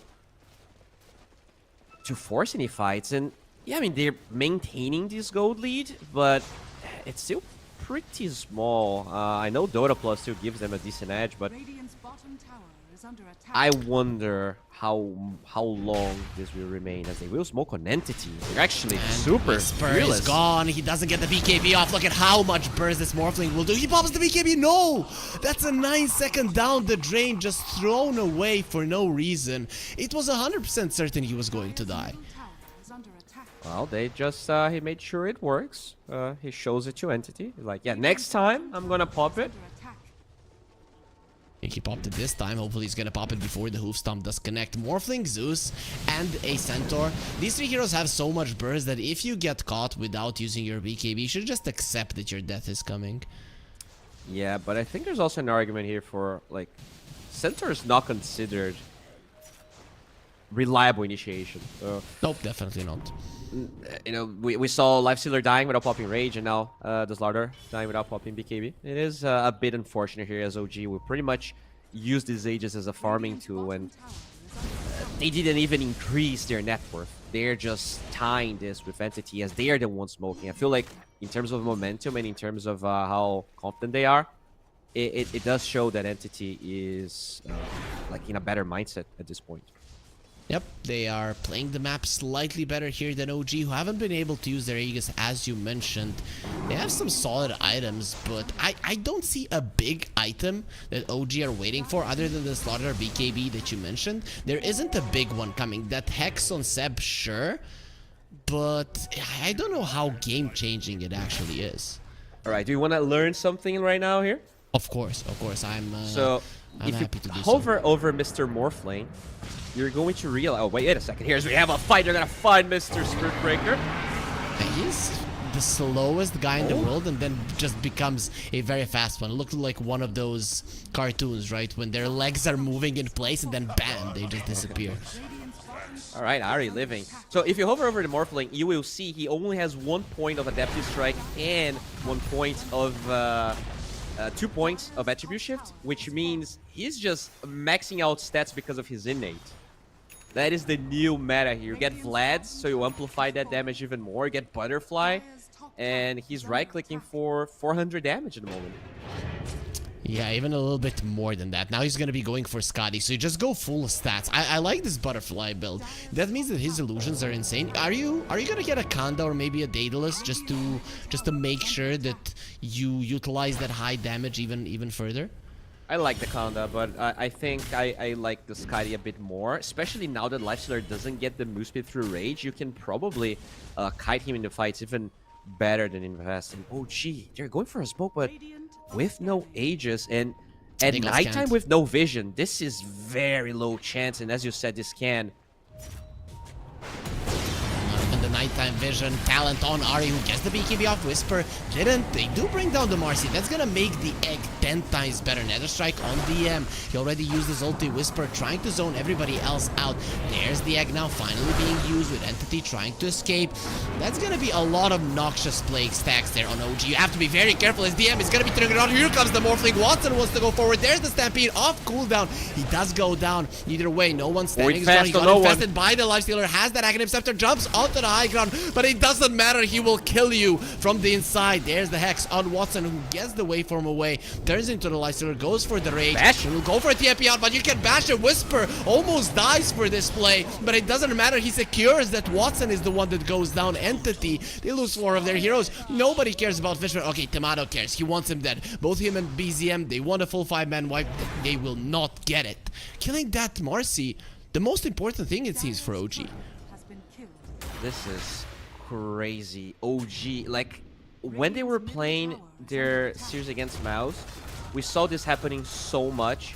Like, somehow the enemy team has nighttime at their advantage. They have the high ground. There's no ward for OG. And they, like, find a way to get a good fight somehow. I don't even know. Like, there's no nighttime hero. There's no Luna, no Slark, no Night Stalker. And they still took a goddamn good fight against Entity. It's, like, I can't even explain how it's possible. It is very impressive how they were able to do that. Marcy dies. That's how it's possible. You have this hero whose sole purpose is to kill the egg.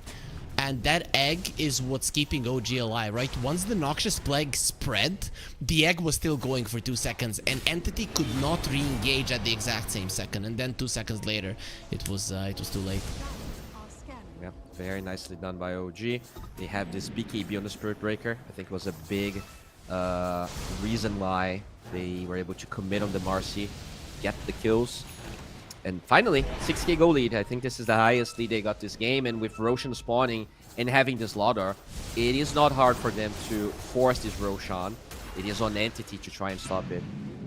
They have every single item they would ever want. Even the MKB on the Lifestealer, that Hex on Seb used twice or thrice in that fight really made a difference. Yeah, they're looking really good here. This Morphling, I really feel like he needs a BKB, and yep, I think he's gonna have it for the Roshan fight. We might see Watson looking a bit better, looking a bit stronger if he can commit for the right clicks. He was definitely... Okay, they're gonna buy this BKB. They can probably smoke. It is a fast Roshan spawn timer, even though Entity is not aware of it just yet. Buybacks are gonna be important for this Roche fight. This is one of those situations where you would want to buy back multiple heroes to actually join in on the fray. I think if OG really wants to take this safe, you can actually control this area and wait for Roshan to be on the dire side. Because as you said, if it is Entity taking this fight, they're going to have the buyback advantage, the outpost advantage as well. Tier 1 on OG is still alive though, so it's not that big of an advantage. Well, regardless of that, it looks like they are all on the dark side. Oh, they're gonna charge. They found no one. They have Infest. He's gone with another strike. Actually, it doesn't push him all that nicely. You just get those 2 bashes, and Lifestealer does way too much damage at this point. How? Without no one, you're not entering the pit, right? I'm not even sure how they got vision. Like, Zeus doesn't have a TP, so he didn't get charged as he was TPing away. But they're gonna try and force this Roshan with a buyback on the Zeus. This is a really good play, OG. They're not gonna be here in time. Yep, this is a very fast Roche with the Vlad's Morphling, 500 damage, it's gone. Entity. Alright, I love what they did here. This is totally worth losing your Zeus, especially if you disengage. Oh, they're looking, but they're not gonna be fast enough. Oh, that was so close. BZM is still going through. You want to run through a portal? I can get through one as well. BZM dodges the Noxious Plague, doesn't do anything, and Fishman will be going down. Again, these 2 heroes dropping for Roche. I still think it's kind of decent for Entity. No, it's definitely worth it. You're denying OG this timing that they were really ready to use. There's only a tier 2 on the side of Entity. They could poke high ground. They could definitely put more pressure. And it's now Entity. They can keep on farming, keep getting those items. No Skadi on Watson, unfortunately, since he had to get the BKB. And it looks like he gave up on it entirely. Now trying to get a Daedalus instead. Nice shard there for the Veno. If Void Spirit makes a mistake, uses the Manta, he could stun himself. For people that don't know, the Latent Toxicity used to be a spell for the Veno that you put on somebody, and then once it gets purged, it stuns you, but now it's just a part of Gale. Lifestealer also has a Manta, so even he could struggle against it since he doesn't have the hardest spell on his facet. If he pops the Rage though, he will be fine. Because that dispels it as well, but of course it does not go through BKB this time. Alright, so Entity 12k gold behind but holding the Aegis. What are they going to do? I mean, if you have this BKB on Watson, you're probably willing to fight, but I think they lack the map control to force the fight that they want. I think the only good fight they can take is in their triangle, but OG is probably just going to wait for the Aegis to expire. I think it's just smart to get those Lincoln Spheres, use the Aegis to get Lincoln Spheres, and then you're gonna be feeling a little bit better when you are out pushing the waves. Ooh, Watson is gonna get targeted. They're trying to at least pop his BKB. They do have a Lotus Orb here on DM, so you gotta be very careful with the usage of that. Maybe reflect the side of Vise. You can also dispel Corrosive Haze. I feel like the usage of the Lotus Orb can definitely turn some. What of these happens fights. with Infest? You just get into him, right? Game crashes. Lifestealer infests himself, and you get into a loop. Okay, that makes sense. Thank you, Bowie, for answering my question. Yep, thank you. As looking at the game at this moment, OG, they seem like they're in a dominant position. You were talking about the later parts of the game for the Morphling, and the Ether Remnant pulls him onto the high ground. BZM, that was a great setup, but I don't think he was actually gunning for it to be this amazing. Watson got hexed up, will be stampeded out of a really bad situation.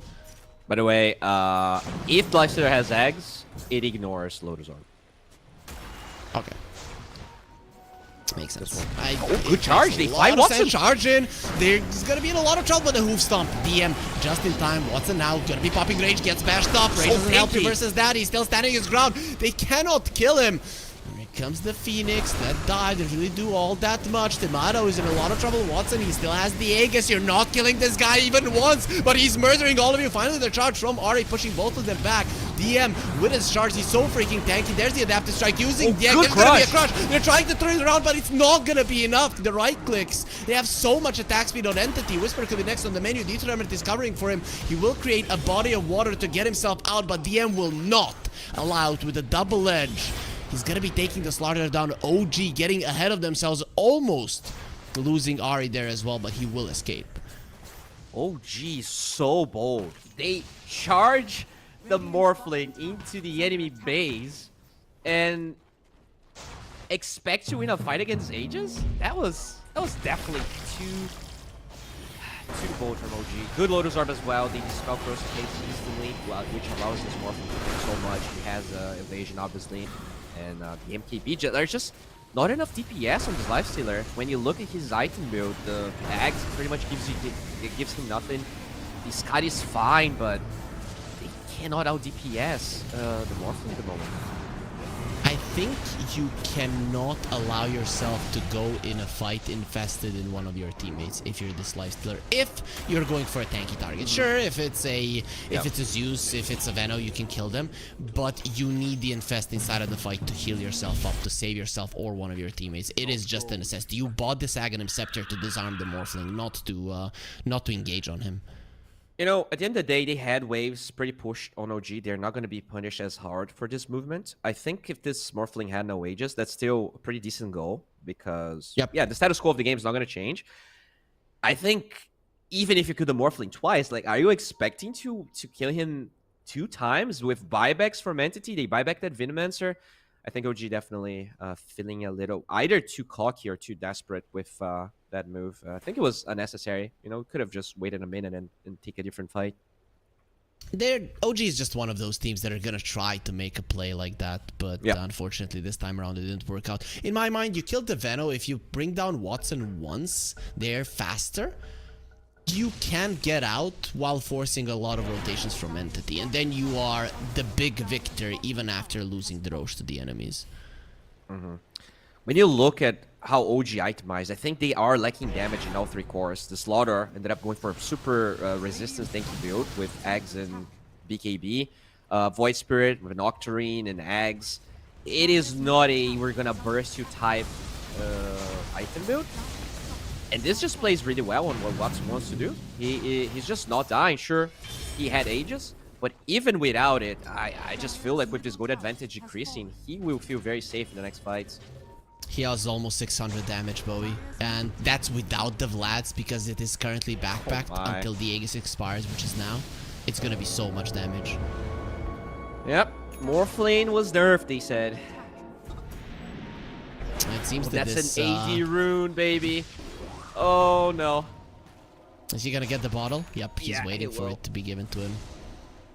Morphling now actually gets twice the bonuses from bottle because he's made of water and water fits in a bottle. So he will be hitting for 2,000 damage. That is not true. Well, we're gonna see. I think it will feel like 2,000 damage. Timado. Yep. If he gets stunned, he's gone. Hopefully... Oh, no.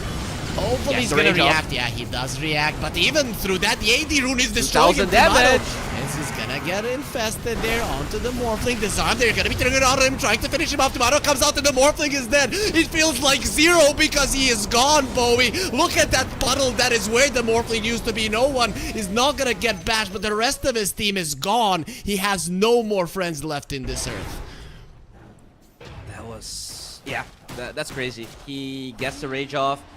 Finally, OG can burst the Morphling. I mean, it's a decent go from Entity, but it is low percentage. At the end of the day, you should expect Lifestealer to dodge that initial stun, and they don't have anything. I guess they have a Basher on Marcy. That's about it. They're looking for no one here. He gets vision with the ulti. He cannot go through the defender's gate. They know where he is. They know what he wants. He would like to escape. Uses the Manta, tries to go through the defender's gate, and now into the Ether Remnant this Centaur goes. He just bought back to save his buddy, but who's gonna save him after his buddy is dead? Even with the shard, the Centaur will not be tanky enough to survive through the damage of OG. And BZM is beyond godlike. He really has been playing a clean game on this Void Spirit. Yeah, really clean game. We saw no one struggle a lot this game. It was a very early Zeus pick, so I don't blame him. I think the hero that's supposed to do really well was Watson, and he did okay. But yeah, OG not afraid to force fights, and I think their execution in the later fights of this game was much crisper. Timado just tanking all of that initiation, getting all of the vision, allowing OG to react, and they will get maybe 3 lanes. I mean, Centaur is dead for 60. How do you even defend this? Nah, you don't. You're just gonna have to YOLO it with the Morphling. He tried with the AD rune last time. I don't think he's gonna be going any better now. Okay, no glyph here, Entity. You might be playing against Megas now. I think the play is you just play against Megas. If you take this fight, well, they're gonna lose this Venomancer. No buy on Fishman. Yeah, I mean, it's not about if you want to take it, but rather if OG is gonna allow you to get away from it. The Nether Strike getting him in. Got Homie running to try to save his Morphling. Not gonna be happening after that death. It is insta GG. Entity are aware this game is now out of their hands. Alright, OG. I definitely did not expect it to look this good. But yeah, they did just that. Incredible performance.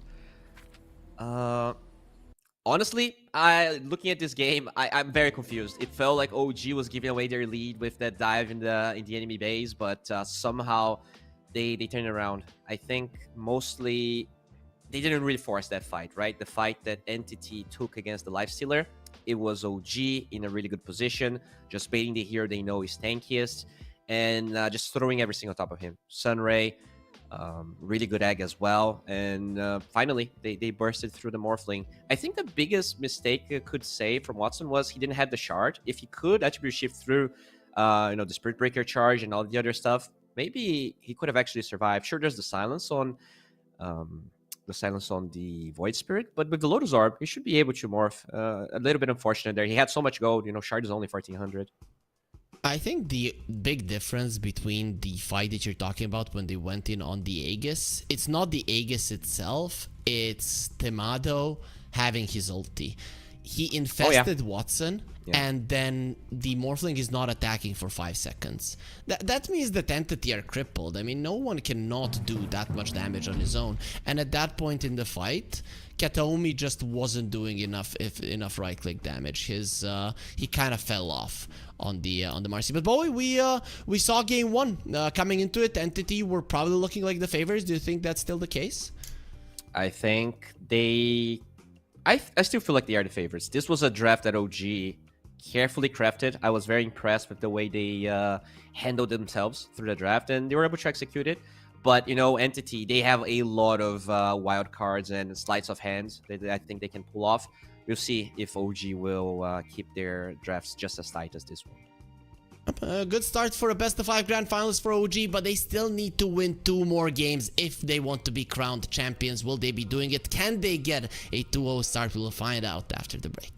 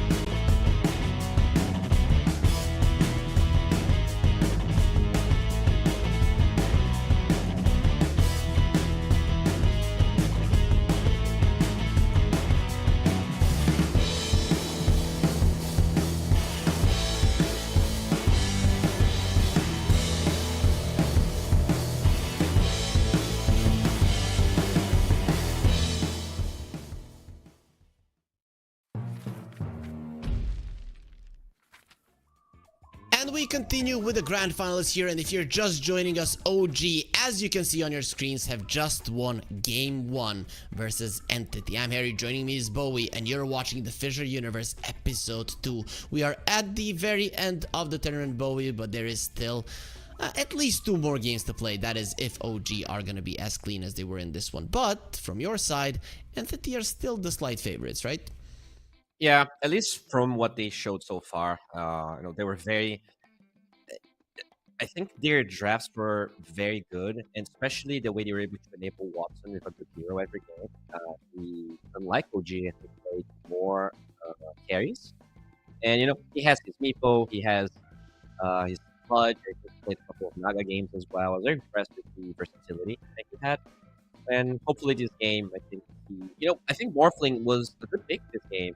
Whether the hero isn't strong enough or whether they just got outplayed in that one fight remains to be seen. But I do feel like Entity versatility so far. But I think the only role they're not super flexible has been the offlane. PM, he pretty much only played Center X. I think this might be the easiest position for OG to punish. Well, we'll see if they're gonna be doing it. At least you can understand what he wants to pick. But despite him playing so much Centaur, they still picked the Phoenix. He still got the Centaur, and we didn't see that much coming out of him. We've seen some strong Centaurs thus far in this tournament, but that one in the previous game did not feel that way. Though I have to say, DM, when he did get his Blink Dagger, that blink into the trees for Temada not to see him, and then hoof stomping and killing him, and then follow-up kill on Whisper later on with the smoke, those were some key moments of the game. But in general, the Centaur wasn't that powerful in the previous match. Yeah, and I think when you're a team like OG that is so aggressive, you don't care that much about Center against Phoenix because OG very often in the game were the ones initiating the fight. So if you're initiating the fight, you don't want to use the egg. You can force a stampede and then take a second fight with stampede on cooldown. Whereas if you're more of a defensive team that want the egg just as a protection for someone, that's when stampede becomes stronger against it. So I do feel like OG, they can play around the limitations of egg much better against Center than other teams. Looking at the bans here, not much has changed. Was the Shadow Demon banned in the previous game? I think it was Batrider. It was Batrider. Yep. I think they banned. And I like that. I feel like teams are overestimating how strong this Batrider is. I think the hero got nerfed a lot, and sure, BZM can play in the mid lane. But there are a lot of matchups where you might not care about the Batrider. So I would love to see it being given to OG, and then sure, if you lose again, you might have to reiterate and still keep banning the bat. I feel like that hero got... Oh, they ban it regardless, and they will steal the Spirit Breaker. I think, for me, this is the hero of the patch. Herd mentality is stupid good.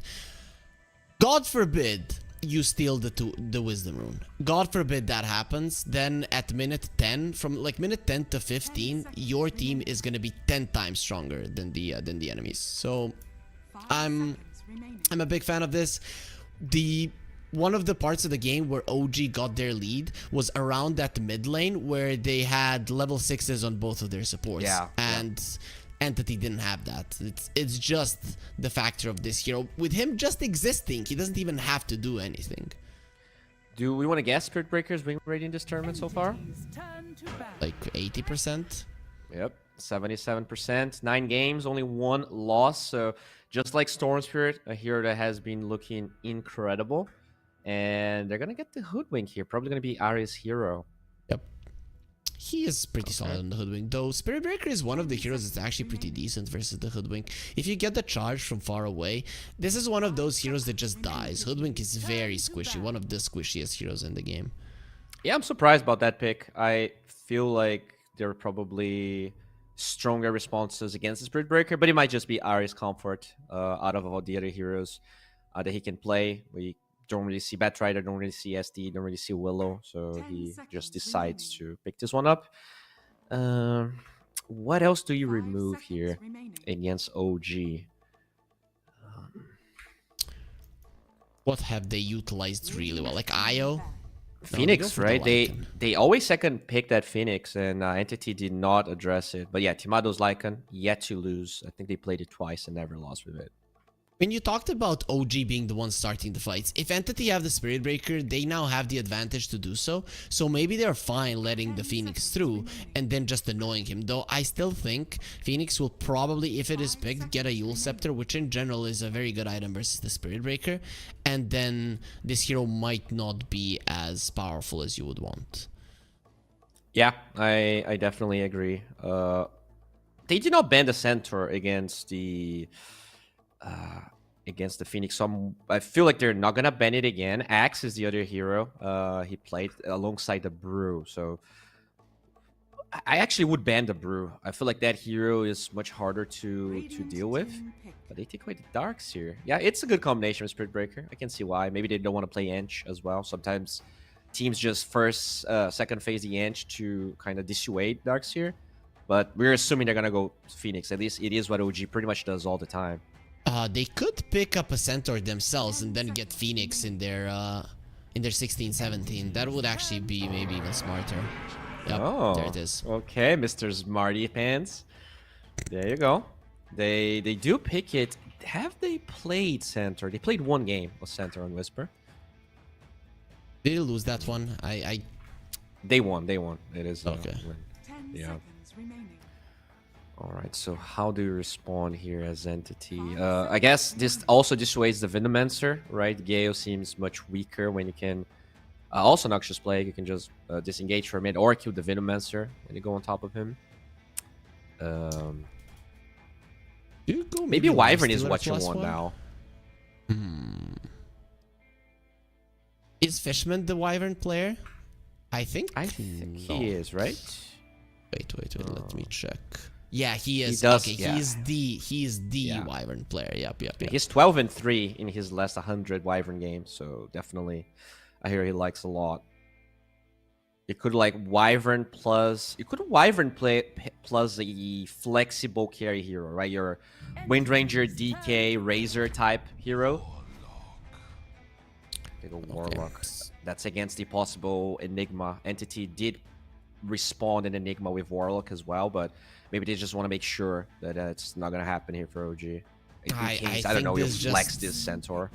This just opens up a better Phoenix. Okay, so that's setting up for the Phoenix. Because Warlock in general doesn't do well versus the Phoenix. Around the upheaval, you use the egg, you don't care. Around the golem as well. And then ultimately you just run him down. So I'm okay with this. Also, Ursa, Slark, Monkey King, these types of heroes, when they have a healer in the lane, they can be as aggressive as they want. So this actually makes sense. I feel like the carry option for OG now is the CK. I feel like CK has enough reach for the Warlock where you just kill him through the upheaval. Yes, Spirit Breaker is decent against it, but it might be the best matchup you have against Ursa in this patch. I'm not sure. Lycan is okay-ish, but it did get banned. Tiny is like alright, but I was looking at the win rate of Tiny in this tournament. It's pretty low. It's like 40%. With the IO, it might be a good place. No, they go for the Razor.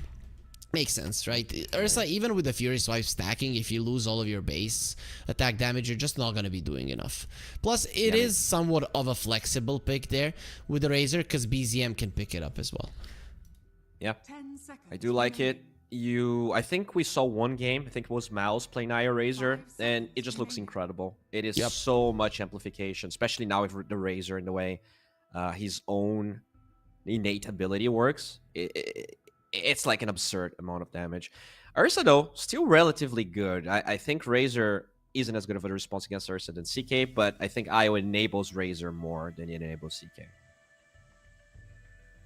So let's see. What do you get on Entity? You can pick I your would offlaner, like some right? burst. Then their mid laners might get banned out. I could see a Zeus here again if you want. They go Enigma themselves. Oh yeah, they protected the Enigma with the Warlock, and OG obviously already picked their supports. I think OG tried to counter Enigma with Silencer in one game. Is there a chance we see Core Silencer here for BZM, or that's too far-fetched? versus Spirit Breaker and Ursa, I wouldn't want to see it. But then I see It's Enigma Warlock, and it's so good versus these two. So I don't think so in the end, though. What are the other Enigma counters here? Maybe mid Rubik for BZM? Pog? They actually feel like it's mid Razor though. They're banning carries here in Entity.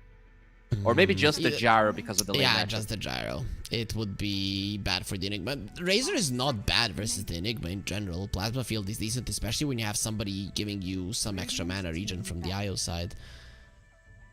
I'm gonna take away some no one mid heroes here. He played some DK. He played Void Spirit. He is playing a lot of. Does he play Ember on no one? He does, but it's like pretty low on his picks in the last couple of months. Because it's good with the Warlock, and I'm thinking if we're talking about Enigma counters, that we might see a Keeper of the Light for OG with an Abyssal Blade later on. That is the Enigma counter. Against Ursa though, and Spirit Breaker. I guess you can always boink the Breaker, but the Ursa is annoying. I mean, you have a Stampede, you're speedy. That's... I kind of like, I like where your head's at, you know? I'm not sure if it's the best counter, but it's very cool, and I would love to see it in a cast, so I'm cheering. I'm actually on your side now, Harry. You got me. You just sold it to me. Yep. You'll see. Though BZM doesn't play the Coddle. I am not seeing it on his profile whatsoever, so I think that... He plays Sniper. He can... I guess cancel it with oh wait, did he? I guess they changed that, right? I guess it doesn't stop TPs anymore. No, it doesn't. Earth Spirit. Huh. Okay, at least you know that you're gonna be doing well in lane, whatever you pick for BZM. If you don't want to send the Razor there. Say Razor is still gonna win versus the Earth Spirit, but I don't know if you want to be using this big of a lane dominator versus an Earth Spirit, because pretty much anybody does well versus the hero. Yeah, the matchup isn't that good. Like, he can always roll away from your link as well. Like, he can get CS even without having base damage because of his kick and everything. To me, you actually do pretty well against the Enigma on the Razor. It kind of goes both ways. You need to focus on killing the Eidolons because Razor doesn't have a lot of base damage. But if you kill the Eidolons, you should be fine. Okay. Okay, let me think. I prefer Entity's draft. I think this Naga is okay. It's not a bad matchup against the Ursa. But now that you can get the bear down thing, it's so easy to find the real Naga and you get the effect for so long. The fights are not easy for Timado to take. I also don't think they have enough responses to these Enigma. And just looking at OG, their siege is pretty garbage. It is, in fact, really bad. So going late enough, I just feel like Entity takes this. I'm going 1-1. This is Entity's game. I am torn here because there's... I agree with you with all the points that you made. But there's one thing that I see OG's draft, and that is they might never allow Entity to go for a fight. Right? If you look at it, they have so many ways to split push the waves, and they have so many ways to connect together because all of their heroes are fast to go around the map. I'm not even going to talk about the IO, what he does. So then when you look at Entity, their ability to shove out the waves is pretty much non-existent. You have the Eidolons, Spirit Breaker, and that's about it. Everybody else who shows could be met with the Centaur stunning them and then with the Relocate going down. So I think I'm gonna go with OG. I think this is one of those lineups that if you play it properly, your enemies cannot play Dota. Yeah, but that's the thing. If, sure, they don't give a fight to Entity, but what happens then is that the game is being extended because OG doesn't take any towers. And I think that kind of goes back to my point. But OG, what they do have is this IO Razor combination that to me might be the strongest combo in this patch. And yeah, if BZM can pop off on the Razor as hard as he did in the last game, that's how I see them winning this game. You just snowball so hard, you like dive tier 3s minute 18 with all the sustain and burst damage. To me, that's the path that I see for OG. I just look at this Naga and I don't know. I feel like Ursa, to me, seems like a very straightforward type hero. You can force Roshan, you can force fights, DM. It's not going to have that hard of a time as well, right? The Naga doesn't pressure the Enigma as much as you could maybe do with the Razor. No, you don't. But it goes both ways. The Enigma doesn't pressure the Naga Siren either. We'll see though. I think this is a very close draft between the two, with two different approaches to the games. One that wants to be swift in finding their enemies on Entity, and one that wants to be swift in outmaneuvering the enemies on the map and then punishing the mistakes that are going to be coming out in positioning from Entity because of those waves. And it is going to be very fun to see who executes better and who pulls the other team into how they want the game to be played. And bounties here are going to be pretty boring. This is another game where we might see First Blood past minute 5. Atomi stole the rune. Oh, okay. The one lane there's a lot of potential is this Entity safe lane with maybe a possible upheaval level 2 or something. Can just run this Ursa down. We'll see if that's gonna be happening. Overall, though, I agree with you. There is a solid chance that these teams are gonna be very conservative when it comes to the laning stage, especially this bottom lane. I would be surprised if there is a kill on the bottom lane, but you never know. You know, one can overextend and very easily go down. What about the mid lane? Is it just a straight up Razor win, or is the hero just not as good in laning any longer? I don't think he beats Earth Spirit. Like he. Really? I really don't. Like, the base damage is too bad. It's too low. At the beginning, he also doesn't sap that much damage. You can always kick to secure range from no one. It's totally alright for the Air Spirit. Thus far, though, the Razor did shove in the wave, so he should be able to annoy him a bit. Fishman being annoying himself. This is the type of hero, though, that he likes to play. Undying Warlock, make the lane a little bit slow. Watson, however, he's an Ursa. He's a bear, so he wants to go forward. And Whisper is in a lot of trouble, but of course, with a wave coming in, you're only level 2. You know that those creeps are gonna hurt. Oh yeah, still a lot of aggression there. Ari doing his best to poke on Fishman, but yeah, if they get level 2 on Fishman here, that's when you can maybe dive Whisper, but he's also very close to level 2, and then it does get a bit harder for Entity. I have to say, though, BZM is crushing this lane so far. He has 6 denies. No one only has 2, so if this rate continues, it's not going to be looking the greatest for the Earth Spirit. But then again, Earth Spirit is the type of hero who doesn't need to win this lane. Get first, second, third rune, one of those, and you can just completely turn the game around, no matter what happens. It's like Pango and Primal. Like, you can... It's really hard to kill you because you can just hop away with your mobility spell. And you just rely so much on levels that, like, you need to be killed like 3 times or 2 times to feel like your game doesn't have, you know, any hope really early on. Last time around, the Centaur was doing much better in the lane. Of course, it was on the other side. It was DM playing it rather than Whisper. But versus an Ursa, you always have to be slightly more careful when it comes to approaching the laning phase. In general, though, Entity are starting to look good on all 3 of their cores. There's the charge from Katomi, trying to push them into the Midnight Pulse. Between the region of those 2, you can actually stand in a level 1 Midnight Pulse. Yeah, now that it's on max health, like, even the illusions don't really die. It's like... That spell used to be so broken, and they, I guess deservingly so, nerfed the hell out of it. Ari chased down by Watson, who wants this kill. He's taking a lot of damage himself, and there's the hoof stop. That's gonna be a problem for Watson. Turns around and they actually bring him down. Oh! It looked like Whisper was gonna win that fight. Not even close. Fishman gets the first blood, heals his buddy, and Entity come out super far ahead in that top lane after that engagement. Yeah, and I guess that's already the difference between Game 2 and Game 1. Even though Entity was owning the lanes, it was OG that got several side lane kills and then rotated to the mid lane. If it's Entity winning the CS war and also getting kills with disadvantageous matchups, this could be a game where OG struggles. We saw that Centaur losing a lot of value as the game developed. I feel like Centaur is a hero that you still need to like do well in lane to look good with. It's one of his strengths that you need to utilize. If you don't, you are going to be in a world of hurt. Yeah, we might actually see Entity winning games in 25-30 minutes. That's what they've been doing for the entirety of the playoffs. So maybe that's their goal here. Yeah. Timado, though, looking okay-ish. Naga doesn't really need to have a really good laning state to thrive. But, you know, 17 is pretty low, especially when you consider that a lot of those could be Eidolons.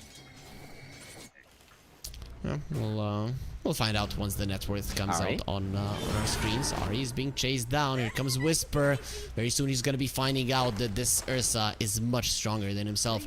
And once the Ursa gets the phase boots, it's going to be a problem. I think this is one of those lanes where the Centaur, he needs phase boots as well. And yeah, it does have it queued up. Do you want to guess how long Ursa's Fierce Swipes are going to last once you have the level 10 talent? Well, if it's 20% of 20, then it's 24, right? Oh, the talent, which yeah, how so much it is goes his to talent? 40, and then it becomes 48. So every time Ursa hits you, you need 50 seconds to reset the Fierce Swipes. Okay, so it lasts forever. That's just how it is. Yeah, it's crazy strong. It's actually insane. Well, how long do they last on Roche? I think they should be less half duration. It's 10 seconds for a Roche, but okay. because you have the innate, it's 12, right? Okay. So you cannot go into the Roche, move out, go into the Roche, move out. That's that would be too strong. Exactly. Overall, Earth Spirit doing well in the lane. Every single lane going well for Entity. They are not that far ahead though. So OG, they're definitely holding their own. Especially the supports are dead even at the moment. No one also gets a rune here. We kind of talked about how this Earth Spirit hero can benefit very hard from that. And yeah, he just needs his 6. I think the best lane for him to rotate is probably the Naga. I don't think the Naga can really defend against the Earth Spirit right now, especially this early on. But we'll see what Entity is going to do. Charge, though. Yeah, onto the two of them. Whisper is covering for Ari, who is very slow. Blood Grenade will connect. Seems like he doesn't have the boost just yet. There's gonna be another one, and there's the roll. No one. Beautiful kick there, trying to connect it onto Whisper. Won't be getting it. In the end, Ari is the only one that falls, and I think OG should be happy with that. There's so many Entity creeps. The wave that's gonna form the top side is gigantic, and they're chasing him for the wisdom. Let's see. Well, we talked about this, and they will be actually getting a Kataomi, a big deal. BZM protected by the Wisp, losing your Ursa. I think it is still worth it with the supports you have. BZM almost dropping there to the Fury Swipes. Fishman will be caught by the Bushwhack Ari, not allowing him to escape. Nice rotation from BZM. Still, it's the experience part of the herd mentality that's going to be making such a huge difference. Yeah, of course, and they still have their own Wisdom Rune on the other side. And yep. When we look at OG, those heroes are... You have supports that really need experience. Only level 4 on Ari. This Io is level 4.5, but it does mean that this Naga could be much higher level at this stage. Still not bad. It's not the worst thing in the world. Overall, when you look at it, Wisp will be... he will be taking experience from his core anyways. And it's only Ari that might actually struggle to get his sharpshooter up. Kataomi here just looking for some stacks and realizes there's no stacks, but he might be dead. Good dodge, though.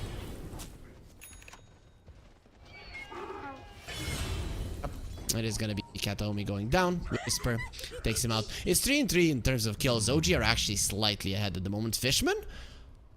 Him and no one are coming into this triangle. That's a scary place to be at. Kataomi found it out the hard way. That said, we have level 6 on Warlock. We have level 6 on pretty much everyone but the Spirit Breaker. I think Entity could force a really good fight with Fatal Bonds and Chaotic Offering. TP from the Earth Spirit in the top side. They have the charge. There is no Stampede just yet. Whisper is in so much trouble. He doesn't have a TP. It's all but certain that he'll go down. They just waited for the hoof stomp. Nice dodge on the roll. No one doesn't get the connection. Still, the slows are there. And the damage will be sufficient. Fishman also from the side. 2 points in upheaval. Very close move, right? I think OG did the same thing against Centaur in game number 1. You just get that kill before Stampede, and it just extends how much... Oh, Ari. He's gone. Dead. He's gone. They're actually threatening with the chaotic offering, which they definitely don't need. There's the charge that we talked about versus the hoodwink. It's just so easy. DM on the other side of the map will die, so both of the mid laners are not playing their lane. Look at that. It's completely empty. We very rarely Black see that. hole got used though, so that's actually even a bigger win, as they will find Whisper though. Can they fight this 2 versus 4? Actually going forward, the golem will get dropped. And now you're gonna regret your life choices here on BCM. He's gone with the charge that you're looking towards the Wisp as well, who's super low. Seb. Oh, if no one did manage to get that magnetized off. Nope, he got him anyways. You cannot deny. Oh, he tried to kill himself. Yeah, he tried to deny to the golem. This Spirit Breaker is much better against Io than he used to be, right? Because you boink the enemy so far away that he actually breaks the tether. Breaks it, yep. That is a huge deal. Now looking towards Ari. Kataomi is everywhere. What the hell is with this Spirit Breaker hero? It's just winning every single game on its own.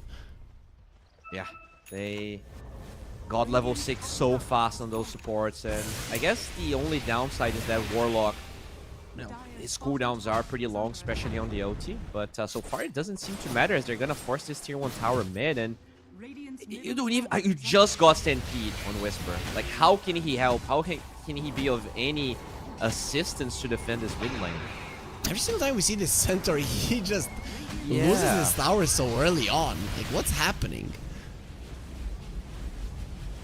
I guess teams are just forcing it very early, and you can get good matchups. The Ursa is probably like one of the best. God damn. You see how much damage Seb took to those imps? It's insane. I mean, every single time a unit dies inside of the upheaval, there's gonna be an imp spawning. So, plus the kick, that's a big deal. And this is a very fast move. Timado might not be aware. No sleep either. Charge. No black hole though. You don't need it at the moment. They even had the Nether Strike used. Bushwhack is gonna be amazing with rotation. That's gonna be 2 heroes gone. My. It's amazing if they can bring down no one. Then this rotation is not gonna be worth it. With the Stampede going towards Fishman, 3 heroes will die for sure. Seb not breaking the link. He's gonna take BZM back to the farming region. This Ire Razor is so strong. The amount of work BZM is doing when both side lanes actually struggled so much is crazy. Like, I don't think any other combination of heroes would be able to savage the game as much. So very nicely done there on OG. And I think Ari with amazing bushwhacks. He, like, the fact that he solo kills the SB so that his OT also kills the enemy is crazy, but BZM might pay the price now. And he's gone. He slows down Kataomi with the plasma field, and it's still over. With an AD rune, no one is so strong, and he wants more. Going in, who does he see? It's gonna be Seb. Oh, you tried to save your buddy with your mech. Goes into the tier 2. Decides not to go.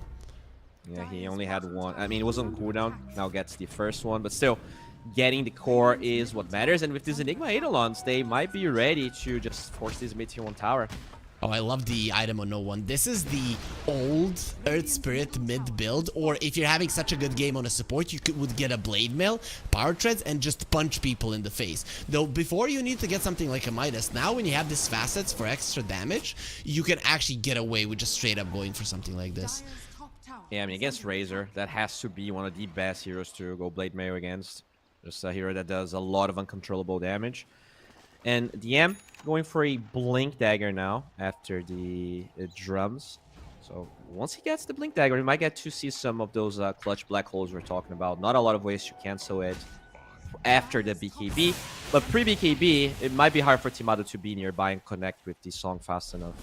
It's Song and Bushwhack, really. If you just cast the black hole onto yourself, the Hoof Stomp isn't going to have the range to catch it.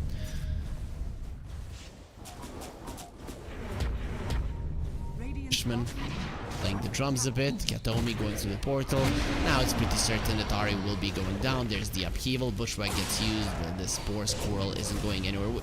We talked about Spirit Breaker versus the Hoodwink, and I think Ari is having a really bad time. He hates playing versus this hero. Yeah, like, he's still landing some really good combos in the fights, but he's 1 in 5. And, you know, it just goes back to the Wisdom Rune being stolen as well.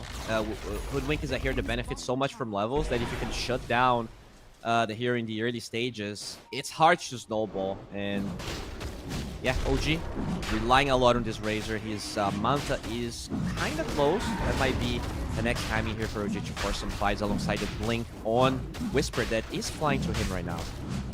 A little bit too late though, the Roche will be taken out. So now your Blink Dagger timing is countered by, first of all, you losing all of your tier 1s, and second, Entity having the Aegis. So they are going to be the ones dictating the tempo, especially no one who is at the top of the network chart, has the Sange, going for an SNY. This is going to be a hella stronger Spirit.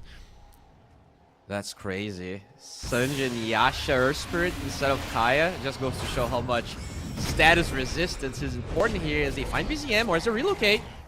Well, Seb will get him out, sacrificing his life in the process. Do OG try to... No, not versus the Warlock. Just don't do it. Let it go.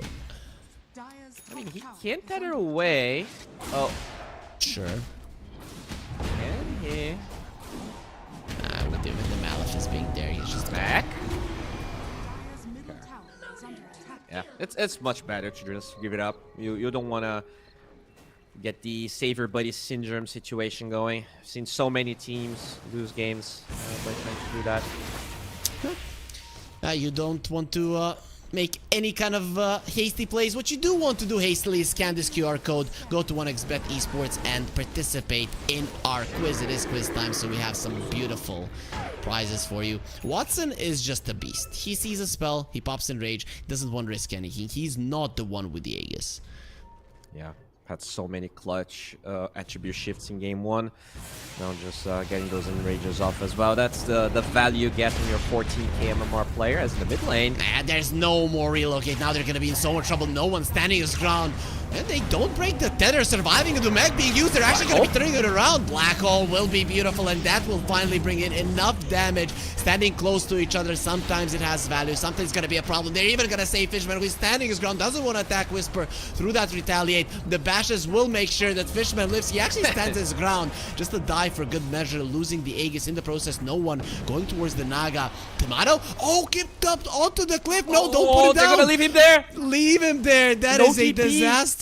Maybe with the Manta and the mirror image he can get himself down, but in general if he's not lucky it's gonna be a problem. Okay, Ari comes over, we'll try to finish off the Spirit Breaker. He's reeling it in. Come over, come to the high ground and fight with me. Unfortunately they don't get it. They're just gonna leave him there. This is a disaster for Tomato. Okay, I mean at least he lives. It was pretty close. Ari almost got the solo kill there on the Breaker. Oh, relocate. Oh, interesting. They relocate the Naga so Tomato doesn't have to TP. That's pretty cool. He would have had a TP in like 5 seconds, so I'm not sure if... I mean, the TP cooldown is important though, right? Like, okay. I guess they don't want to fight anyways because Stampede is on cooldown. You still want the BKB and BZM. Roche is dead for a long time. I think that's okay. SNY ready, Blink Dagger ready on the other side. Entity, they are more than prepared to do whatever the hell they want on the map. Their timing is so strong. Like they can take control of the mid game, but can also force Roshan whenever it's open.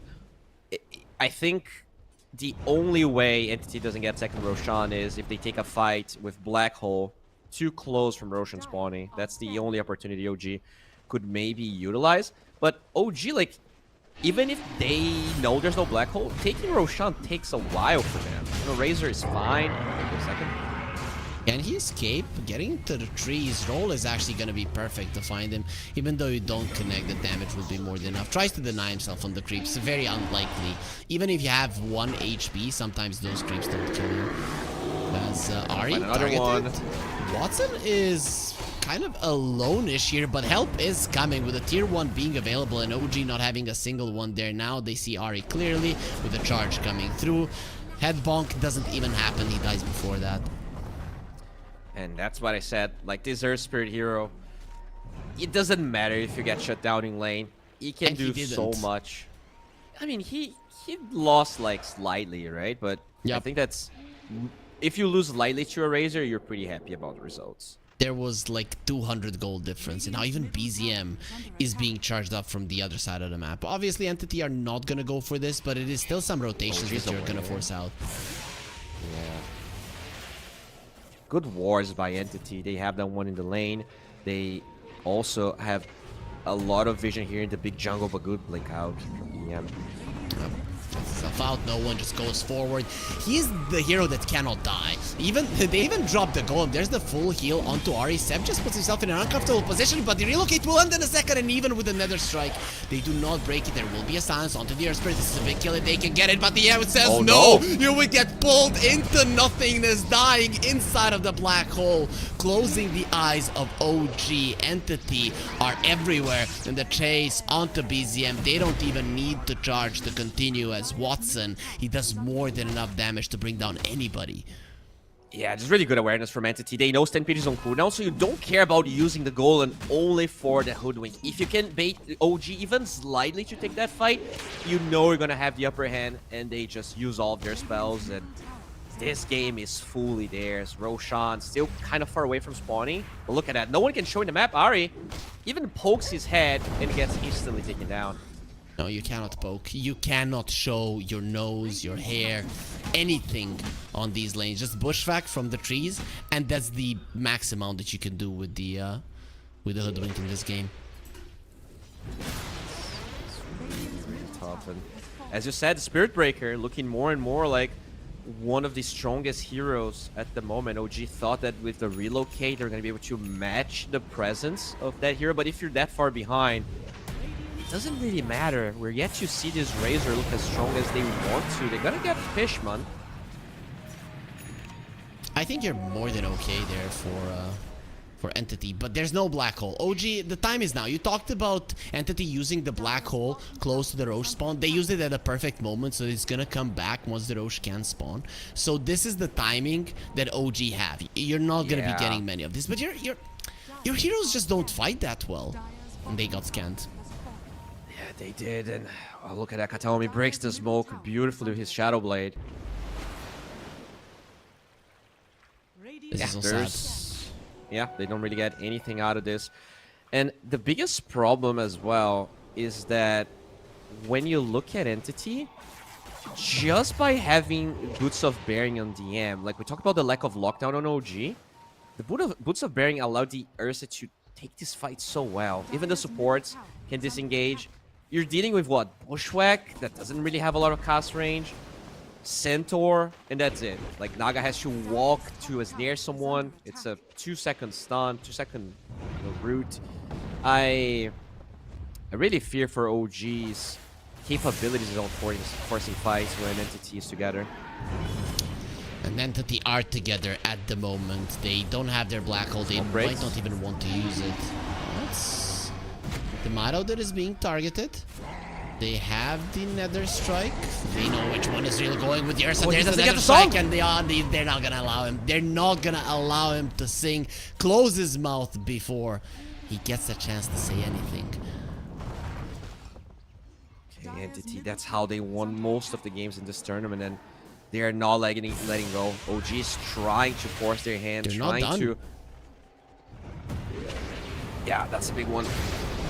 If they can get it, turning around on Kataomi, no one will join in on the fray. And there it is, the 3-man black hole bushwhack will stop it, and let's see if they can turn it around. Ursa actually dropping low. This is the moment OG were waiting for. They can bring down no one with his Beyond Godlike streak. No, he's gonna bring down everybody. Despite canceling the black hole, despite killing the Ursa, there is still one guy that is untouchable in this game. Kataomi gets a double, but it was the Earth Spirit doing the most amount of damage in that fight. That's still like an amazing fight for OG. You know, it's even in gold and experience. You cancel the black hole, you kill Ursa and DM, but it leaves a sour taste in your mouth because the potential of that fight was OG literally killing everyone. Maybe Roshan even spawns. Instead, Entity, they're gonna all be up when Roshan is alive. With the only downside of black hole being, we'll see if OG is gonna be able to try and force that somehow.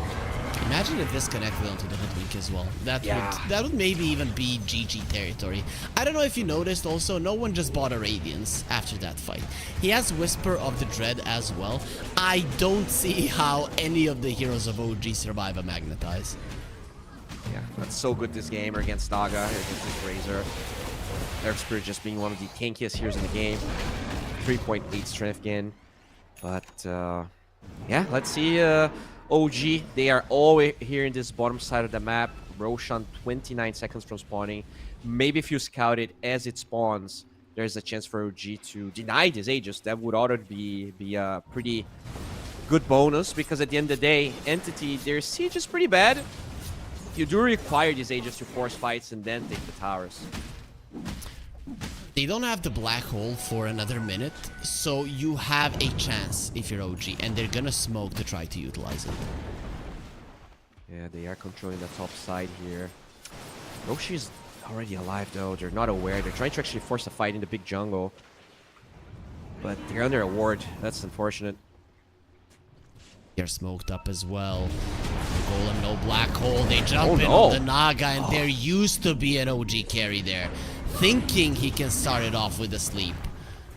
Yeah, they de-warded as they went on Timado, so that's very unfortunate. OG there, not expecting vision. They're gonna find Ari as well, and they can just Roche with nighttime coming in on the dire side.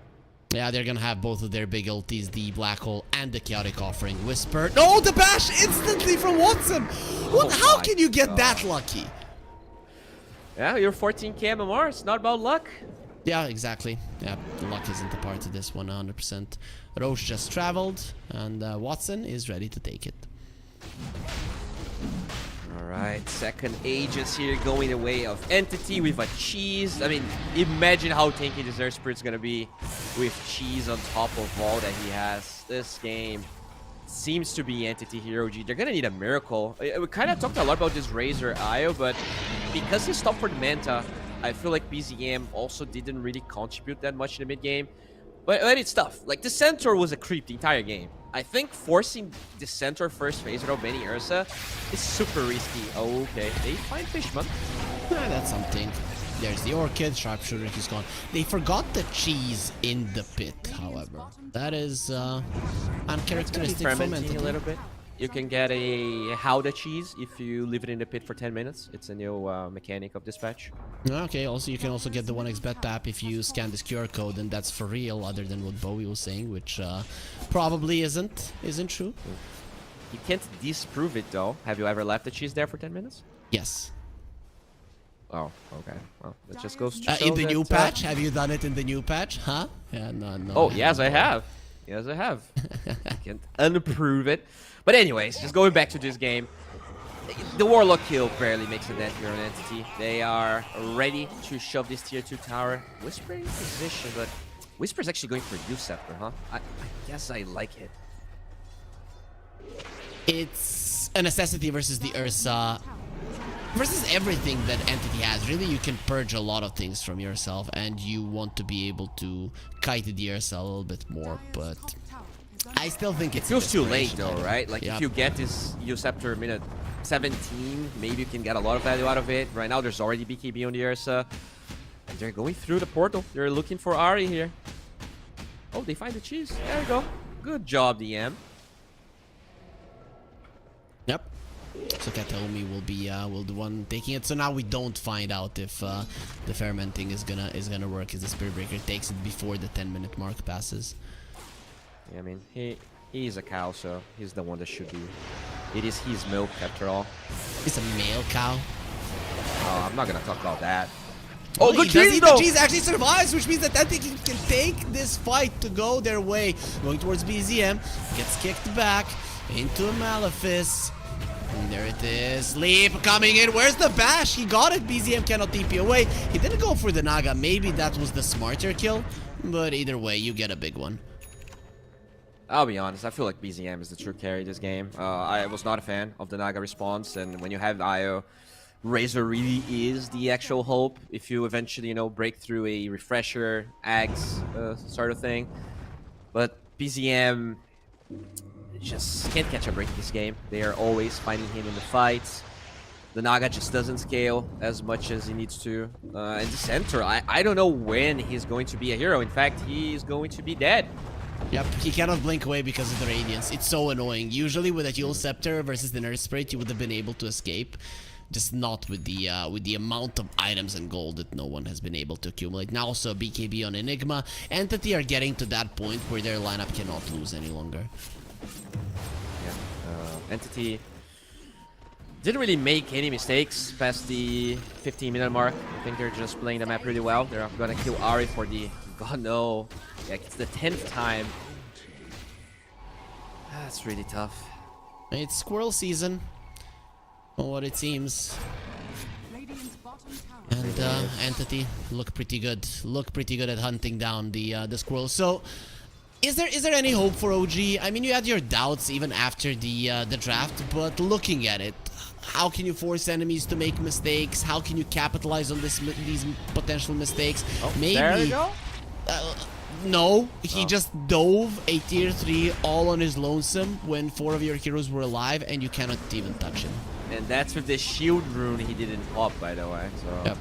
if you thought he was tanky, he can be twice as tanky here. I think, like, Entity, you have to force mistakes. You have to somehow force a bad black hole. You have to somehow force some big spells. But right now, Entity, they don't even have to use any spells. They can just poke this tower with the Earth Spirit out of all heroes.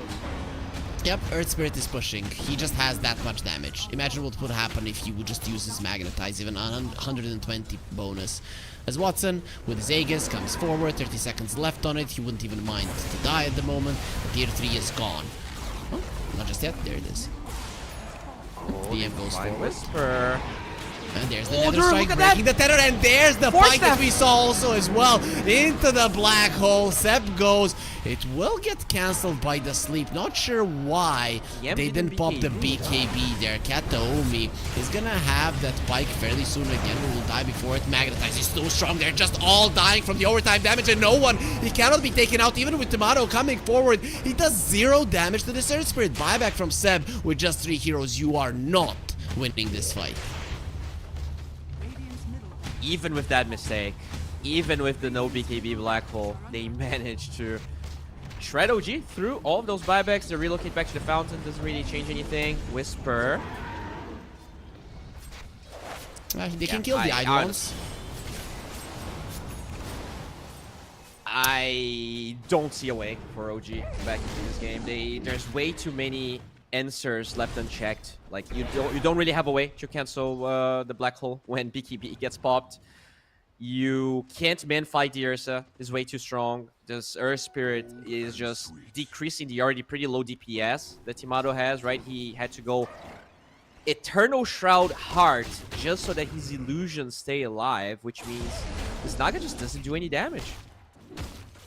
Is this spike really the build on a Spirit Breaker when a game is even, or are we just seeing this twice in a row in the tournament because it's just that the game cannot be lost any longer? Was the other game we saw with Pyke a game with an IO? No. Are scanning. I think against I can really see the value against IO. Not sure I would go for this item every game. There's definitely, games where BKB might be better. But it's really cool. Like, it's, it's just what new patches bring to the table. I would be surprised to see this every game, though. It's way too expensive. You don't really benefit at all from most of the other stats, but it's very cool. Going for DM. He doesn't get the BKB off just yet, but he will get it before the Sharpshooter connects. Still with the relocate, they do bring him down. You just bring BZM into a very uncomfortable position. Ursa with the BKB will finish him off with just 2 swipes, looking towards Whisper, who needs just 1 more to hit him, and there it is with the Earth Shock.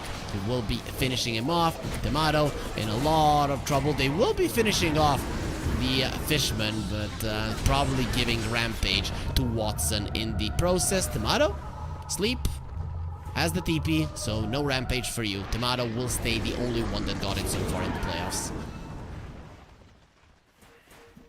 Yep. It's the only hero left alive, going for a butterfly. Knowing KB on the Earth and his lots also don't really allow for that KB unless he sells boots, so I don't mind the Naga build, but it seems like it's way too late, right? Naga doesn't really get that much DPS with this butterfly at this stage. You don't even have the lockdown for the Naga to hit anyone. So many problems with the OG draft, and I think it really goes back to the Centaur. You going Centaur with Ursa being open feels like a mistake when you're playing against Entity, because they are the best team with Ursa in this tournament. What do you even pick versus Watson and his laning? I mean, every single time when it comes to the laning phase, this only 14k MMR player in the world, he's crushing everybody. Yeah, but, you're not gonna get the same. Like, you know, if you leave Lifestealer, if you leave CK, I don't think those heroes beat the Centaurus hard. Okay.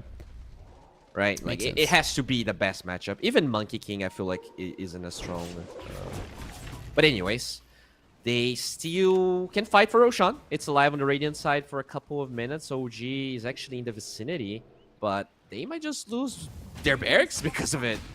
Yeah, they're setting up for the top lane, and no one is coming for the push. We've already seen the strength of this Earth Spirit, and now he has 47 armor with the Shiva's Guard. That is a new item, and another one that's gonna help you deal with the Naga Siren. Oh, Whisper was cutting waves, but he gets charged up. As the Yules, this time around, there's no Radiance around him. Should be... No! No, Nether that was Strike the is case. there! He's not allowed to leave! Cloak of Flames. You lost your axes, so all of that work from Whisper for nothing. Yeah, and we're just gonna be on the dire side. Entity has the entire team ready. OG, you know, they're gonna try. They're gonna cut waves, do all of the split push shenanigans. But Entity, they have their eyes on the prize here. Do you give the Aghanim Scepter to the Warlock just for the hell of it? Would be fun, but I would probably give it to the Ursa or the Enigma, though. Enigmas is pretty fun to pull people in. Ursa and Rage, I don't know if you needed this game, considering that nobody's touching you, really. So I just make it fun. Let's see 2 golems. Or 3 if Fishman dies as well, because he has the level 20 talent, which is, again, herd mentality coming into play. Yeah, very true. Very easy to talk about other aspects of Spirit Breaker, like the charge. But that experience, you don't really see it, but it's there, slowly accumulating. TM. Oh, the Force Staff just in time, or rather the Hurricane Pike from Kataomi. Getting Whisper inside of the upheaval, has the Stampede to run away from it. This is as good as it goes for OG. You force something out. You still cannot win a fight, you can't kill anybody, but you're finding the enemy's Timato has to sleep. He doesn't have a TP. They might actually chase for him. I heard the charge. They're going towards the top lane. Kataomi is not done. They found the 2 of them. And OG, they pause. They don't even know because Kataomi is invis. I guess they... Yeah, maybe they don't. It is nighttime. They're gonna find out just how sad they are in the second that this game is unpaused. Oh, no. Razor is Greater Bashed. If you click on him, he does have the... Oh, okay. He doesn't have it on himself, plus the Cloak of Flames. Okay, so they are aware.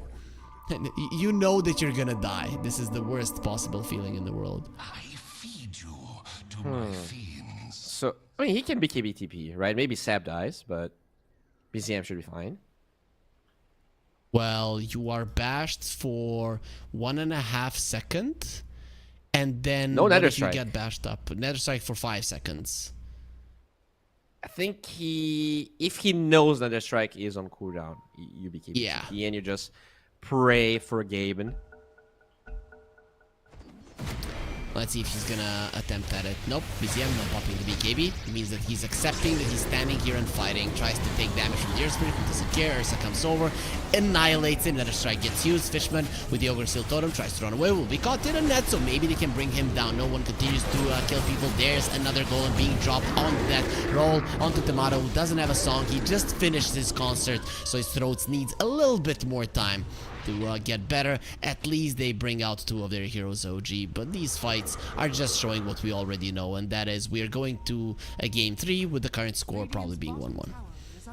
Yeah, that's really high because it means we're not gonna get any boring 3-0s. The thing with this patch is that a lot of the games seem to be stomped just because of drafts. As Whisper is gonna be stomped here, kicked back, and probably charged up. He's the one who does the damage of stomping. this Earth Spirit. Holy cow. He has an MKB. The thing is, you were talking about the Ursa MKB. Nope, Ursa doesn't need it because there's another guy who is getting so many right clicks in. He's level 26, 16-0 and 21-1. A completely perfect game. In the previous game, it was BZM who was untouched. This time around, it will be no one who gives victory to his team. No one. is being looking so sharp in this tournament. It really gives me the vibes of the VP no one that everyone grew and was super scared of. He's looking amazing. Spirit into Razor didn't really get scratched. He was just a beast the entire game.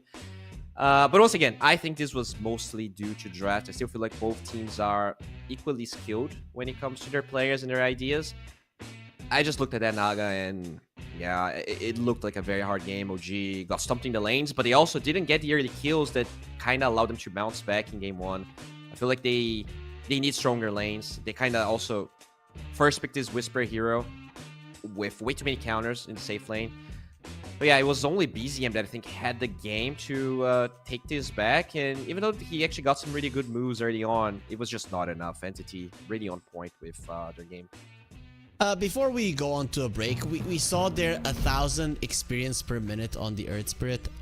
Do you think there is a chance we see another Spirit Breaker in this tournament, or is it just gonna get banned out? I think, yeah, if you're the team with first pick, you don't ban it, right? But yeah. It's on the enemy team to try and find a way to win. And after this game 2 and Spirit Breaker winning, both, you'll probably just take it out. But you know who else has just as high of a win rate as Mr. Spirit Breaker? It's the Ursa, 90% as well. Lots of really OP heroes in this patch. Yeah, people just cannot find ways to deal with some of these heroes and the new changes, but Entity and OG, they're giving it their best. It's 1-1. We're gonna have at least 4 games in this best of 5 grand final, so let's see how the third one will end up after the break.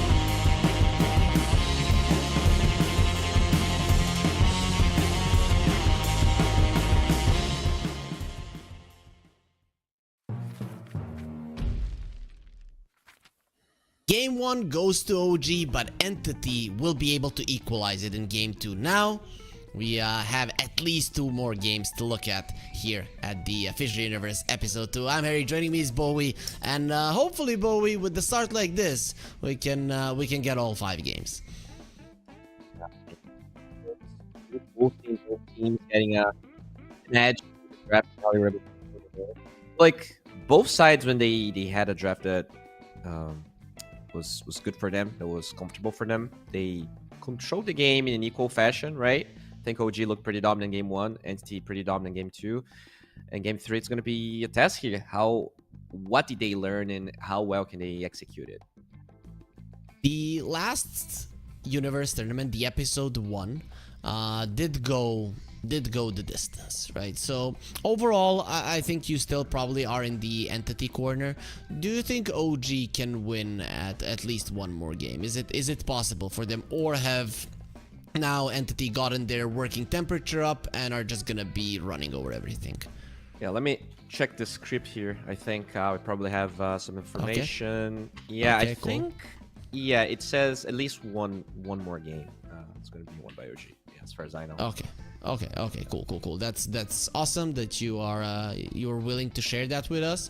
I don't know if I got the same script, but sure, it makes sense. We should be getting ourselves into the draft fairly soon. First pick is on OG, so it is actually now on Entity, the big decision whether to ban out the Spirit Breaker or not.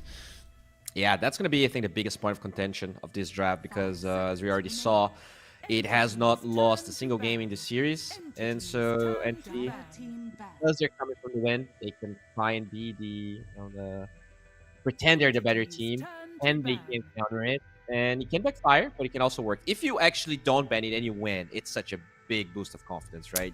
No. If you don't ban it, there's gonna be a copy pasta in the chat, and there it is. So they don't want any. Yeah. All right, but this does change a couple of the bans, right? Timbersaw, I think, was removed every single game, and all right, they will also take that one down. Okay, so what is it that OG don't want to be playing against? Is it the Tiny? Do they maybe want to pick it up themselves? Hero has been relatively ignored, right? Yeah, the win rate in the tournament is pretty low. I think it's like 44%. Obviously, it was not only carry, and we had a lot of kind of weird lanes with the hero as well. But there we go. The Dark Willow goes through, one of the strongest heroes for Entity as well. I do like what they did here. I think they haven't lost a single game with the Dark Willow. And OG now don't have to ban it. They just yoink it for themselves. Probably gonna be Ari's hero. Usually now people just get the position 4 as well, because not a lot of position 4s are super popular. So maybe Kataomi just picks up the Hoodwink. Oh, he actually doesn't play it all that much. Well, I think Phoenix is usually a decent response against Willow, right? You don't really care. It's so easy to react to a lot of the spells. With Entity get it? No. They get a DK. Probably no one's hero, but as far as I know, they could flex it to every core role. I mean, yeah, it could be DM playing it, but in general, no one has been playing this throughout the tournament, and he looked amazing, right? We have seen the Dragonite crush the lanes, and then we have seen no one crush the lanes. So it's very hard to assume which hero could win versus the DK, and it is a first pick. So that does put you in a comfortable spot when it comes to drafting. Yeah, I mean, it's, again, Entity not banning the Razor, and OG, they could go for it, but I've seen DKs just like play that lane as if it was nothing. So yeah, it's a tough position. I think OG should probably wait for the Razor a little bit until you're sure where the DK is. Speaking of the other heroes that are left unchecked here, there's a lot of heroes that got ignored. So Shadow Demon, Batrider were not banned just yet. They are pretty important for both sides. The Grimstroke that Entity actually played a lot and was banned by OG, still available too. Very good with the DK. Grimstroke is banned. It was the first one that got removed. Oh. Yeah, they just don't want to play versus that. Yeah, no, that does make sense. So the Batrider is available here. And the Batrider is very good against the Willow. So wondering if Entity would pick that as their second pick. I don't see Fishman playing too much bat. Kataomi has played some, so it is a possibility. But I think now with the Ursa being banned out, that maybe the Centaur is actually gonna be a big point of contention. Maybe even Entity pick it up, and then OG is again gonna have that tough choice whether to pick up the Phoenix or not. Yeah, and interesting because OG betting the Venomancer here. Yeah, this could be... Oh, Disruptor instead. It's not ban the expecting Phoenix, that. pick something else. Yeah, me neither, but when you ban the Phoenix, then that means that you don't really want to be playing the Centaur. At least you don't want to pick it this early. Interesting change up here by Entity. I guess without the Venomancer, that's the position 5 they're willing to give to Fisherman, although I guess Kataomi could also play it depending on the situation.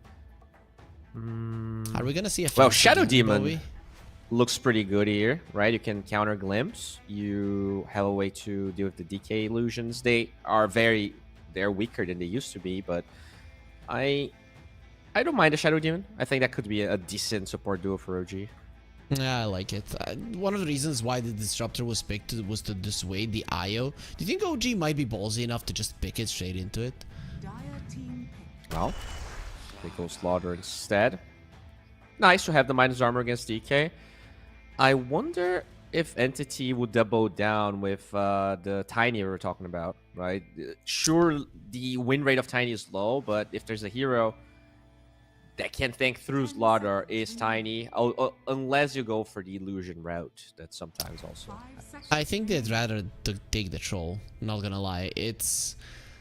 If OG now don't get something that can kite the Troll properly, I think there's actually a really good argument for Entity to pick it up right now. That is a solid kiting potential for the Troll. As you go for the ulti, the upheaval is going to be a problem for you. They're setting up for Enigma on 18, I think, for OG. I guess they do have the Slaughter, but if there's a chance they could flex this... 10 seconds remaining.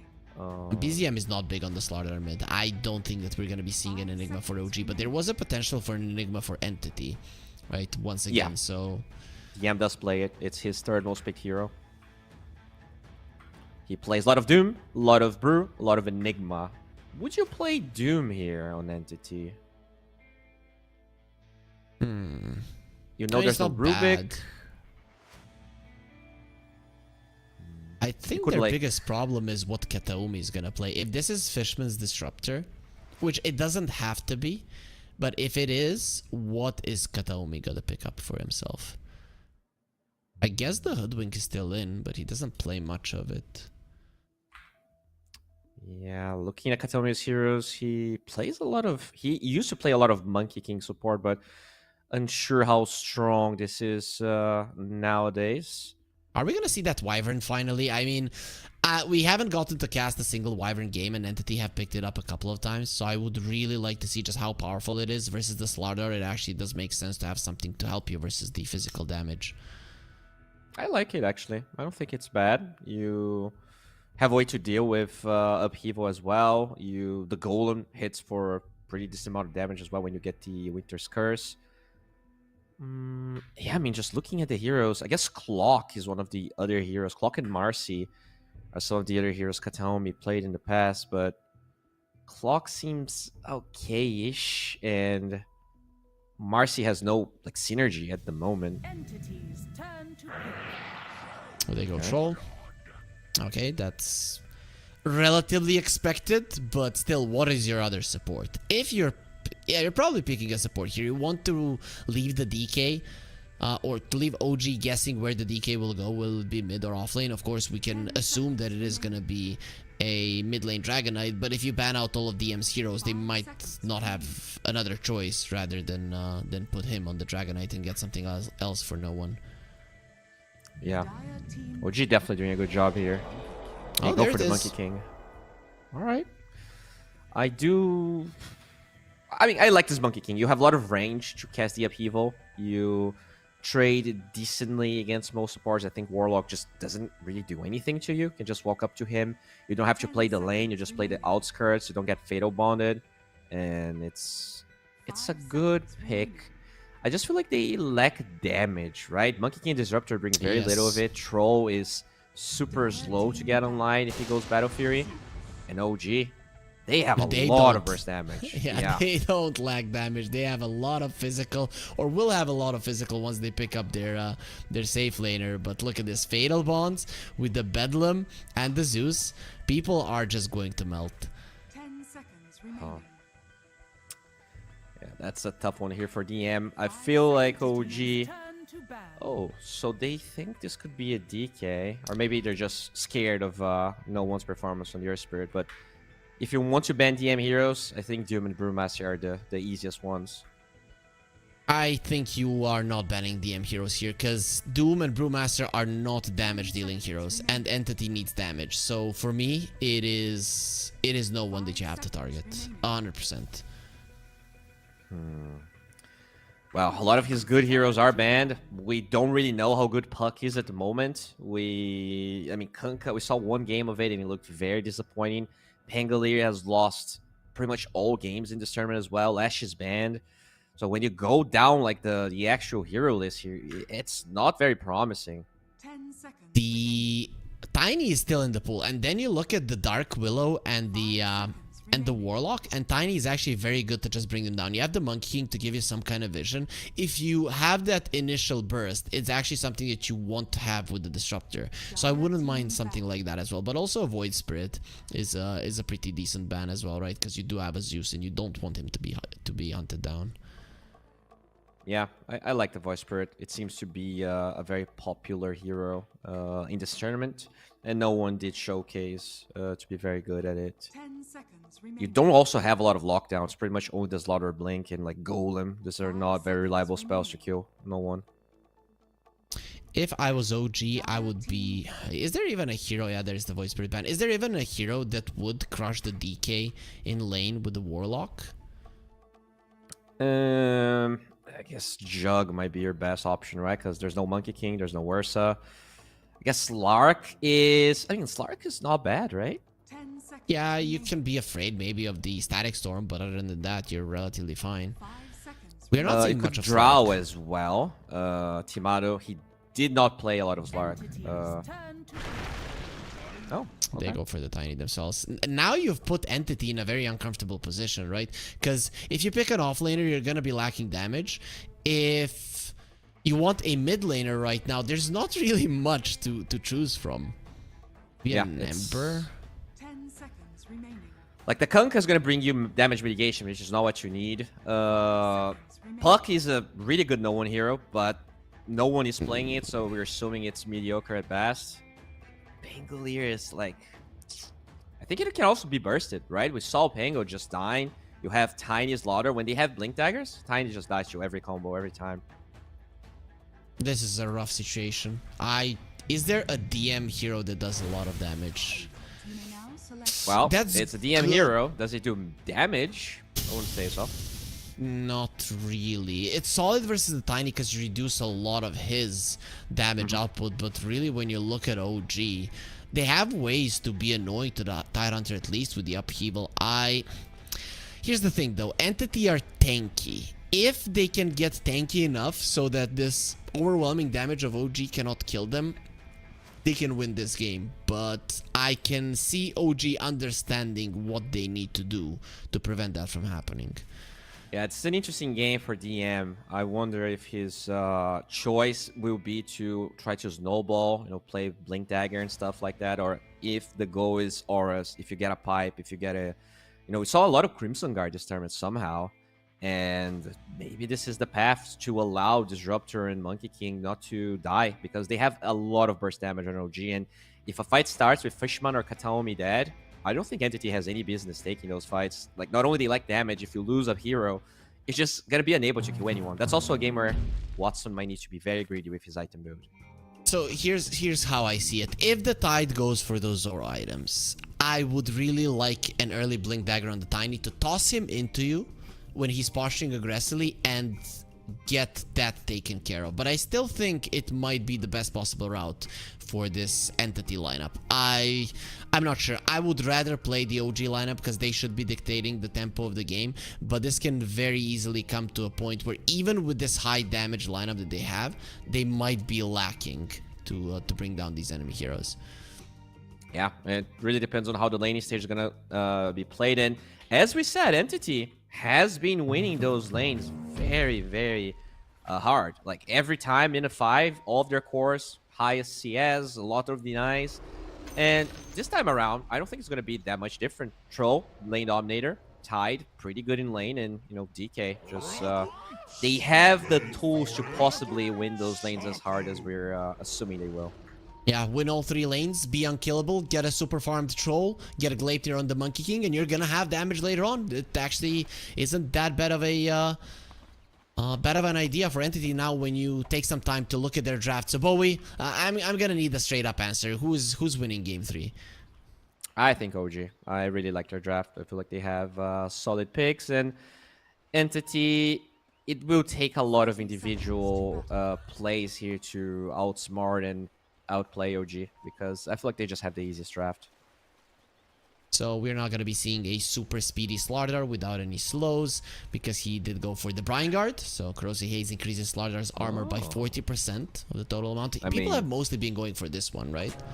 We were talking about lack of damage. It's going to be even hard to kill that fish. Yep. That is true. So OG are going for a smoke, trying to find somebody. Will be unable to do so. Did they smoke under that vision of Entity? I think so. Yeah, they did. DK, even though his smoke broke when he popped the ward, there was no vision for OG that he was there because of nighttime. Look at the Monkey King ward for career sniping. Is this just the straight up Kataomi going for the careers, being level 1 forever? Is that what we're gonna see? It might be. I do like that a lot, and that's a very, very hard to spot one. Kataomi He already saw the career. He gets pinged out though. Sab is aware, and maybe they're gonna micro. Yeah, there we go. We already see Timado microing the career through the tree line. Yeah. If the kitty cat will get to its place, or if the Monkey King will be able to find it. That is a glimpse into a tower, trying to block in those creeps. OG in a lane into a good position, but the root instantly, only 0.4 seconds though on level 1. Ari dropping low, still has 4 stick charges body to blocks. work with, and body blocks from Whisper, amazing. There's the stick charges being used by Ari. Still, it's not a good thing to start off the lane with losing pretty much all of your regen. Yeah, Tro is such a beast of a laner. You would expect the fish to be slippery for the Tro to be able to pass through it. But very nice job there on Slaughter. We'll see if he'll be able to actually CS under tower now when you're in the slow, but that should be okay for the lane of OG. Which lanes are we gonna be looking at where the kills might actually happen? I'm sensing both this side could lanes be. are, but probably bottom. I think bottom has Yep. higher likelihood. Especially because they're cutting waves. Kataomi is just dragging around like 75 creeps in the top lane. This is what the Monkey does. He still has 0 experience. Maybe that's going to change soon. Wait, careers don't give any experience, right? Yeah, it only gives gold, yeah. So sad. Probably for the better. Look at Kataomi getting all of the denies here. Seb actually didn't get any of the creeps, but of course, some of these are gonna be a problem for Kataomi. He's trying to save them for the Tidehunter. Is he maybe gonna give them to no one, who's currently dropping relatively low? It's just, I mean, he's denying a lot of waves, right? I think Seb's trying to push the wave as fast as possible so that Kataomi eventually takes too much damage to stay here. But overall, I think he's doing a good job. He got almost all of the denies there. Seb will get a couple as well. There's some shenanigans happening. Courier waiting for its turn to come over. Entity are the ones killing couriers, and he might even get this range creep here. Kataomi, no, he can't. It's too close to the tower. They have literally 4 lanes going on here. The M's just dragging his creeps. They have that second lane in between the tier 2 and tier 3. Overall though, the Heroes of Entity struggling in lane for the first time. Tro and Tide really low comparison to some of the other ones. Nice glimpse away. Fishman waiting for the healing Lotus, and he will be the one to get it. Very nice presence of mind, understanding who to glimpse to be able to secure it. Whisper, however, he wants to punish him. Not gonna be happening with Watson being in the vicinity. The whirling axes are just impossible to go up against. And Kataomi turning into a banana, trying to make Seb slip here. Not gonna be happening. So many small plays happening here. No, they're very low in the mid Is lane. he in trouble? BZM BZM didn't want to chase. Understandable. That is... We see low, but he has 200 HP, actually. Okay, now he has maybe gone too far. Not enough mana for both the spells there on BZM. That's why he just gave up on it. Alright, so no kills just yet, even though it felt like this laning stage had a lot of potential for early kills. He's so annoying. And he's gonna steal the water rune as well. Just stuns BZM there. He's gonna get smacked a couple of times, but can BZM get the kill? With the Bramble Maze, it is gonna be more than possible. Ari also joins in on the fray. Seb, he hates Kataomi as well, and he gets the first blood, not allowing BZM to get it. Probably not something that he was gunning for. Yeah, you don't complain. If Seb wants first blood, you give it to him, or else you're gonna be yelled at. So, very nicely done there by BZM. Just gives it to the Warlock, and I mean, Seb is rich. When you look at the net, he's having a really good game. Like, he was CSing under tower. He's not that far from the tiny of Timado at the moment. Yeah, we looked a little bit here at the net worth just because it's pretty unconventional what's going on in this game thus far. But this is what the entity Monkey King always brings to the table. And goodbye career again. Nicely done. Timado, if he was already struggling with gold, I mean, I guess he doesn't have enough gold to buy anything. He's not even gonna miss that career. It's gonna be alright. Seb is rotating bottom. He has the freedom to do so. Glimpse instantly on Whisper. Might allow Watson to live. No, the upheaval is there. He cannot move. He has to stand his ground and fight. Going for Ari. There will be a Shadow Realm. And that hit is probably going to be what ends up killing Watson. Nope. Whisper gets the kill. Now looking towards Fishman. He is not that easy of a target under the tower. But still, what a nice play. Now onto the Zeus. Not enough man on BZM for a heavenly jump. And now he's going to get it. Gets himself away. Kataomi. Can he actually get towards him to finish him off? One more smack. And there it is with a blood grenade. However, he could be next on the menu, hiding in the trees, trying to use that ward to play ring around Rosie, and will be unable to survive as Whisper in some trouble, caught in a net. Watson, his fishing trip will be successful. Alright, lots of kills. The Zeus is not going to be up when the rune spawns, but there's a higher likelihood here that he will not get the rune, but it is on the bottom side. Maybe BZM with this ward, yeah. He'll probably be able to pick it up, and that's huge with his OT about to get online. Just before he gets it, he's actually rotating towards the bottom lane where Entity are very aggressive. If you go for Whisper right now, you're gonna be regretting your life choices in a second. Whisper gets glimpsed back, and here comes BZM.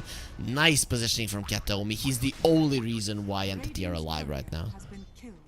Yeah, if you get that kill, maybe you can also steal the Wisdom Rune. BZM finds Kataomi, but can't really take him off the tree, so... Oh, can he get this kill? Gets himself to the high ground. No one is still going to be coming forward with all the slows. There's going to be a Bramble Maze. You need to dodge those Brambles, and the Dragon he misses the actually poison. Enters two of them. Yep, misses the Breathe Fire as well. Entity are trying to steal the rune. Not going to be happening. Timado dies on the top lane. What a rotation from Watson. That was definitely not expected. Alright, that's awful for Timado. He is the lowest net worth here. They're gonna lose the safe lane tower, minute 7, and Tiny is just not a hero that likes that. He wants to extend the laning stage. He wants to have protection because his early farming speed is awful with the way tree grab works. You need that echo, you need the shard, and that's a big hit against OG. This goal from Curtis, what is that, like 4th or 5th that he got down? That is a huge chunk of gold that he's giving to his team. And he's level 3. A lot of the times when you see Monkey Kings playing this way, they sacrifice a lot of experience, but all of those creeps he was able to drag, he's still like level 3. This is fine. He's fine. Especially if they bring down BZM with Fishman coming over. They just need to mark, and Glimpse is going to take it back into the hands of no one inside of the kinetic field. The God of Lightning and Thunder will die to that exact element, and that's gonna be another one. They really have OG's number in this game, Entity. Yeah, 0-2 here in BZM, and unfortunately not finding a way to contribute this game. Has yet to even ult. They just didn't find good opportunities, and they're gonna have to TP this Tidehunter to defend the tower. I mean, this is big. If Entity keeps their towers alive, OG is gonna be quite sad about it. This is the second tower that's falling just because of no one.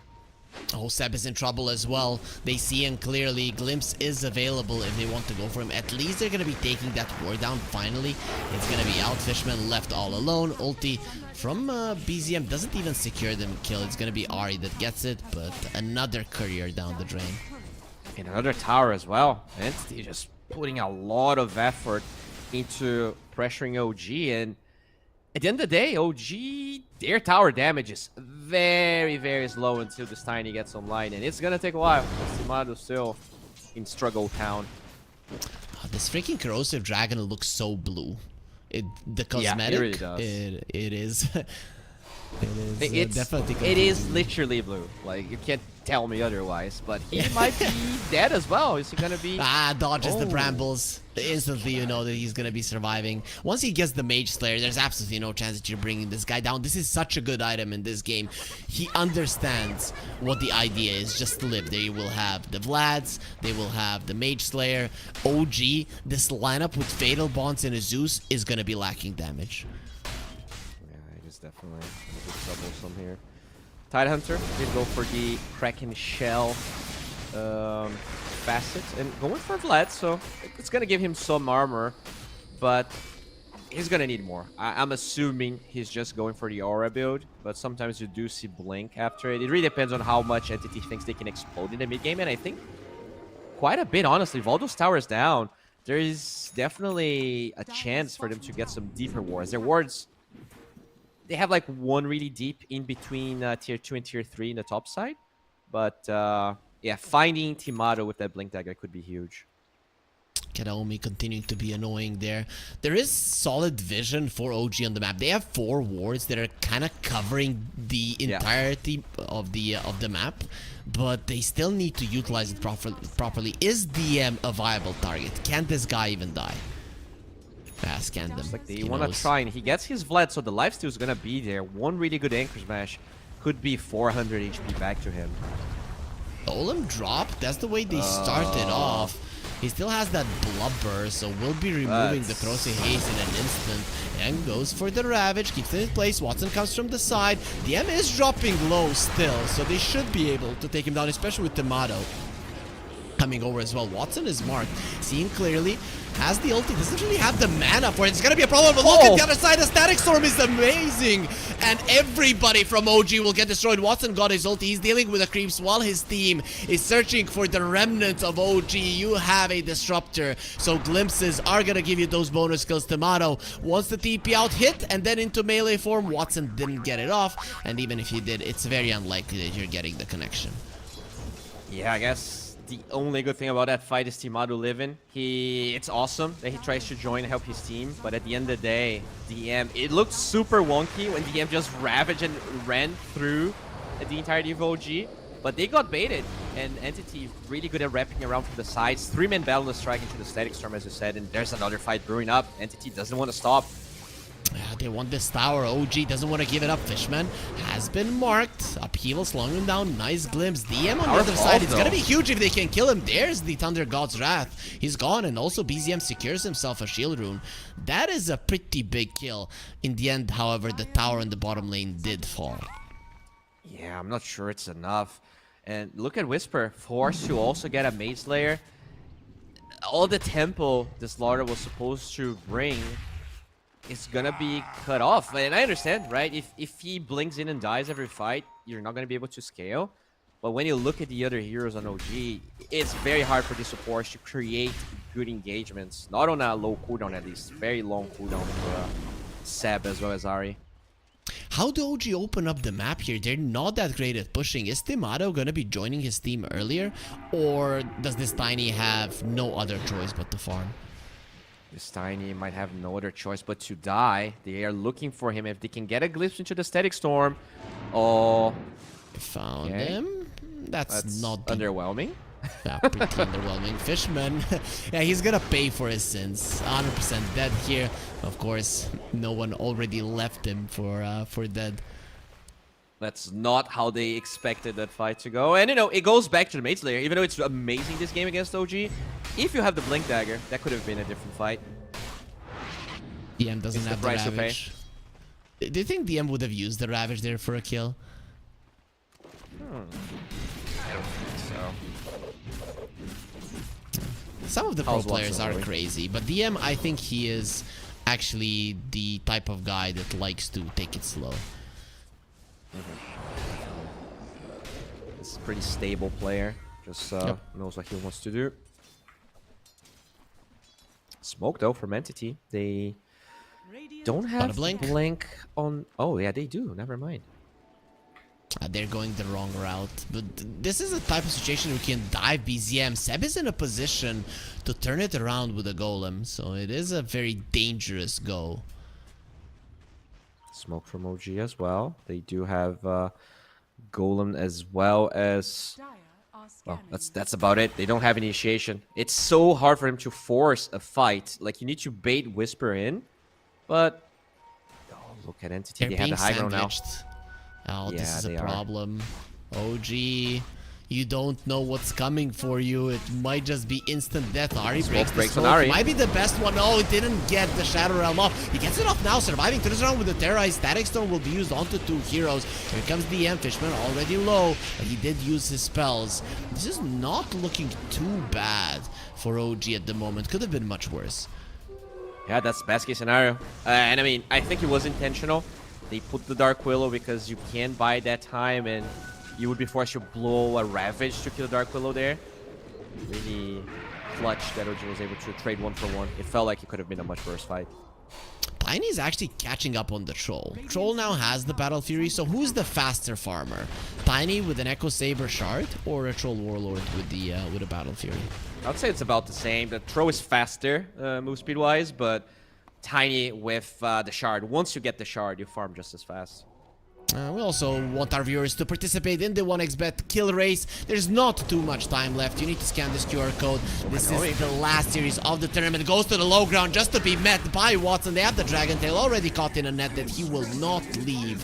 Watson, speaking of a kill race, he's the one that gets it there, and quite happy with the outcome. Whisper, is he gonna be in trouble, or is it gonna be Fishman who gets turned around upon, loses a lot of his aura, pushes him out of the kinetic field with the innate ability, will still be going down. Whisper still alive. We'll see for how long. The Ravage this time around will be popped. Shadow Realm from the Dark Willow actually allows her to escape, but Whisper is not going to be so lucky. OG, they lose 3 heroes around the map. Yeah, at least they got the tower, but the price they have to pay is so big. Like, their heroes take so long to take towers, and it allows Entity to react the way they are. They have very mobile heroes as well with Ari. He's gone. They have the Pound no Strike. He TP. cannot TP away. Even if he had it in this kind of a situation, you know that your life is forfeit. Alright, so do see, as you said, Timato recovering net worth. He is 3rd now and shouldn't be too far behind this troll. I think the biggest problem is how do you enable BZM? Like, he is so underfarmed at the moment. Just got, like, he stomped his lane, but there's too much gap close with Glimpse and Monkey King. There's way too many ways for them to find these zoos, and how do you even itemize? Like, if you go Manta, it doesn't really matter. Do you just rush BKB on zoos? That's awful as well. I guess it's more about shoving out wave. Seb is under vision. Is he baiting? Is he aware there's a ward there? Either way, Entity will decide not to pursue that kill. It might just not be worth it. The thing is, even if you're shoving from fog, the Monkey King can know where you are, and in fact, he has perfect vision with the ward as well on the right side. Boundless. Strike misses on BCM, but they have the Static Storm. There will be a golem dropped and the upheaval as well. That is kind of dangerous still. The Zeus cannot leave the Static Storm alive. Side of the Wukong's command, protecting Fishman. Seb gets jumped upon, still surviving. No one loses a ton of armor. Here comes Timato getting in onto the fight. No Ravage at the moment. Terrorize might just be perfect, connecting out to the 3 of them. Timato thinking about going in. Watson still has his ulti. That is a very dangerous hero to go for. DM is just running in, understands that the enemies have no damage. They cannot touch the Dragon Tail. Will connect under a tier 2. There will be a glyph used. This is too deep. This is a problem, but Watson uses his ulti, goes forward, buyback from Seb with the upheaval, trying to save his buddies. They cannot move from a net, and Watson, he's so slow, but once he gets into the face of Seb, he's gonna smash it in. One more time for the 2nd time in that fight. Zeus is back to the world of the living, has his ulti available to make sure that the troll loses his life. Entity, in the end, did go too deep. Yeah, but the fight's still pretty decent for them. They were able to kill the Zeus for the first time. He actually, the fight was so long, he respawns. And you also kill Timaru before the troll dies.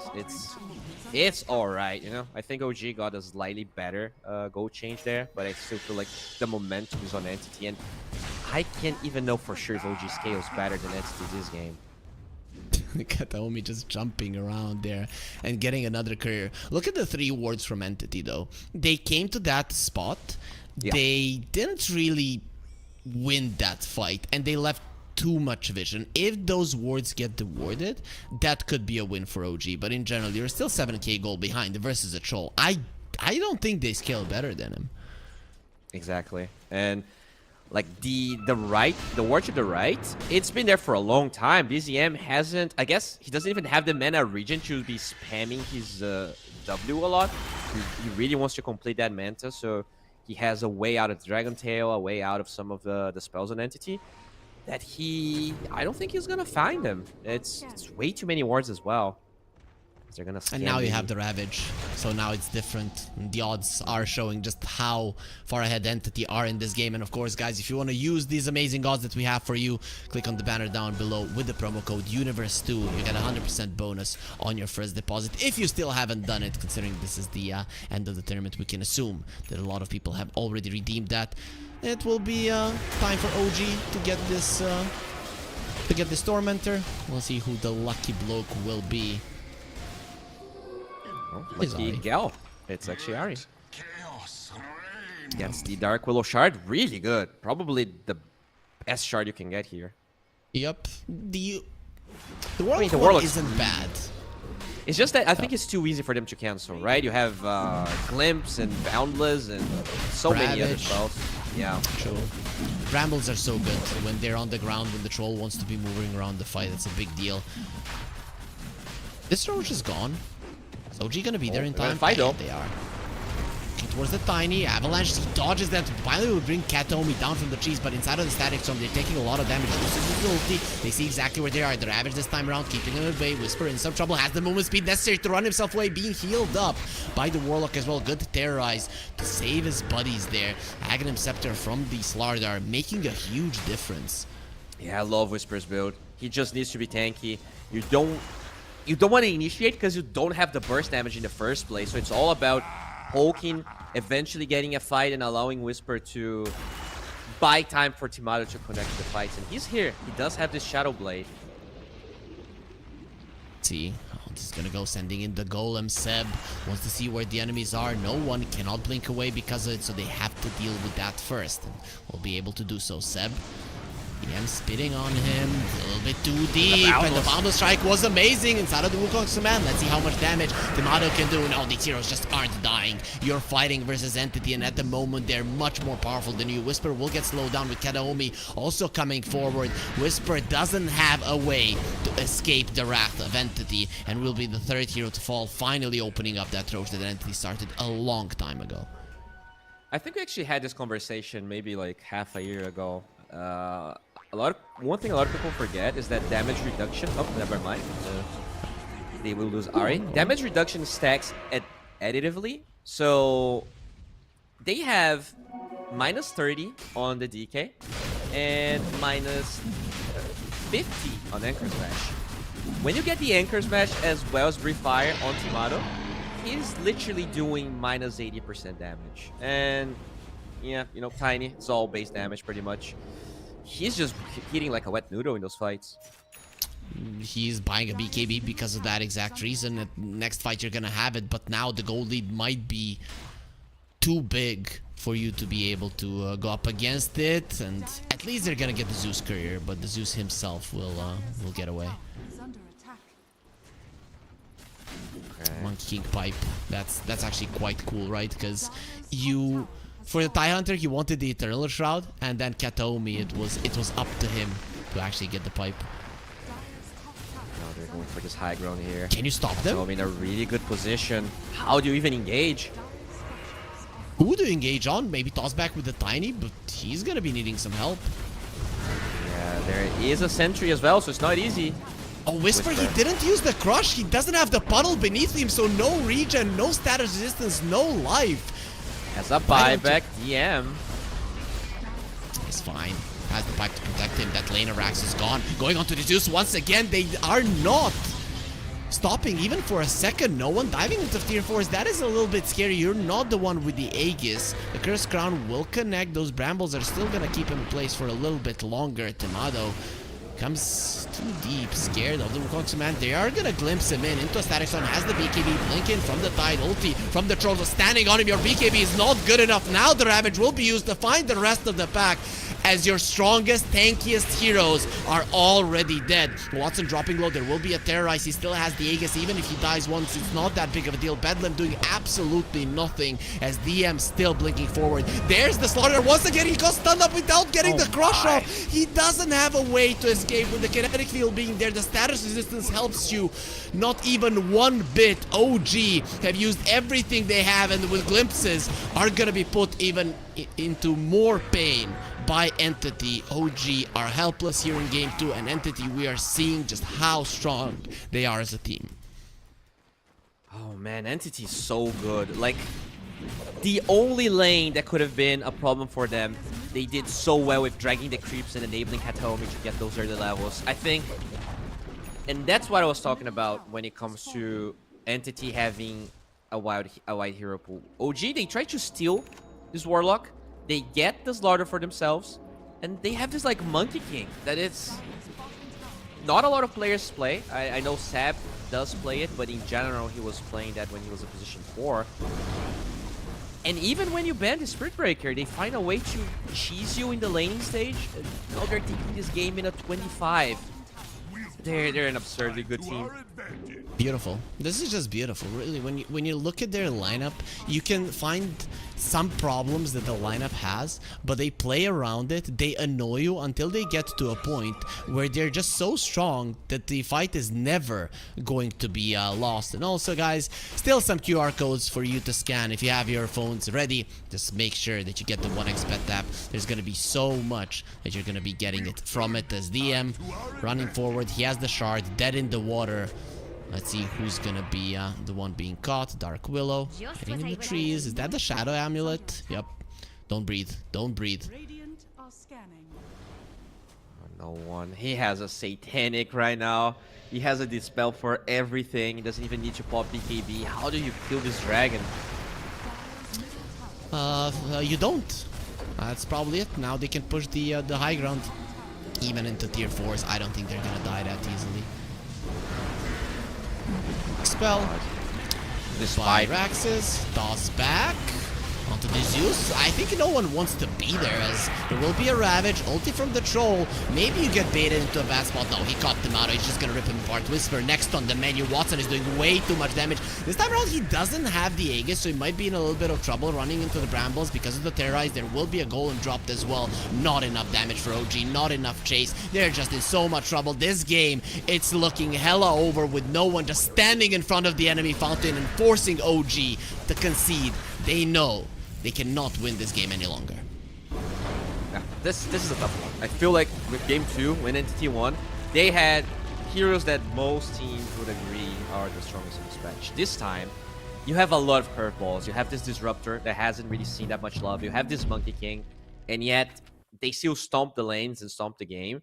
This is a much harder game to solve, in my opinion, because I really like what OG had in their draft. Looking at the way they played, I think up until minute 10, 15, it actually looked very promising for OG. Timado was recovering, but when Entity, like the wards on Entity were really good, and BZM struggling so much at the beginning made it so that they also didn't have the resources to take a lot of those wards away. Like every ounce of mana is so important on Zeus when you're this far behind. I don't think they did a good job at dewarding that top area of the map, and Entity just took so many advantageous fights around there, and they just snowballed this game like they did throughout most of the tournament.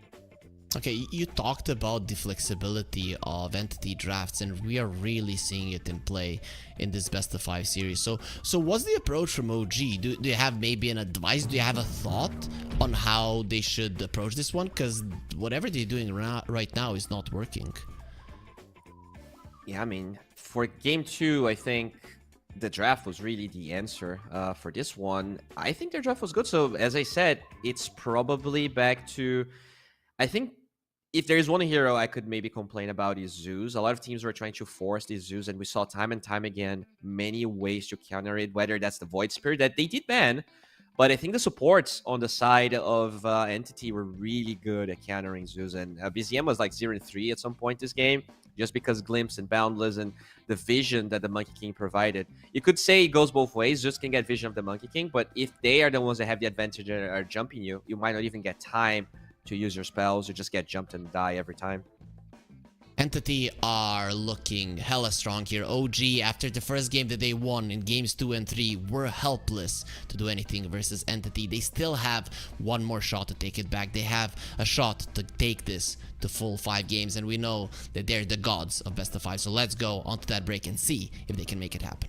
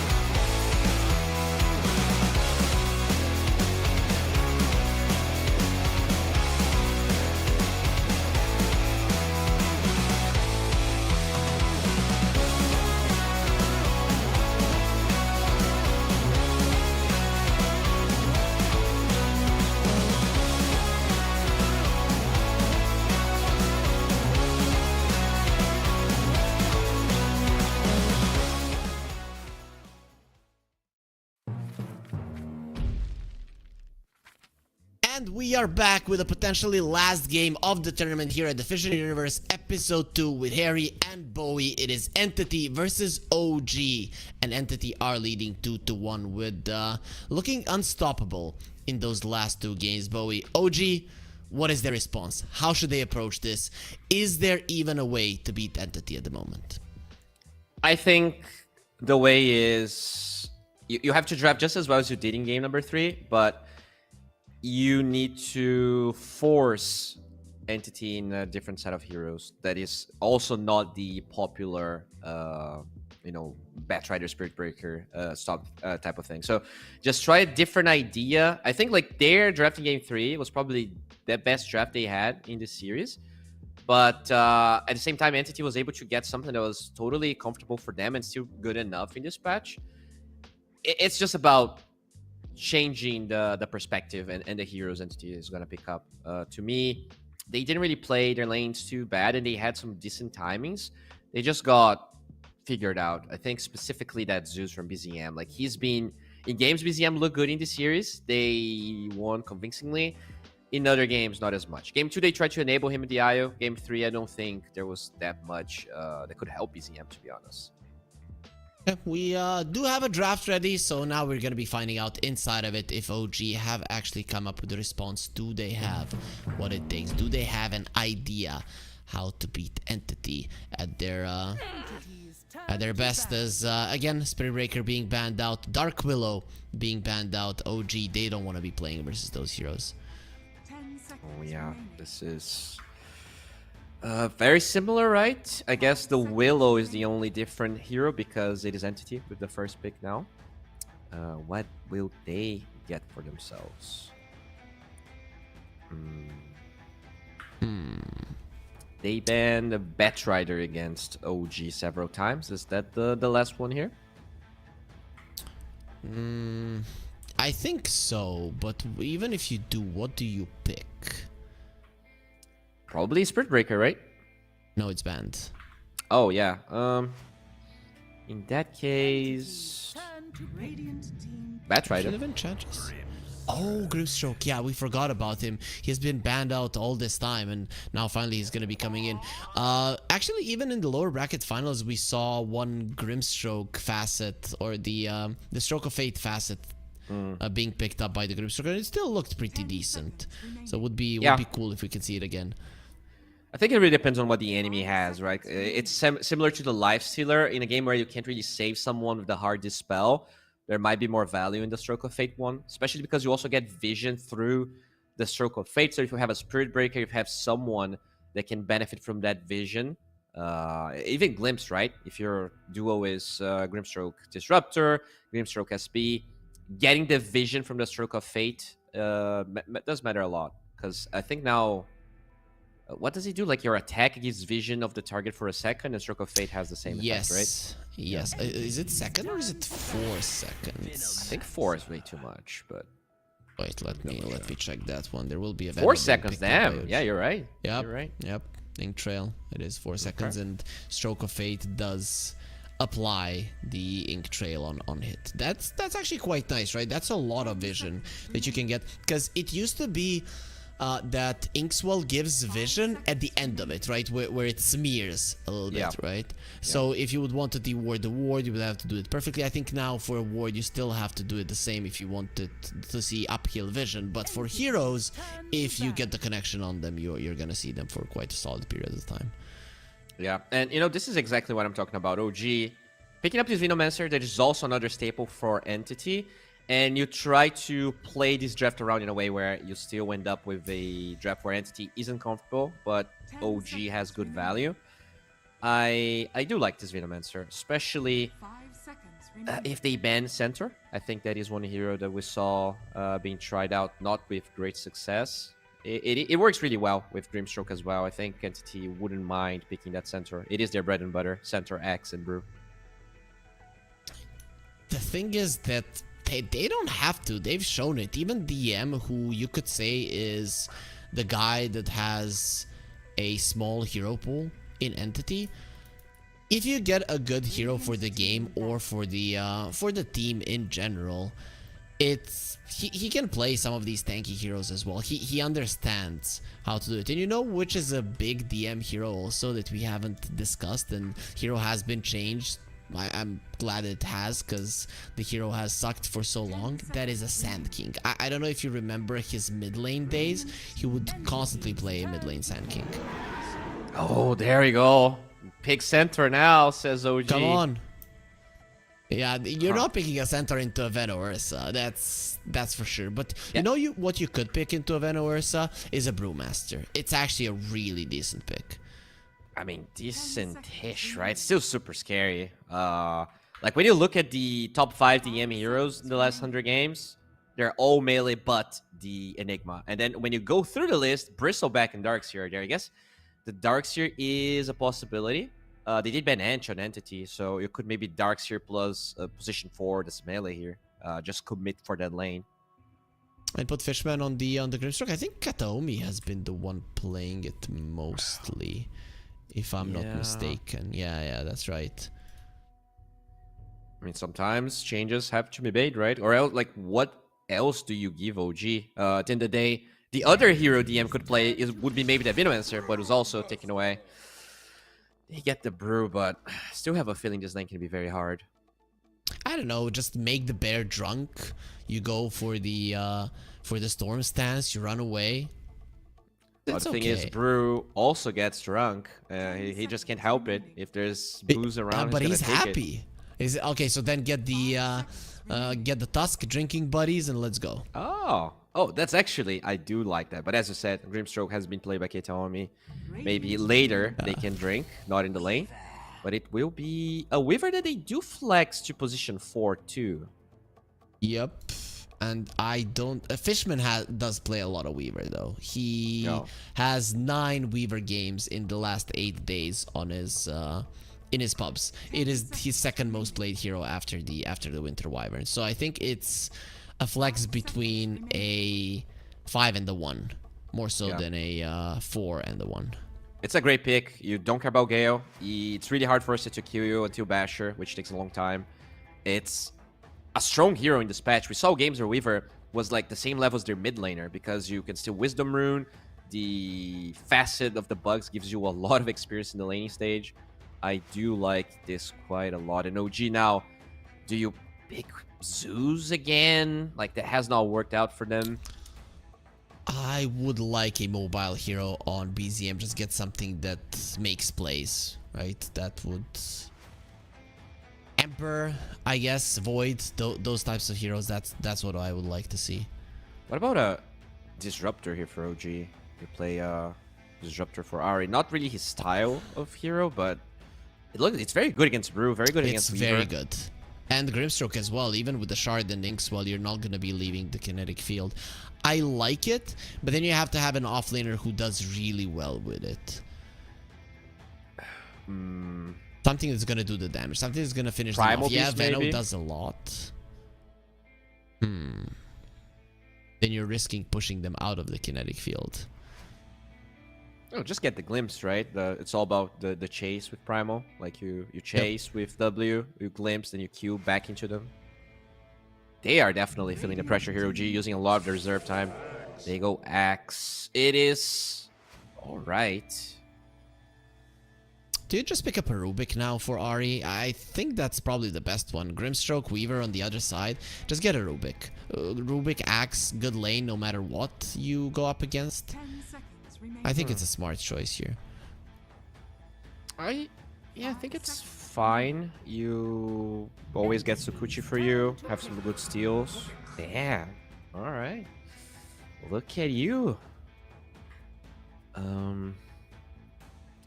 Entity, probably don't want to break the flex of the Weaver, so you can pick your mid hero here.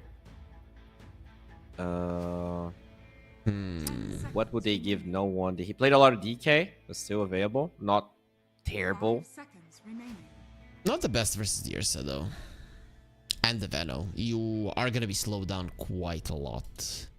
I mean, if you have the initiation though, classic Dragon Tail Inkswell combination.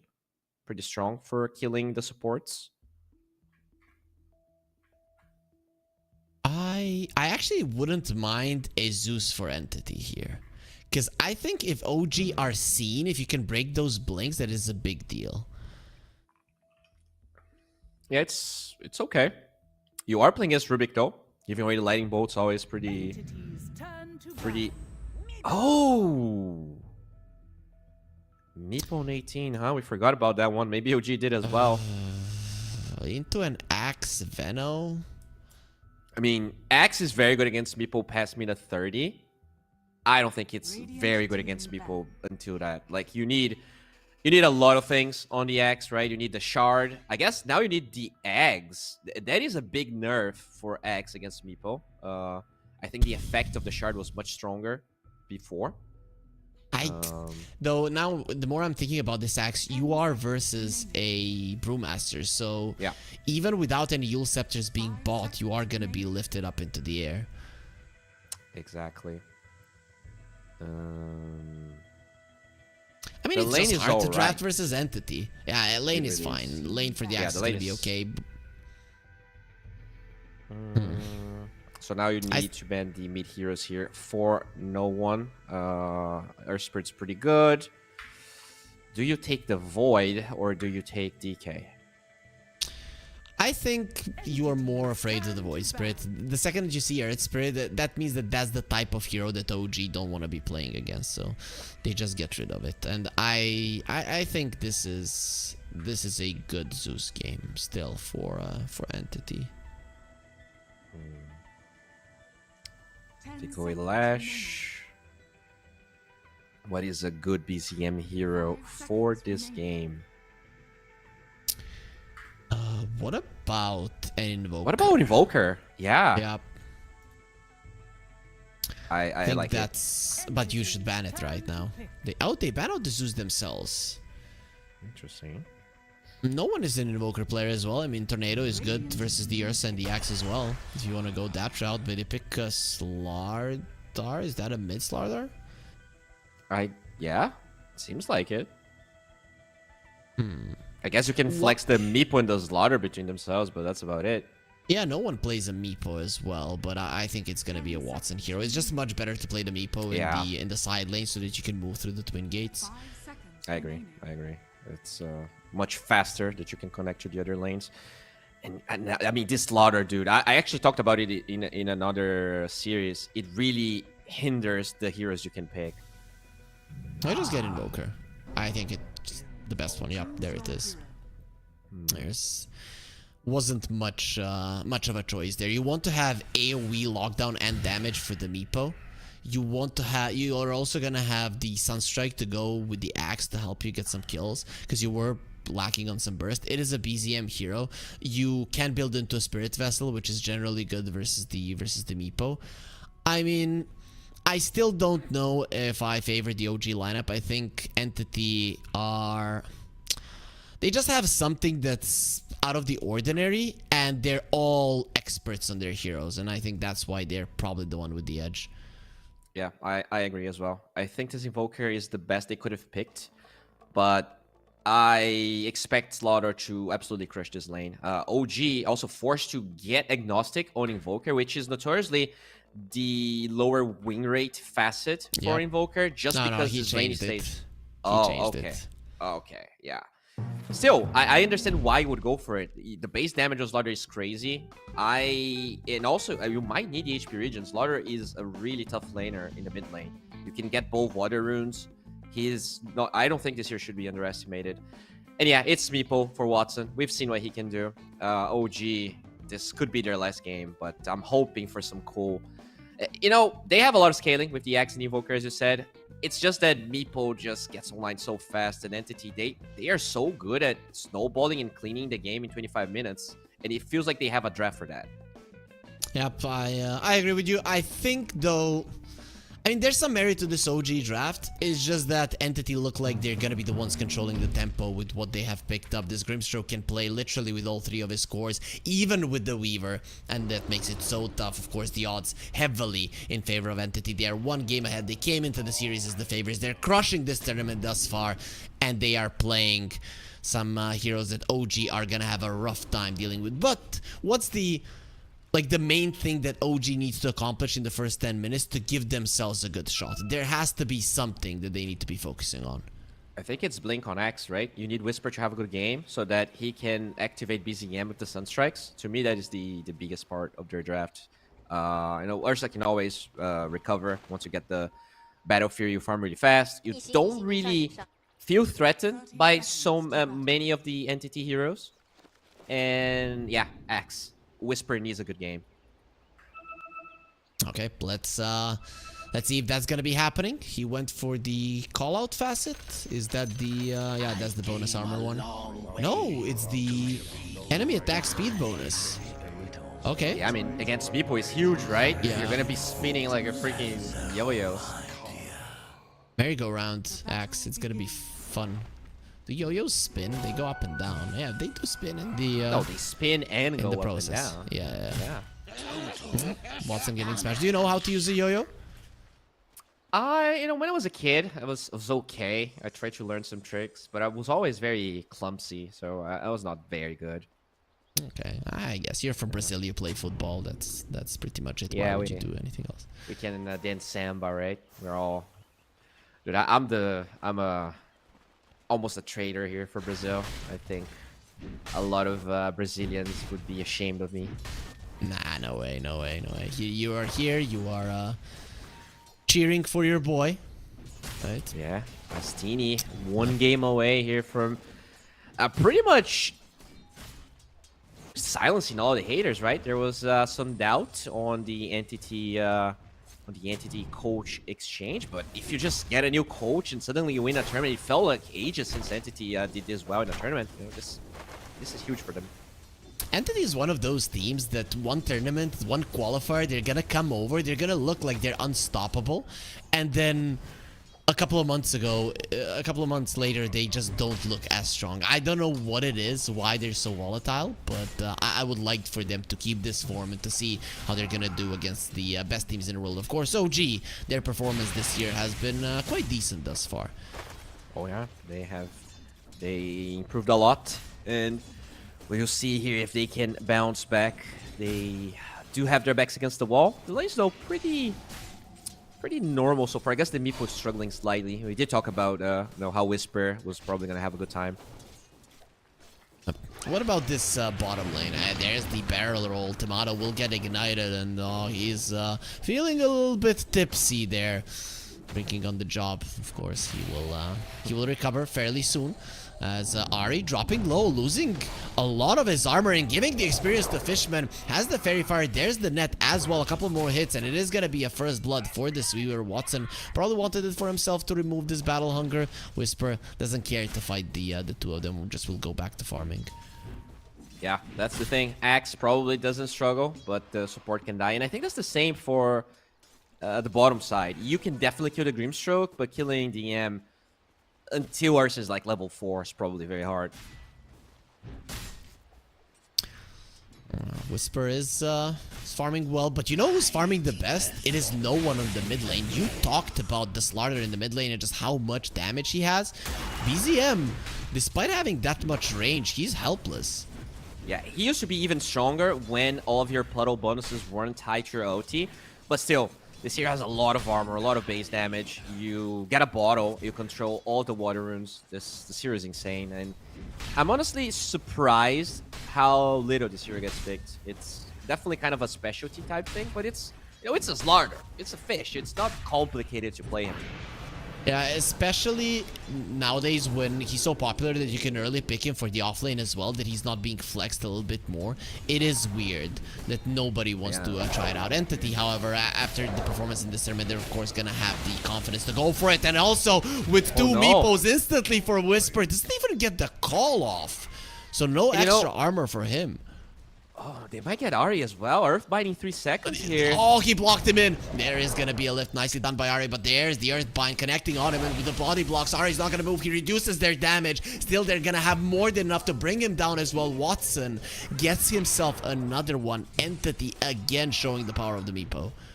It's so tough. You would expect OG to have enough enters with this axe, but Entity just not afraid whatsoever.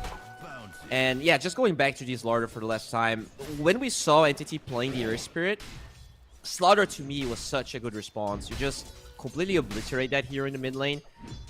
And you know, this is just one of the weaknesses that maybe OG has at the moment. Not as flexible as Entity here with the heroes they're willing to play. Whisper is diving a bit, gets the call onto the Meepo, couple of spins. I think Watson is still going to be fine. He still has a glyph to play with if he wants to, but well, might lose a couple of CS here and there. Very patient there on the Meepo. Oh, bottom lane. That is Sev is gone. That's gonna be the Inkswell finishing him off. Tomato going for Kataomi. He is pretty low, has 13-1 charges however, so he can definitely continue stacking this indefinitely. That's gonna be a kill for Tomato. Stands his ground, fights DM. What's with the crits? Just getting a couple of them over and over and over again. And one more smack will bring down Tomato. And what is that, a complete solo kill? Yep. Nobody came over to help no one. He just finished him off. And look at how happy he is. He has been performing incredibly well in this tournament. He really has. And oh man, this is the second time, you know, this mid lane matchup. No one is looking incredibly sharp.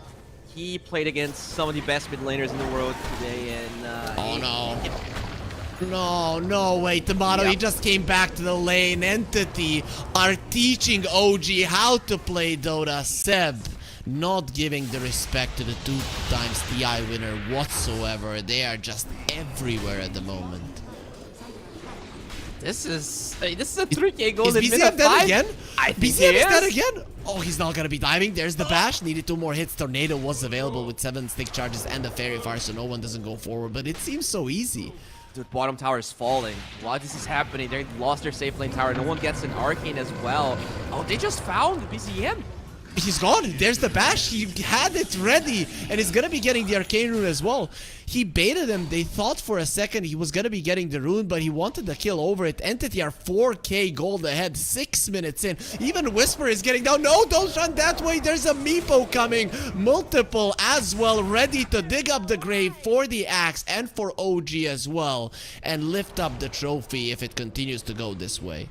Dude, I said it last time, and I say it again. You never give the chance for Entity to get this Meepo on Watson. I think this is a must-ban second phase hero. Obviously, Entity feeling a bit frisky. They knew they had this... okay, they're trying to steal the Wisdom Rune here. What is BZM doing? And they're bringing the numbers. Look at the perfect usage there of the swarm. No one gets the Wizard Rune, misses on the crush, gets the minus armor on Whisper. At least they'll bring down Fishman, but let's see at what cost. With the minus armor on the axe, he doesn't have the call. He's surrounded by 3 heroes. Kataomi will be the 4th one if you count the Meepo as 2.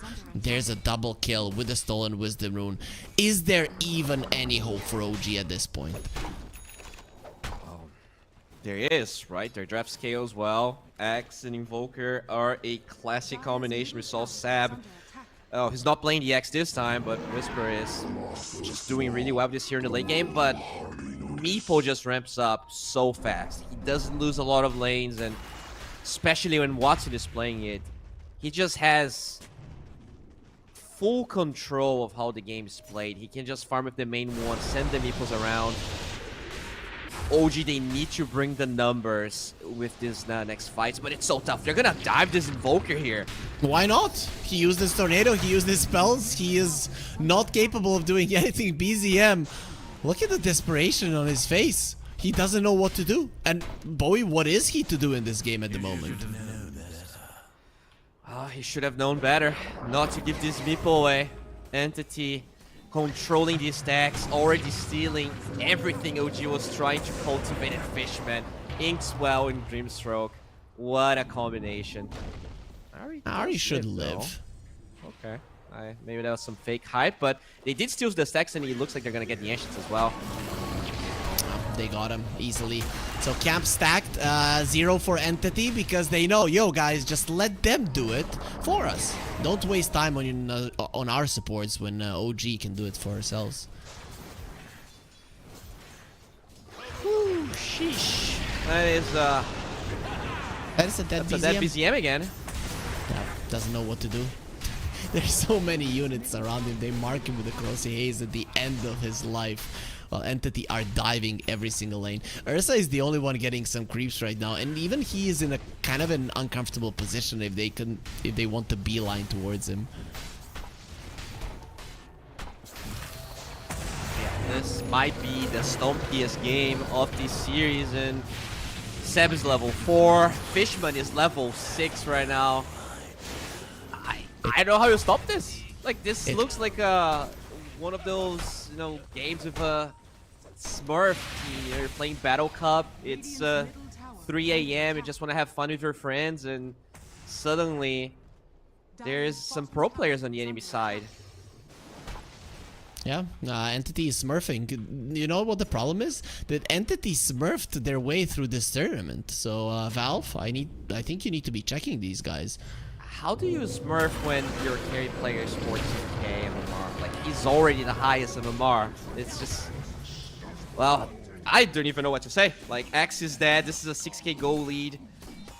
Ursa is farming. That is the only hope for OG. At least Timado has, for the last 4 minutes, has been farming his way towards the Battle Fury. I guess it literally is that. I don't know how much MMR each of the players of OG has, but let's say 12k. And then imagine you are a 6k player and suddenly an 8k player enters your pub. He's gonna destroy all of you, so I think that's what Watson is doing here. Literally smurfing. Yeah, I mean, when you look at the MMR of the other players, they're all very high as well. Kataomi, known for being really high MMR. Entity, soon to be the champions of this tournament, unless OG finds a way to enable Whisper, and he is giving up on his Blade Mail to rush a Blink Dagger here. Ari is trying to be annoying to Watson. He has the stolen Shikuchi. When we saw the Weaver, we talked about the Rubik and how strong he can be. There's the barrel towards the poor Venomancer. Seb will get smacked down by the crit. No one. And he's gonna be taking some damage, running around. BZM was marked for death. Another barrel roll, and He's level more 6. hits are gonna finish him off. Yep, level 6. The supports on the other side are higher level than you. Even Katomi, if he gets out of this one alive, it is gonna be a disaster. And it is gonna be a disaster because he is alive and well. Inkswell connects. No one gets a triple kill. Axe will get the call off onto multiple heroes spinning around, but in the end, he has spent too much. He gets dizzy and dies. 21 kills, minute 11, just on one side. That has to hurt. Oh boy. Yeah, you don't wanna GG out of a grand finals like this. It would probably feel bad, but I wouldn't even get mad at OG. Yeah, I wouldn't. This is a lesson here for anyone that will play Entity in the future. As it stands, this Watson Meepo is just cut from a different cloth. Like, I don't think there's an argument for any player right now being better at Meepo than Watson. See, it's gonna be a stolen Shikuchi. Ari gets it once again. You know, with that Shikuchi, Ari is probably like the most useful hero on his side. Him and BZM running forward. The barrel roll is there. Have a drink. It's gonna soothe the pain. That's good guy DM.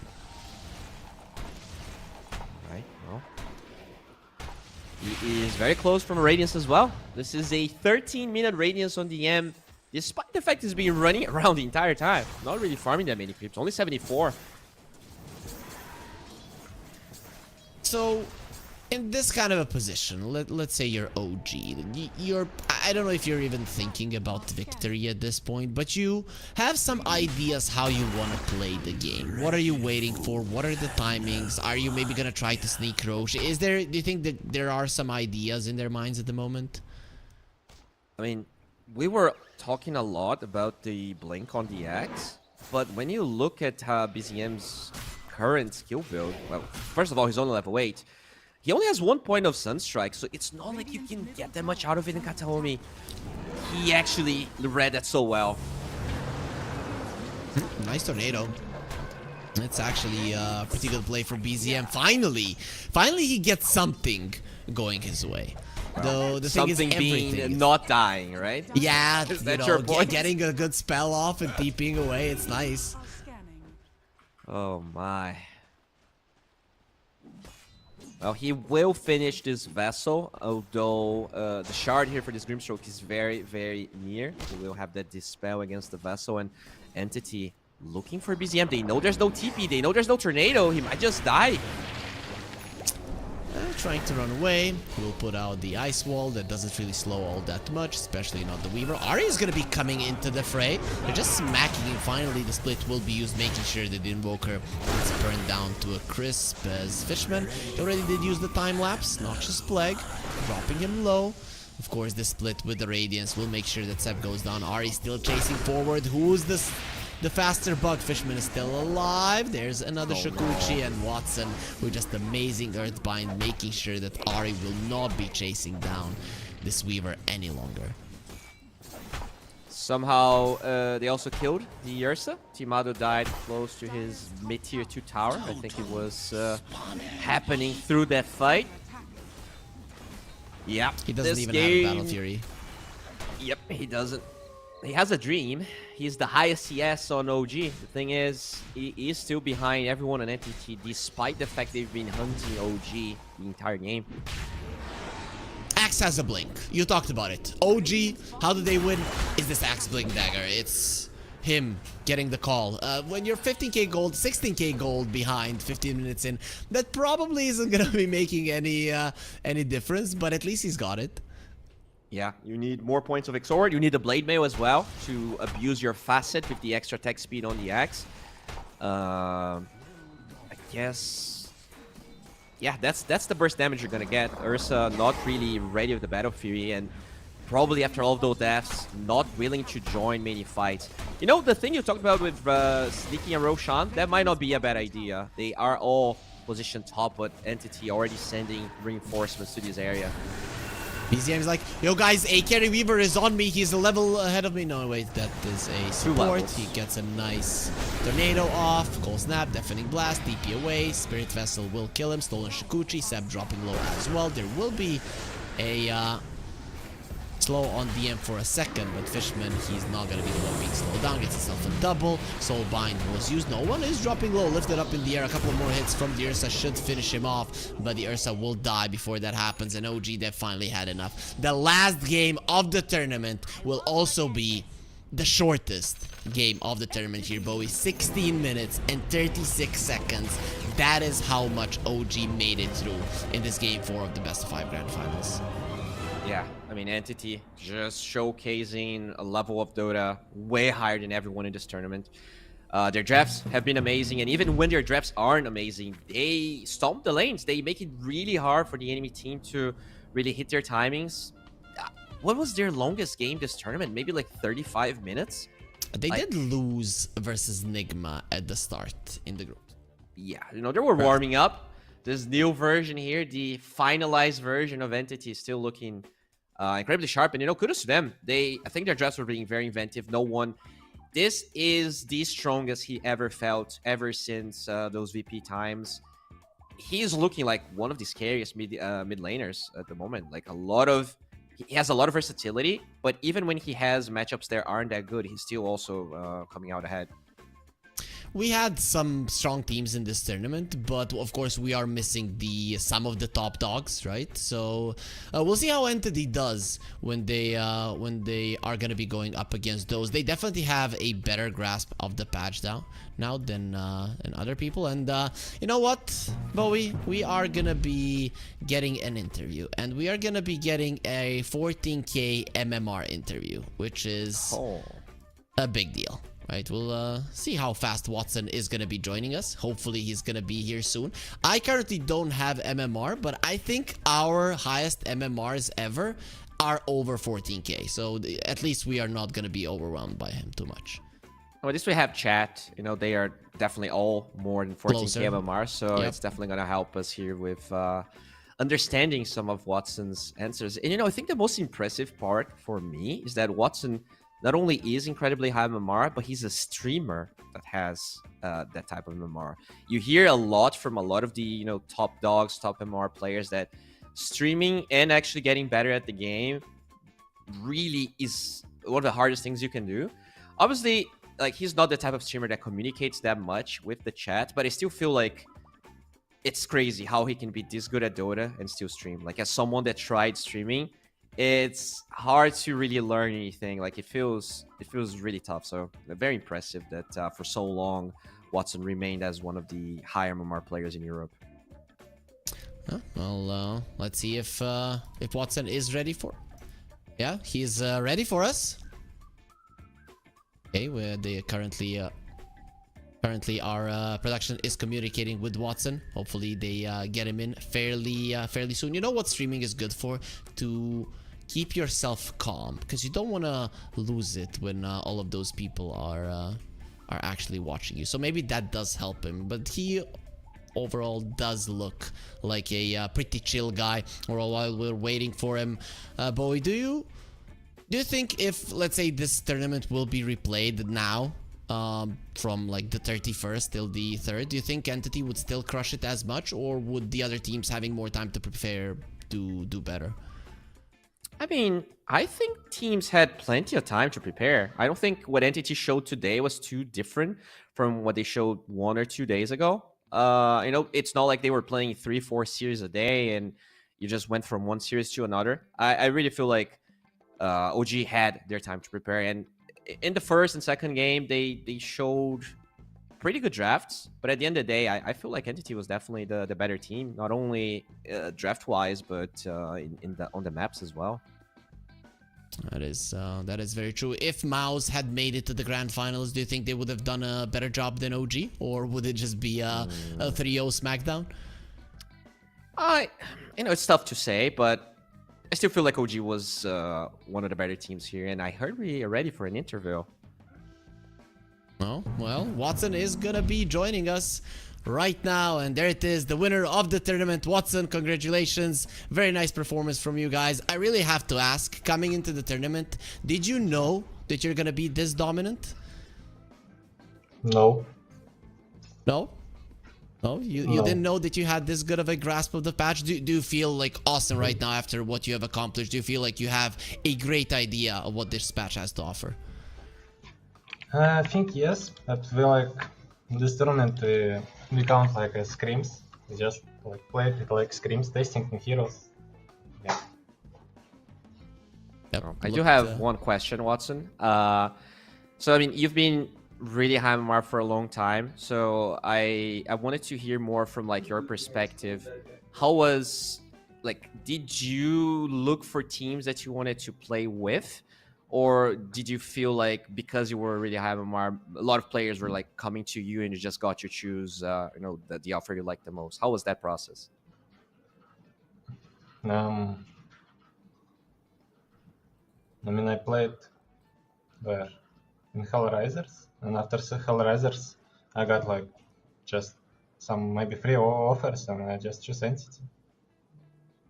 Okay. And are you happy with the new coach? We have Bowie here, right? He's from Brazil as well. Do you think that Stini has made a good impact on the team thus far? Yes, we learned something new. Like, we didn't knew like before Stini comes, so it's good. I like. Awesome. And also, one question: Do you think Meepo is super strong right now, or would you say it is in your hands that it looks so powerful at the moment? Meepo is strong, and my Meepo is strong, golden. Okay, your Meepo is the best. Well, I also have another question. Why? Like, how do you think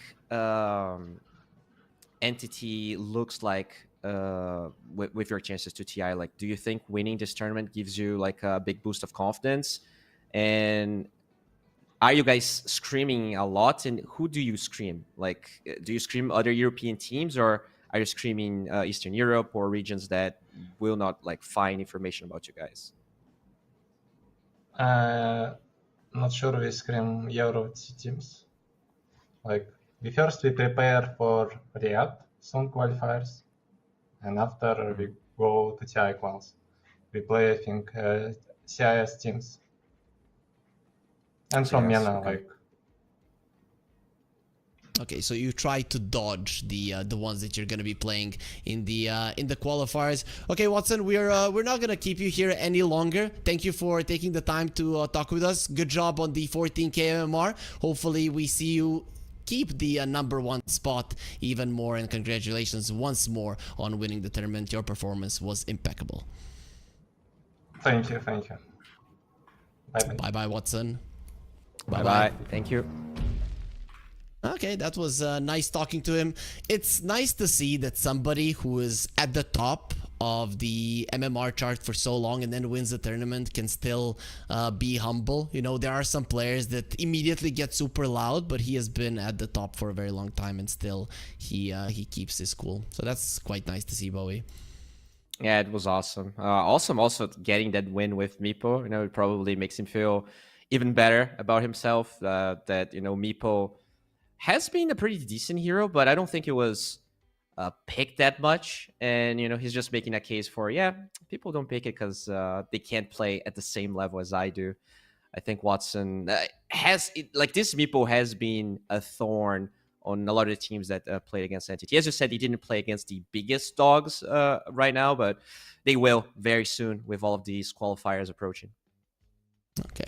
Okay, Bowie, thank you for casting with me in this grand finals and for this tournament. Of course, I would like to thank Lyrical and Trent for being with us in this tournament as well and allowing us to bring all of you guys at home some nice action. Of course, this tournament would have happened without 1xBet and Fissure, so feel free to go to X and follow all of their social media, and also follow Harry Freak and D2 Bowie on X to find out when you're going to be seeing us the next time. And for now, just enjoy the highlights of the tournament, and we'll see you some other time.